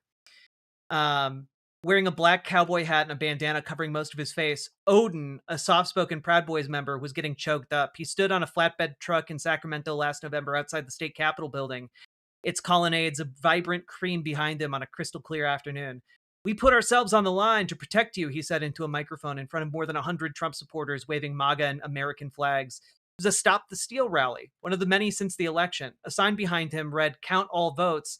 Another said, "BLM, ballot laws matter." The stage was full of fellow Proud Boys, a chauvinist group the ADL describes as far-right and extremist.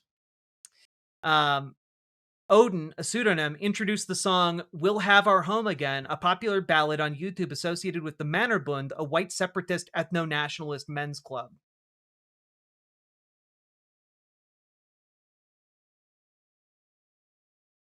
The Proud Boys sang off-key, clapping and beating an open hand against their chests. "When there's nothing left but the fire in my chest and the air that fills my lungs, I'll hold my tears and trade my years for a glimpse at kingdom come.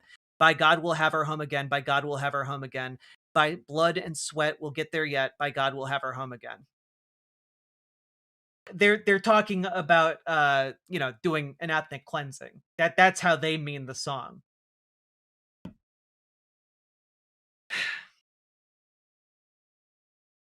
Like, that's who they're actively trying to solicit to join ICE. Luckily, all of these people, these high-quality folks that they are openly soliciting from their, Timu KKK outfits across the South, luckily they don't actually know how to deal with real ICE like we have here in Minnesota. Just a little clip for you all to appreciate how these dipshits don't understand where they're at. Which should, by the way, be obvious from the fact that they're wearing fucking military camo in the middle of goddamn winter, where they all stick out like sore thumbs. But, look at him go! Pussy! Fucking pussy! Fucking pussy! Yeah, fucking pussy! Like, I want to really emphasize something here, which is that these people are all deeply misogynistic losers. Even if they happen to be women in ICE, they're misogynistic. And when they get called pussies, especially after they fuck up like that, it actually hits home. You notice there was nothing that physically turned him around. It was just his own goddamn shame that turned him around and made him trot back to his car. All right? Like, these people cannot take an actual affront to their fragile idea of masculinity or what it means to be, like, competent at something. It is very funny, to be honest. Yeah, let's watch it again.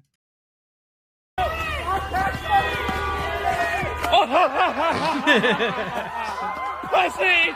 Fucking pussy! Fucking pussy! Yeah, fucking pussy!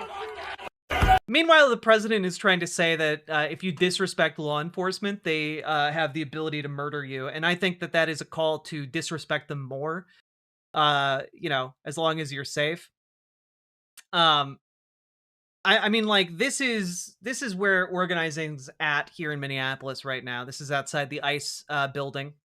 You're invaders! They're our neighbors! You're invaders! They're our neighbors! You're invaders! They're our neighbors! You're invaders! They're our neighbors! Bye-bye, Nazi! Bye-bye, Nazi! That's a joke! Move back! Move back! That's right! Back the fuck up! Fucking brown shirts! You're in! Like, people turning out. People turning out. And good for them. Fuck ICE. I wanted to play this for you guys real quick. Members reporting ICE terrorizing students in St. Paul, Bloomington, Columbia Heights, Burnsville, Fridley, Richfield, West St. Paul, Osseo, and Apple Valley. We have seen ICE agents in Roseville circling school property, just waiting for families to pick up their children. 142 kids didn't come to school yesterday. We're just a tiny elementary. The ICE agents, one did pull into the parking lot, and they know they can't, so they were asked to leave. But they stand on the other side of the street. Our schools are in neighborhoods. So we know they're there, the teachers know they're there, and they are circling.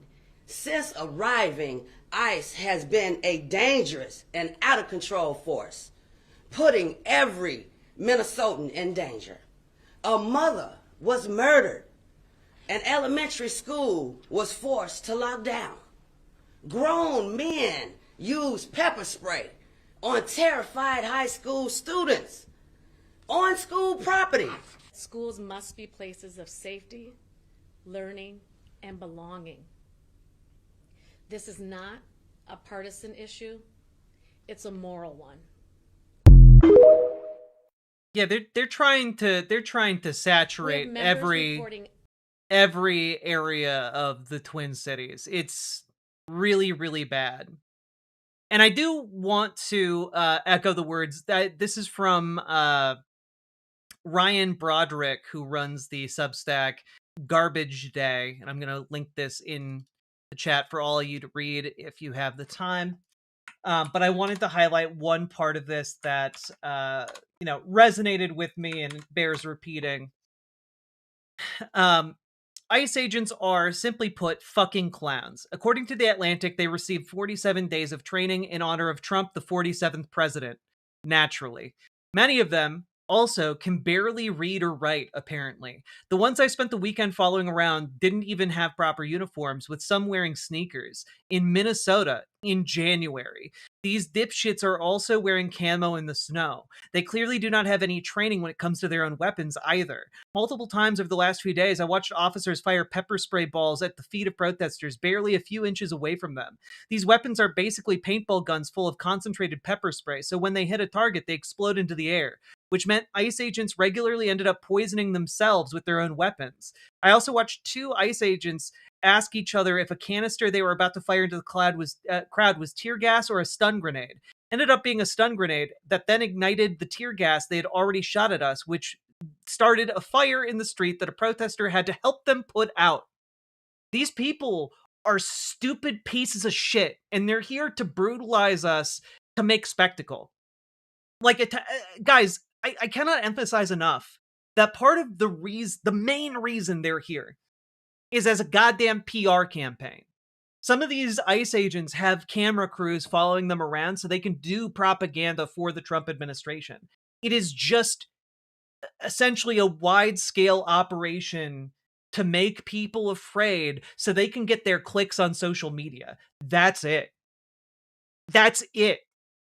They are killing people. They are beating children. They are disappearing folks so that they can get their clicks on goddamn Twitter. It's genuinely monstrous to a degree I have never seen. Here is another interview that Status Coup did. Worth repeating here. We were trying to defend our neighbors and our community, keep our community safe, and ICE said that we were obstructing their operation, even though there were no cars. We were not in an active raid. There were no cars ahead of them. We were just behind them, and they said that we were obstructing. Before they arrested us, an agent came and sprayed pepper spray into the vent of our car, even though we had not done anything. We had not done anything. Nothing. And then they came back, broke the windows, took us out of the car, arrested us. And then the driver of the car, the same one that sprayed the pepper spray in, proceeded to say, you guys need to stop, obstructing us. That's why that lesbian bitch is dead. And they were talking about Renee Nicole Good. And I was speechless. in the car, I didn't cry then, but I cried once I got in there, and I've been telling everybody in there that that's what happened. I mean, guys, like they're just openly admitting that, like, yeah, you know what? We're gonna kill you just like we killed that queer bitch, that lesbian bitch. Like, the through line here is misogyny, because they all hate women. They all just want to beat up on women. And they also hate gay people, which is why a lot of the operations, again, their main goal here isn't to actually round up people. They don't that's not their purpose here. Their purpose here is to instill fear. It's why they're targeting queer areas of town, and they're, detaining queer couples or queer people that they think might be gay. They want to, pursue their bigotry. They want to violate the law and make people afraid. And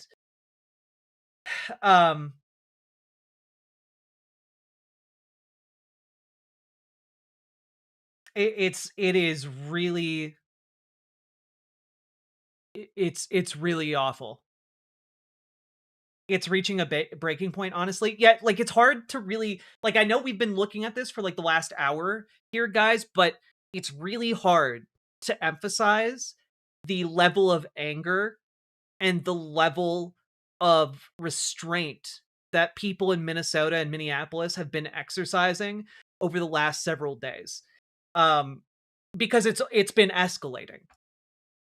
It's been escalating behavior, and they show I mean, it's getting worse.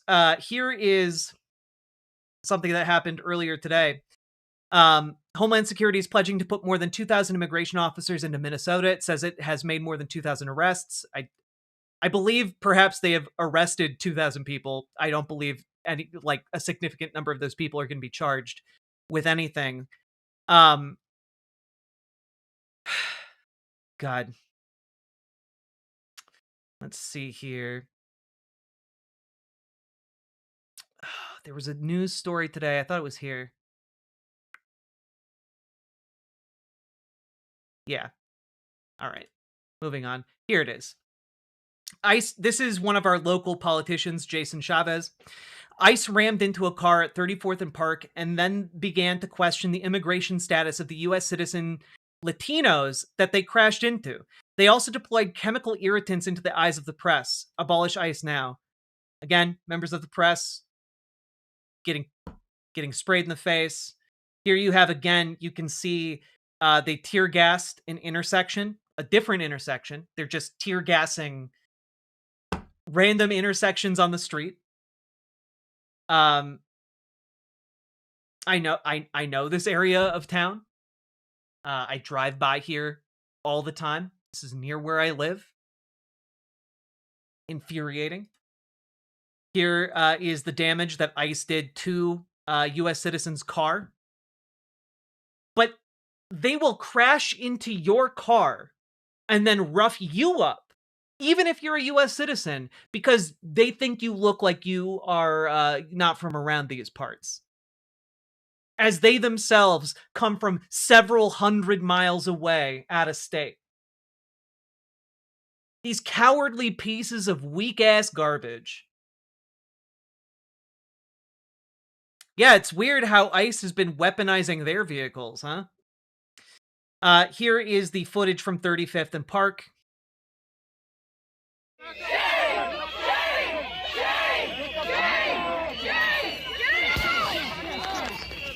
Hey, don't run! Don't run!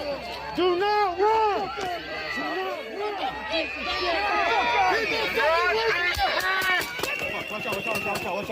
What the fuck?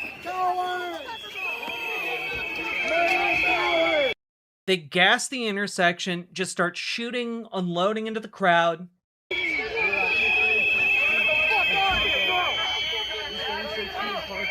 With their fucking look at this guy. Look at this weak ass little bitch. Has to fully cover his face because he's too cowardly to stand by his work.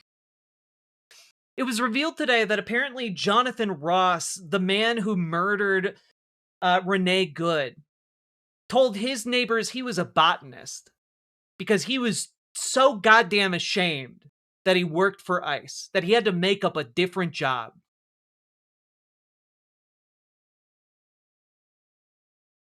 These pieces of shit.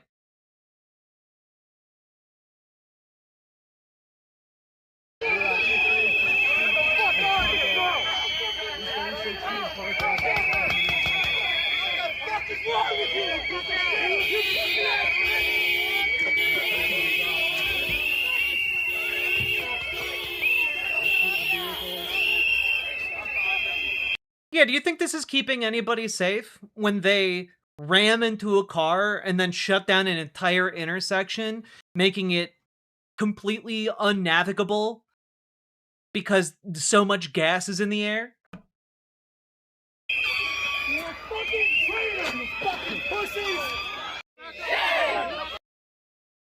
Like, these people are not here to keep us safe. Are those paintball guns? No, those are pepperball guns, which effectively act as paintball guns, but for pepper spray. Additionally here, folks, I need you all to understand that there's a large number of indigenous people that live here in Minnesota, and in Minneapolis in particular. And the Minnesota DFL had to put out a statement to condemn ICE because ICE has been targeting indigenous people. Native American Caucus condemns ICE's detainment and racial targeting of Native Americans. Native peoples are indigenous to this country, existing on this continent for thousands of years before the colonization of this nation, rendering deportation impossible and absurd. Native Americans are citizens by law, history, and treaty. We demand an immediate halt to ICE operations for good, an end to the discriminatory practices, and a comprehensive, transparent investigation of ICE and its accomplices across the system. Nobody is illegal on stolen land. We echo calls from the community to tribal and urban Native leaders to rise up and declare ICE is not welcome and has no authority on any tribal or urban Native lands, businesses, or other entities. We are strongest when we act in solidarity, loudly and clearly, rooted in our identity as first peoples of this land, the original caretakers who understand what it means to be good relatives. Together, we can and will protect the safety and well-being of our people and homelands. And this statement was put out specifically because members of the Oglala Sioux and the Red Lake Nation were targeted and detained by ICE and disappeared. Members of different indigenous communities have been getting pulled aside or disappeared into detention systems by ICE. It has been disgusting. It doesn't really put enough emphasis on it. Here is the lieutenant governor of Minnesota who's running for Senate, talking about the situation right now. She is also indigenous. I want to make sure that we first start out, which is acknowledging what is happening in our state right now. On the drive up here, we saw ICE agents that had pulled some folks over. We were just in the community of Alexandria, where the event that we had that was similar to this one was interrupted by a bunch of phones going off and people having to leave because they are trained legal observers. And ICE was at a local restaurant and also at a construction site. So this is not just happening in the Twin Cities, right? This is happening across the state of Minnesota, and it's not okay. And we have to continue to use our voices. Right now, as we speak, there are 5,000 people in Powderhorn Park in South Minneapolis. There are peaceful protests happening all across the country. And that is one of the most powerful tools in our toolbox right now. Being trained legal observers. I don't know if anybody's gone through that training here. If you have, I appreciate it and would encourage you to do so. Because we're hearing more and more from the Trump administration that they're pretty upset that folks are documenting and getting in their way. We still have a democracy, and those are the tools in our toolbox that we get to use. And so I know that things feel really hard and heavy, and I could not start our time together without acknowledging this reality. She's been doing a really good job going around the state and rallying folks. Yeah, Laura Takiwi Burb.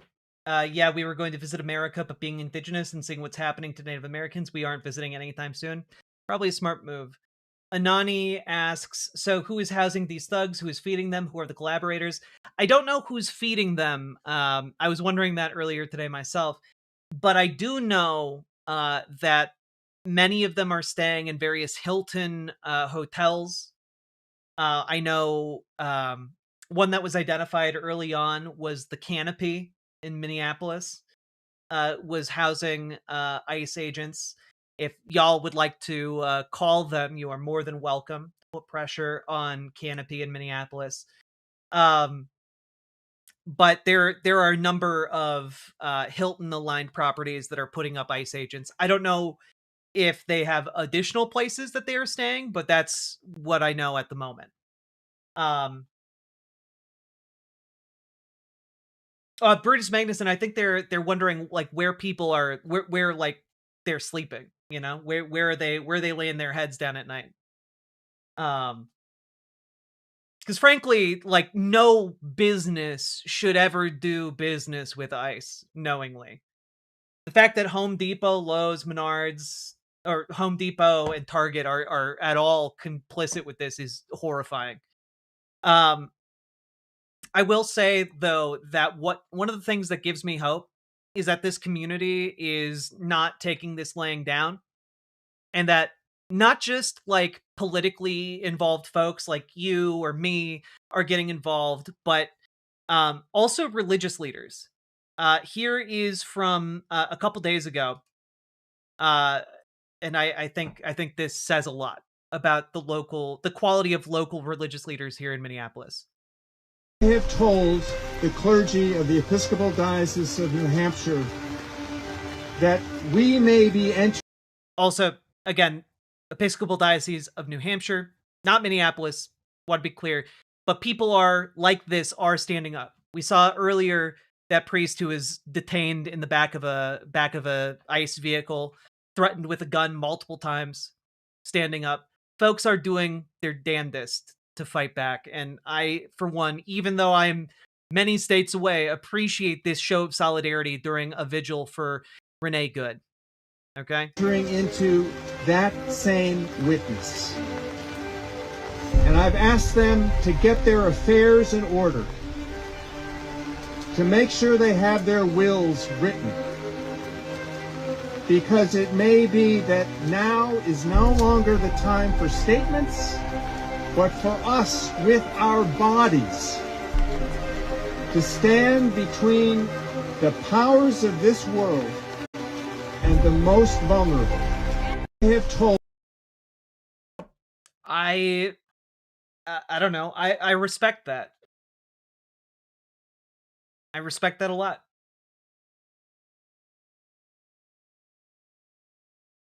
You know, like when religious leaders actually put their money where their mouth is and actually stand up for folks who are being marginalized and oppressed and targeted by violence, and put themselves between those targets and, as they said, the power of this world.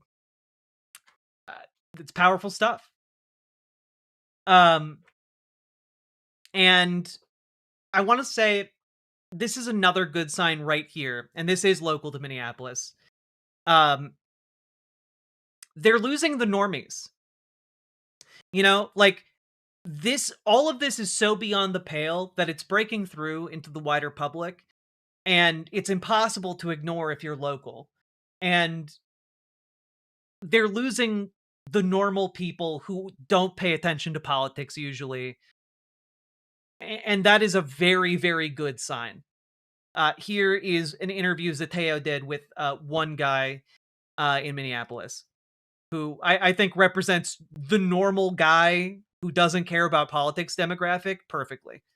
I don't like ICE. I don't like Trump. I don't like the lady that's in charge of ICE. I don't like our vice president. I can't say I'm a Democrat. I can't say I'm a Republican. I'm a real person, you know, and I speak the truth. I've always spoke the truth. I'm a no guy. I will tell you like it is.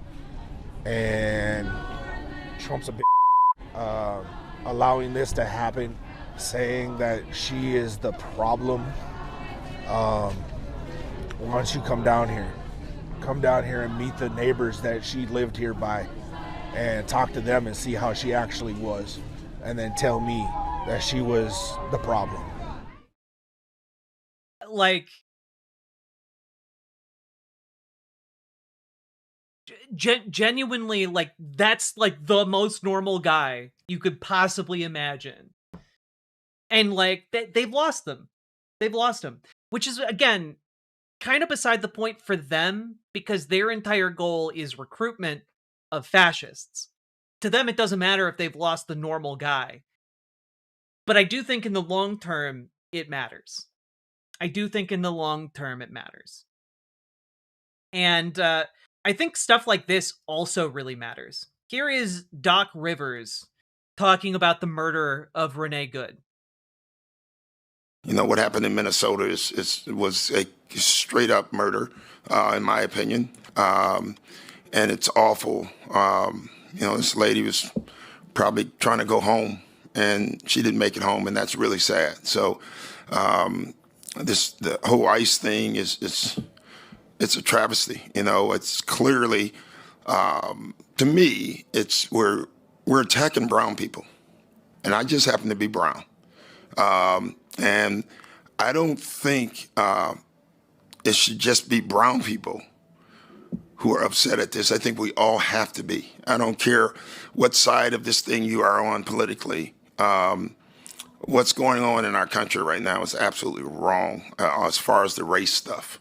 The politics, I'm not going to get into. The race stuff, I will, and it's just wrong, and we have to do something. But the only thing we can do right now is keep speaking up, because it doesn't seem like they care, and that's troublesome. Last thing I'm going to say, because I don't want to stay on this, but I could.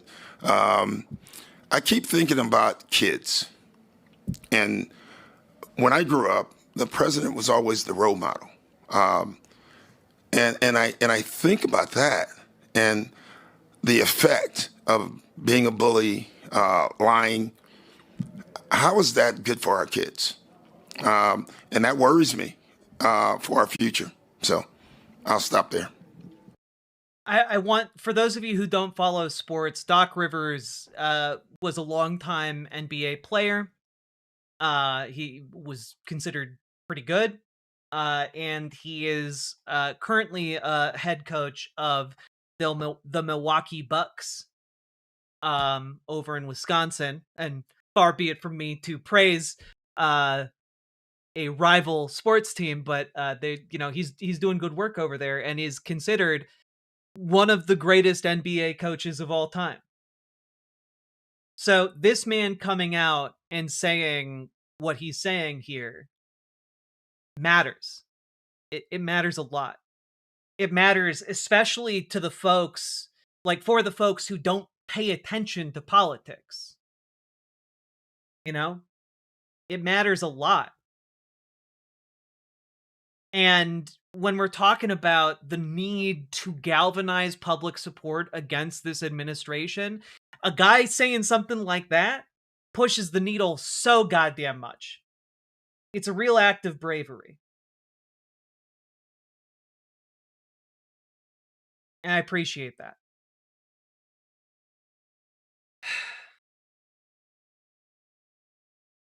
That's how you reach the normies? Indeed. Indeed. And I just want to like end this on something of a good note here, which is, here is the outpouring of support when folks on basically like a less than 24-hour notice, 48-hour notice maybe, put out the call for folks to organize in Minneapolis. Here is Powderhorn Park.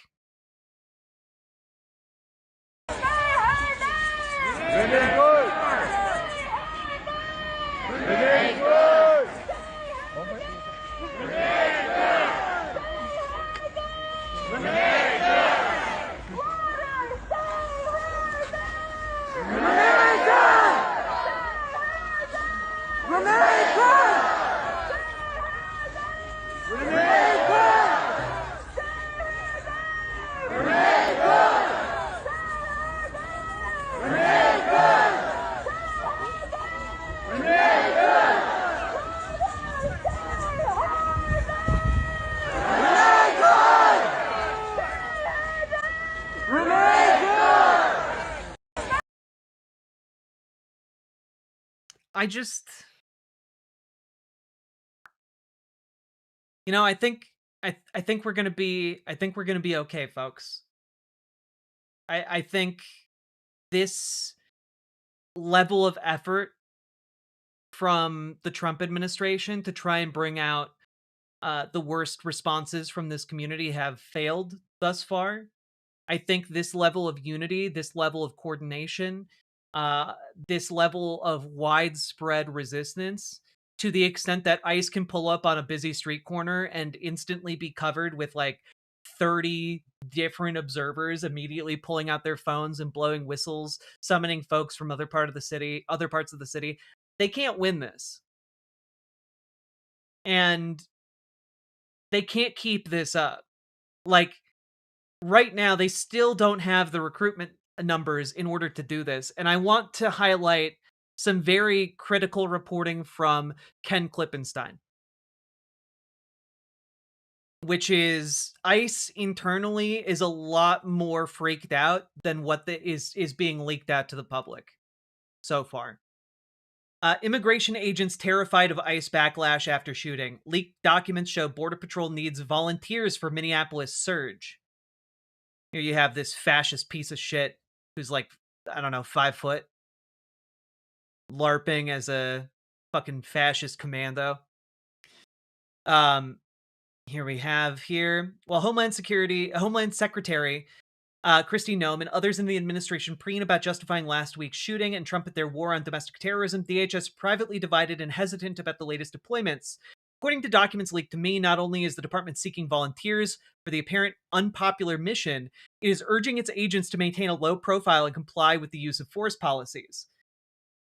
I.e., they're really fucking worried about where this is going.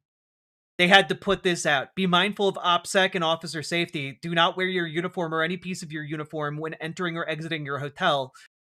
Do not display any Border Patrol or law enforcement insignia on your belongings. Do not divulge meeting, staging, or operation location. Do not divulge anything related to operations. Be mindful of what you post on social media. Turn off your location settings and set page to private.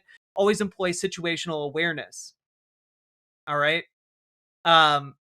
Yeah, on Friday, DHS sought volunteers to deploy to Minneapolis, in part due to opposition within the ranks, according to Border Patrol agents and other Homeland Security workers who have reached out to me.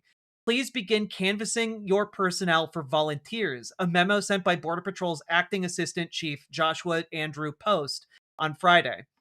The memo outlines a request for 300 additional personnel, 200 Border Patrol agents, and 100 processing coordinators to be funneled into Operation Metro Surge by January 11th.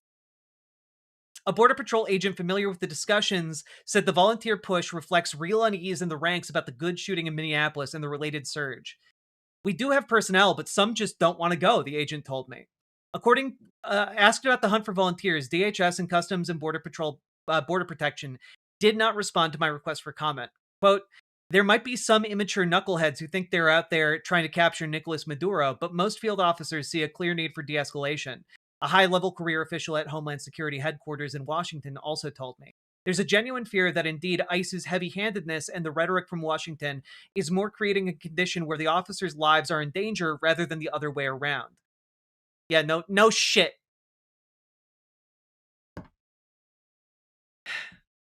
This is just, there is a video, and she just lied. The Border Patrol agent said of Noem's characterization of the killing of Renee Good. God. Like, they are not as unified internally as they are trying to present externally. And keep in mind, folks, keep being mean to them, keep being verbally hostile to them, because they're shook. They're shook. And the more that morale can crack and break, the better off we'll all be. Oh, right, they are fucking cowards? Exactly. Exactly. Through and through. And another thing to keep in mind, just keep it in the back of your skulls for a little bit, roll it around, see how it feels. These clowns have to be in service for multiple years before they are able to actually get all that money that was promised them. I don't know if you guys remember that, but the amount of time that they have to be in the service is several years. And a lot of these clans cannot clear the baseline requirements. Background checks don't happen until after people start work, one official said, as HR rubber stamps applicants in days. Training was slashed from 16 weeks to 6, with sit-ups eliminated because recruits couldn't handle them. By December, 584 recruits had washed out, while 558 graduated and 620 remained in training. One HR chief suffered a stress-related fainting episode. That's where they're at right now, guys. Sorry, not even right now. That's where they were at in December. Okay? All those 50,000 flashy dollar bonuses, that's after they've been in the service for 5 years. They have to put up with this for another 5 years. These pussy-ass bitches aren't going to be able to cut that. Are you kidding me? They're cracking after a handful of days. They're not going to be able to handle this. No fucking way. Make them quit. Make them quit. Indeed. So, I don't know. I just find all of this heartening. And I think that when all of this is said and done, we are gonna win. And I guess that's what I have to say about that. Let's end on a good note here. And I have obviously so much more to talk about on this subject, but we've been going for over 5 hours now, and I think it's time to wrap this up a little bit before I go on too long. We will talk about the GoFundMe tomorrow. We will talk about the Republican responses tomorrow. We will talk about some of the additional things you can do. But I will say, if you are as angry as I am that Target is allowing ICE agents to walk into their stores and just like arrest employees who are Latino and like beat and brutalize children who work there, consider, again, one last reminder, calling to speak with a real person at Target. You know, I think that that is a good thing that we could all do because we're concerned about what Target is doing. And I think that if you are further motivated and have the time and energy, you can go and you can call each and every local store, local Target location. Look at all these places. Why, it would take a lot of people to call each and every one of them. But you know what? I think that perhaps we have enough people here for folks to call each and every one of them and put some pressure on those managers and on corporate, whichever is allowing ICE to stage. So that's where we're at. Moreover, ICE must be destroyed. It must be, the earth beneath it must be salted so that it can never rise again. Every ICE agent must be prosecuted to the fullest extent of the law and, made to serve their time for the crimes that they have done. If they have pushed someone in front of a bus, if they have beaten and tortured a child, if they have illegally detained U.S. citizens, if they have engaged in cruel and unusual punishment, if they have denied assistance to those in need, if they have illegally broken into businesses or homes, if they have threatened civilians, each and every agent and bureaucrat must do their time.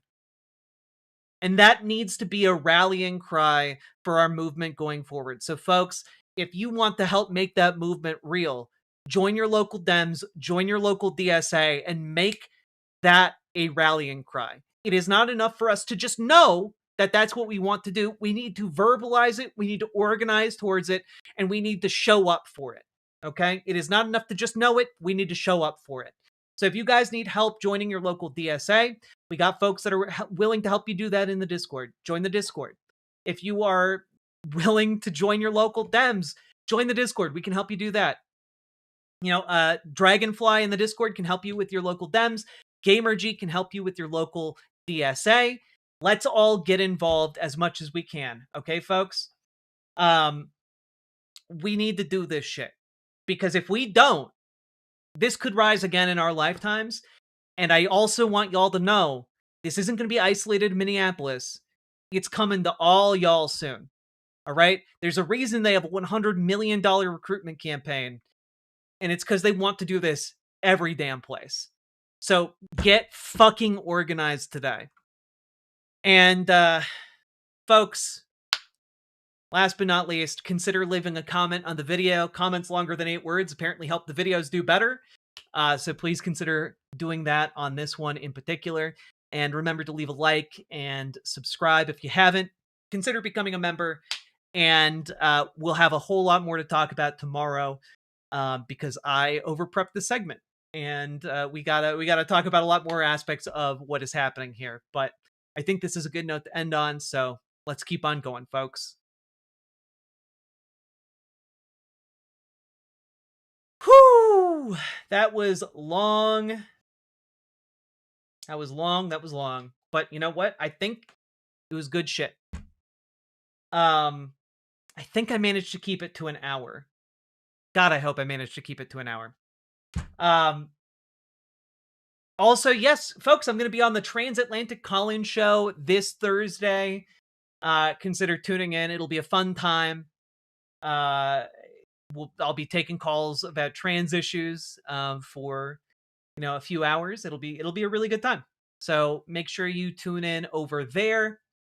And yeah, folks. If you've been enjoying the show, also please consider dropping those subs and donos. I'm going to turn on notifications real quick and read off some donos, and then we'll wrap up.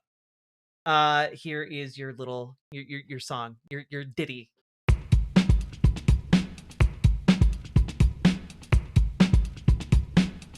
Go, go, go. Click a button. Click a button.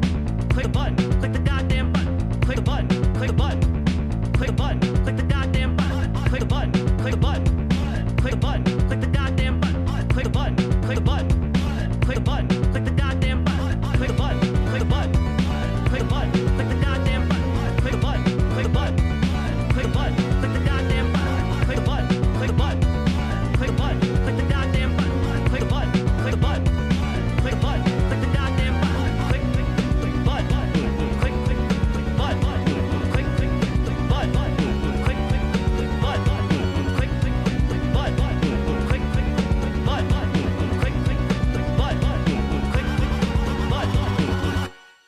Hell yeah. All right. Ice plus pizza equals frozen pizza. Frozen pizza sucks. Not if you get good frozen pizza. Laura Takiwi Burb, thank you for the $2 New Zealand. Red Rudy, thank you for the $5 super chat. Very much appreciated. Even Red Green told us, never chase teenagers on ice. You'll end up doing the splits the hard way or have a heart attack. True. True. An 18-year-old joining the army receives 30 days of training. Think about that. I think you then corrected yourself and says receives 30 more days of training, which is true, Uncle Simric. Thank you for the $5 super chat. And also, Laura Tekiwi Burb, thank you for the additional $2 New Zealand. I almost said Australian. Oof, what a faux pas. So ice agents are nothing more than snowflakes? I would say yes, but they've melted long before they ever had the opportunity to become snowflakes. Patrick Lucas, thank you for the 2 gifted memberships. Very much appreciated. And let's see here. Nathan, thank you for the $5 dono. What would you say in response to someone who thinks they don't have to do anything because everyone else will handle ice and all that politics stuff, asking for future reference? I think that at a certain point, people have to stand up and, stand up for what they believe in. And like, some people can do that in public. Some people do that behind the scenes. There are a lot of different ways to stand up and fight for what you believe is right. But being complacent and just sitting on your ass and doing nothing with your voice or your time or your effort. I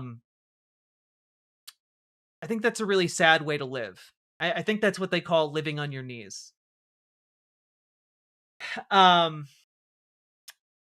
Northern Fox, thank you for the tier 1 sub. A trans friend of mine was at a funeral over the weekend where some of her normally very hostile family Trump supporters were helping her to avoid ICE. That's really wonderful. I'm sorry that, like,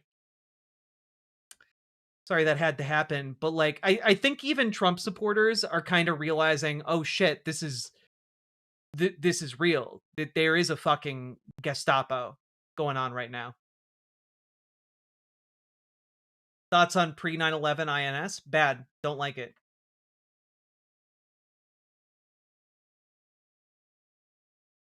Whew. Folks, last call for any subs or donos before I leave. Do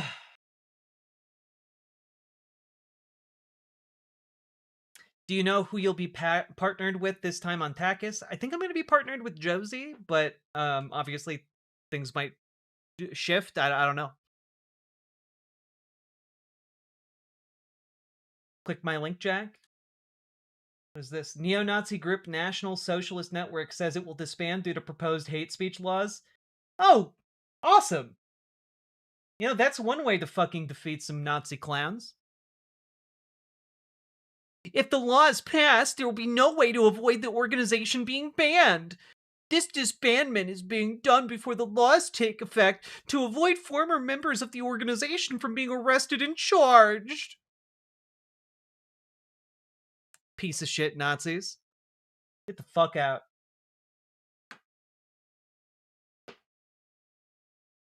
Whew. You and Arden last time was fire. I really enjoyed myself on that episode. Where is this? Australia. Which I guess if I showed it on screen would be more obvious. Doop. There you go. Here they are. Look at them all assembled like the most hateful and ugliest Avengers. Look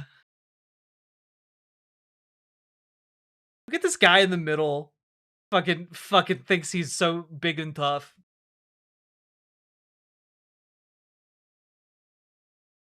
God damn.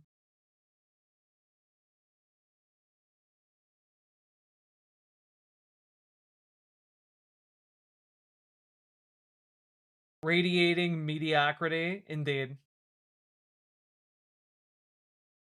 What happened to Joshua? Yeah, Joshua got banned a long time ago. We couldn't get him the help he needed.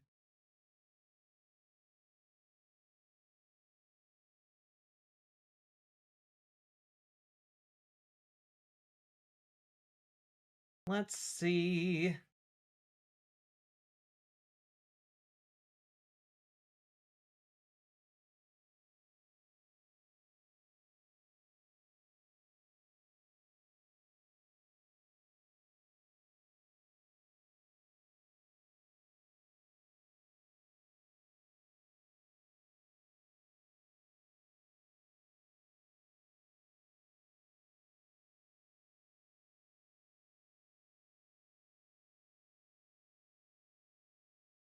Those are the ones who turned up at the Posey Parker rally just before she was kicked out of Australia. Hell yeah.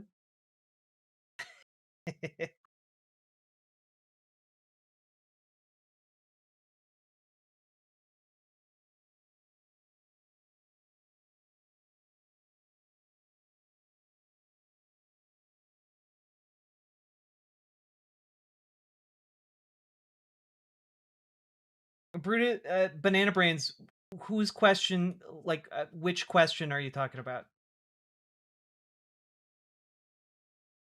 Oh, thinking going to Minneapolis as a tourist, what do I need to see? The Guthrie. Guthrie's good. Minneapolis Institute of Art is great. You gotta go see The Spoon with the Cherry on it. Like, that's a classic. A lot of the cool stuff that I personally like is being, like, just dick-ridden by ICE right now, so I don't know how, like, great it is. If you get a chance to go to an Indian place called Darbar, take it. It's fucking great Indian food. The Spoon with the Cherry on it? Yeah, just look it up.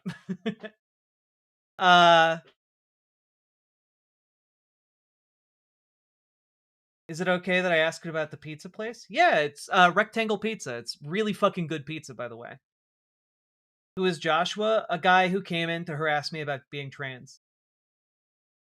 The Spoon with the Cherry on it? Just like, if you don't know what I'm talking about, just Google Spoon with Cherry on it Minneapolis. I promise you'll get the fucking, you'll get it.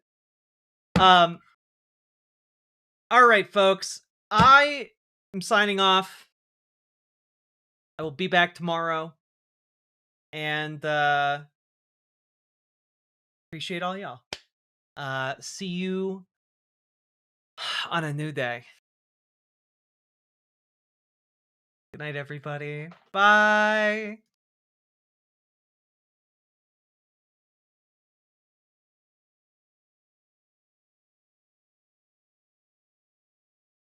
What we need in the United States is not division. What we need in the United States is not hatred. What we need in the United States is not violence and lawlessness, but is love and wisdom and compassion toward one another.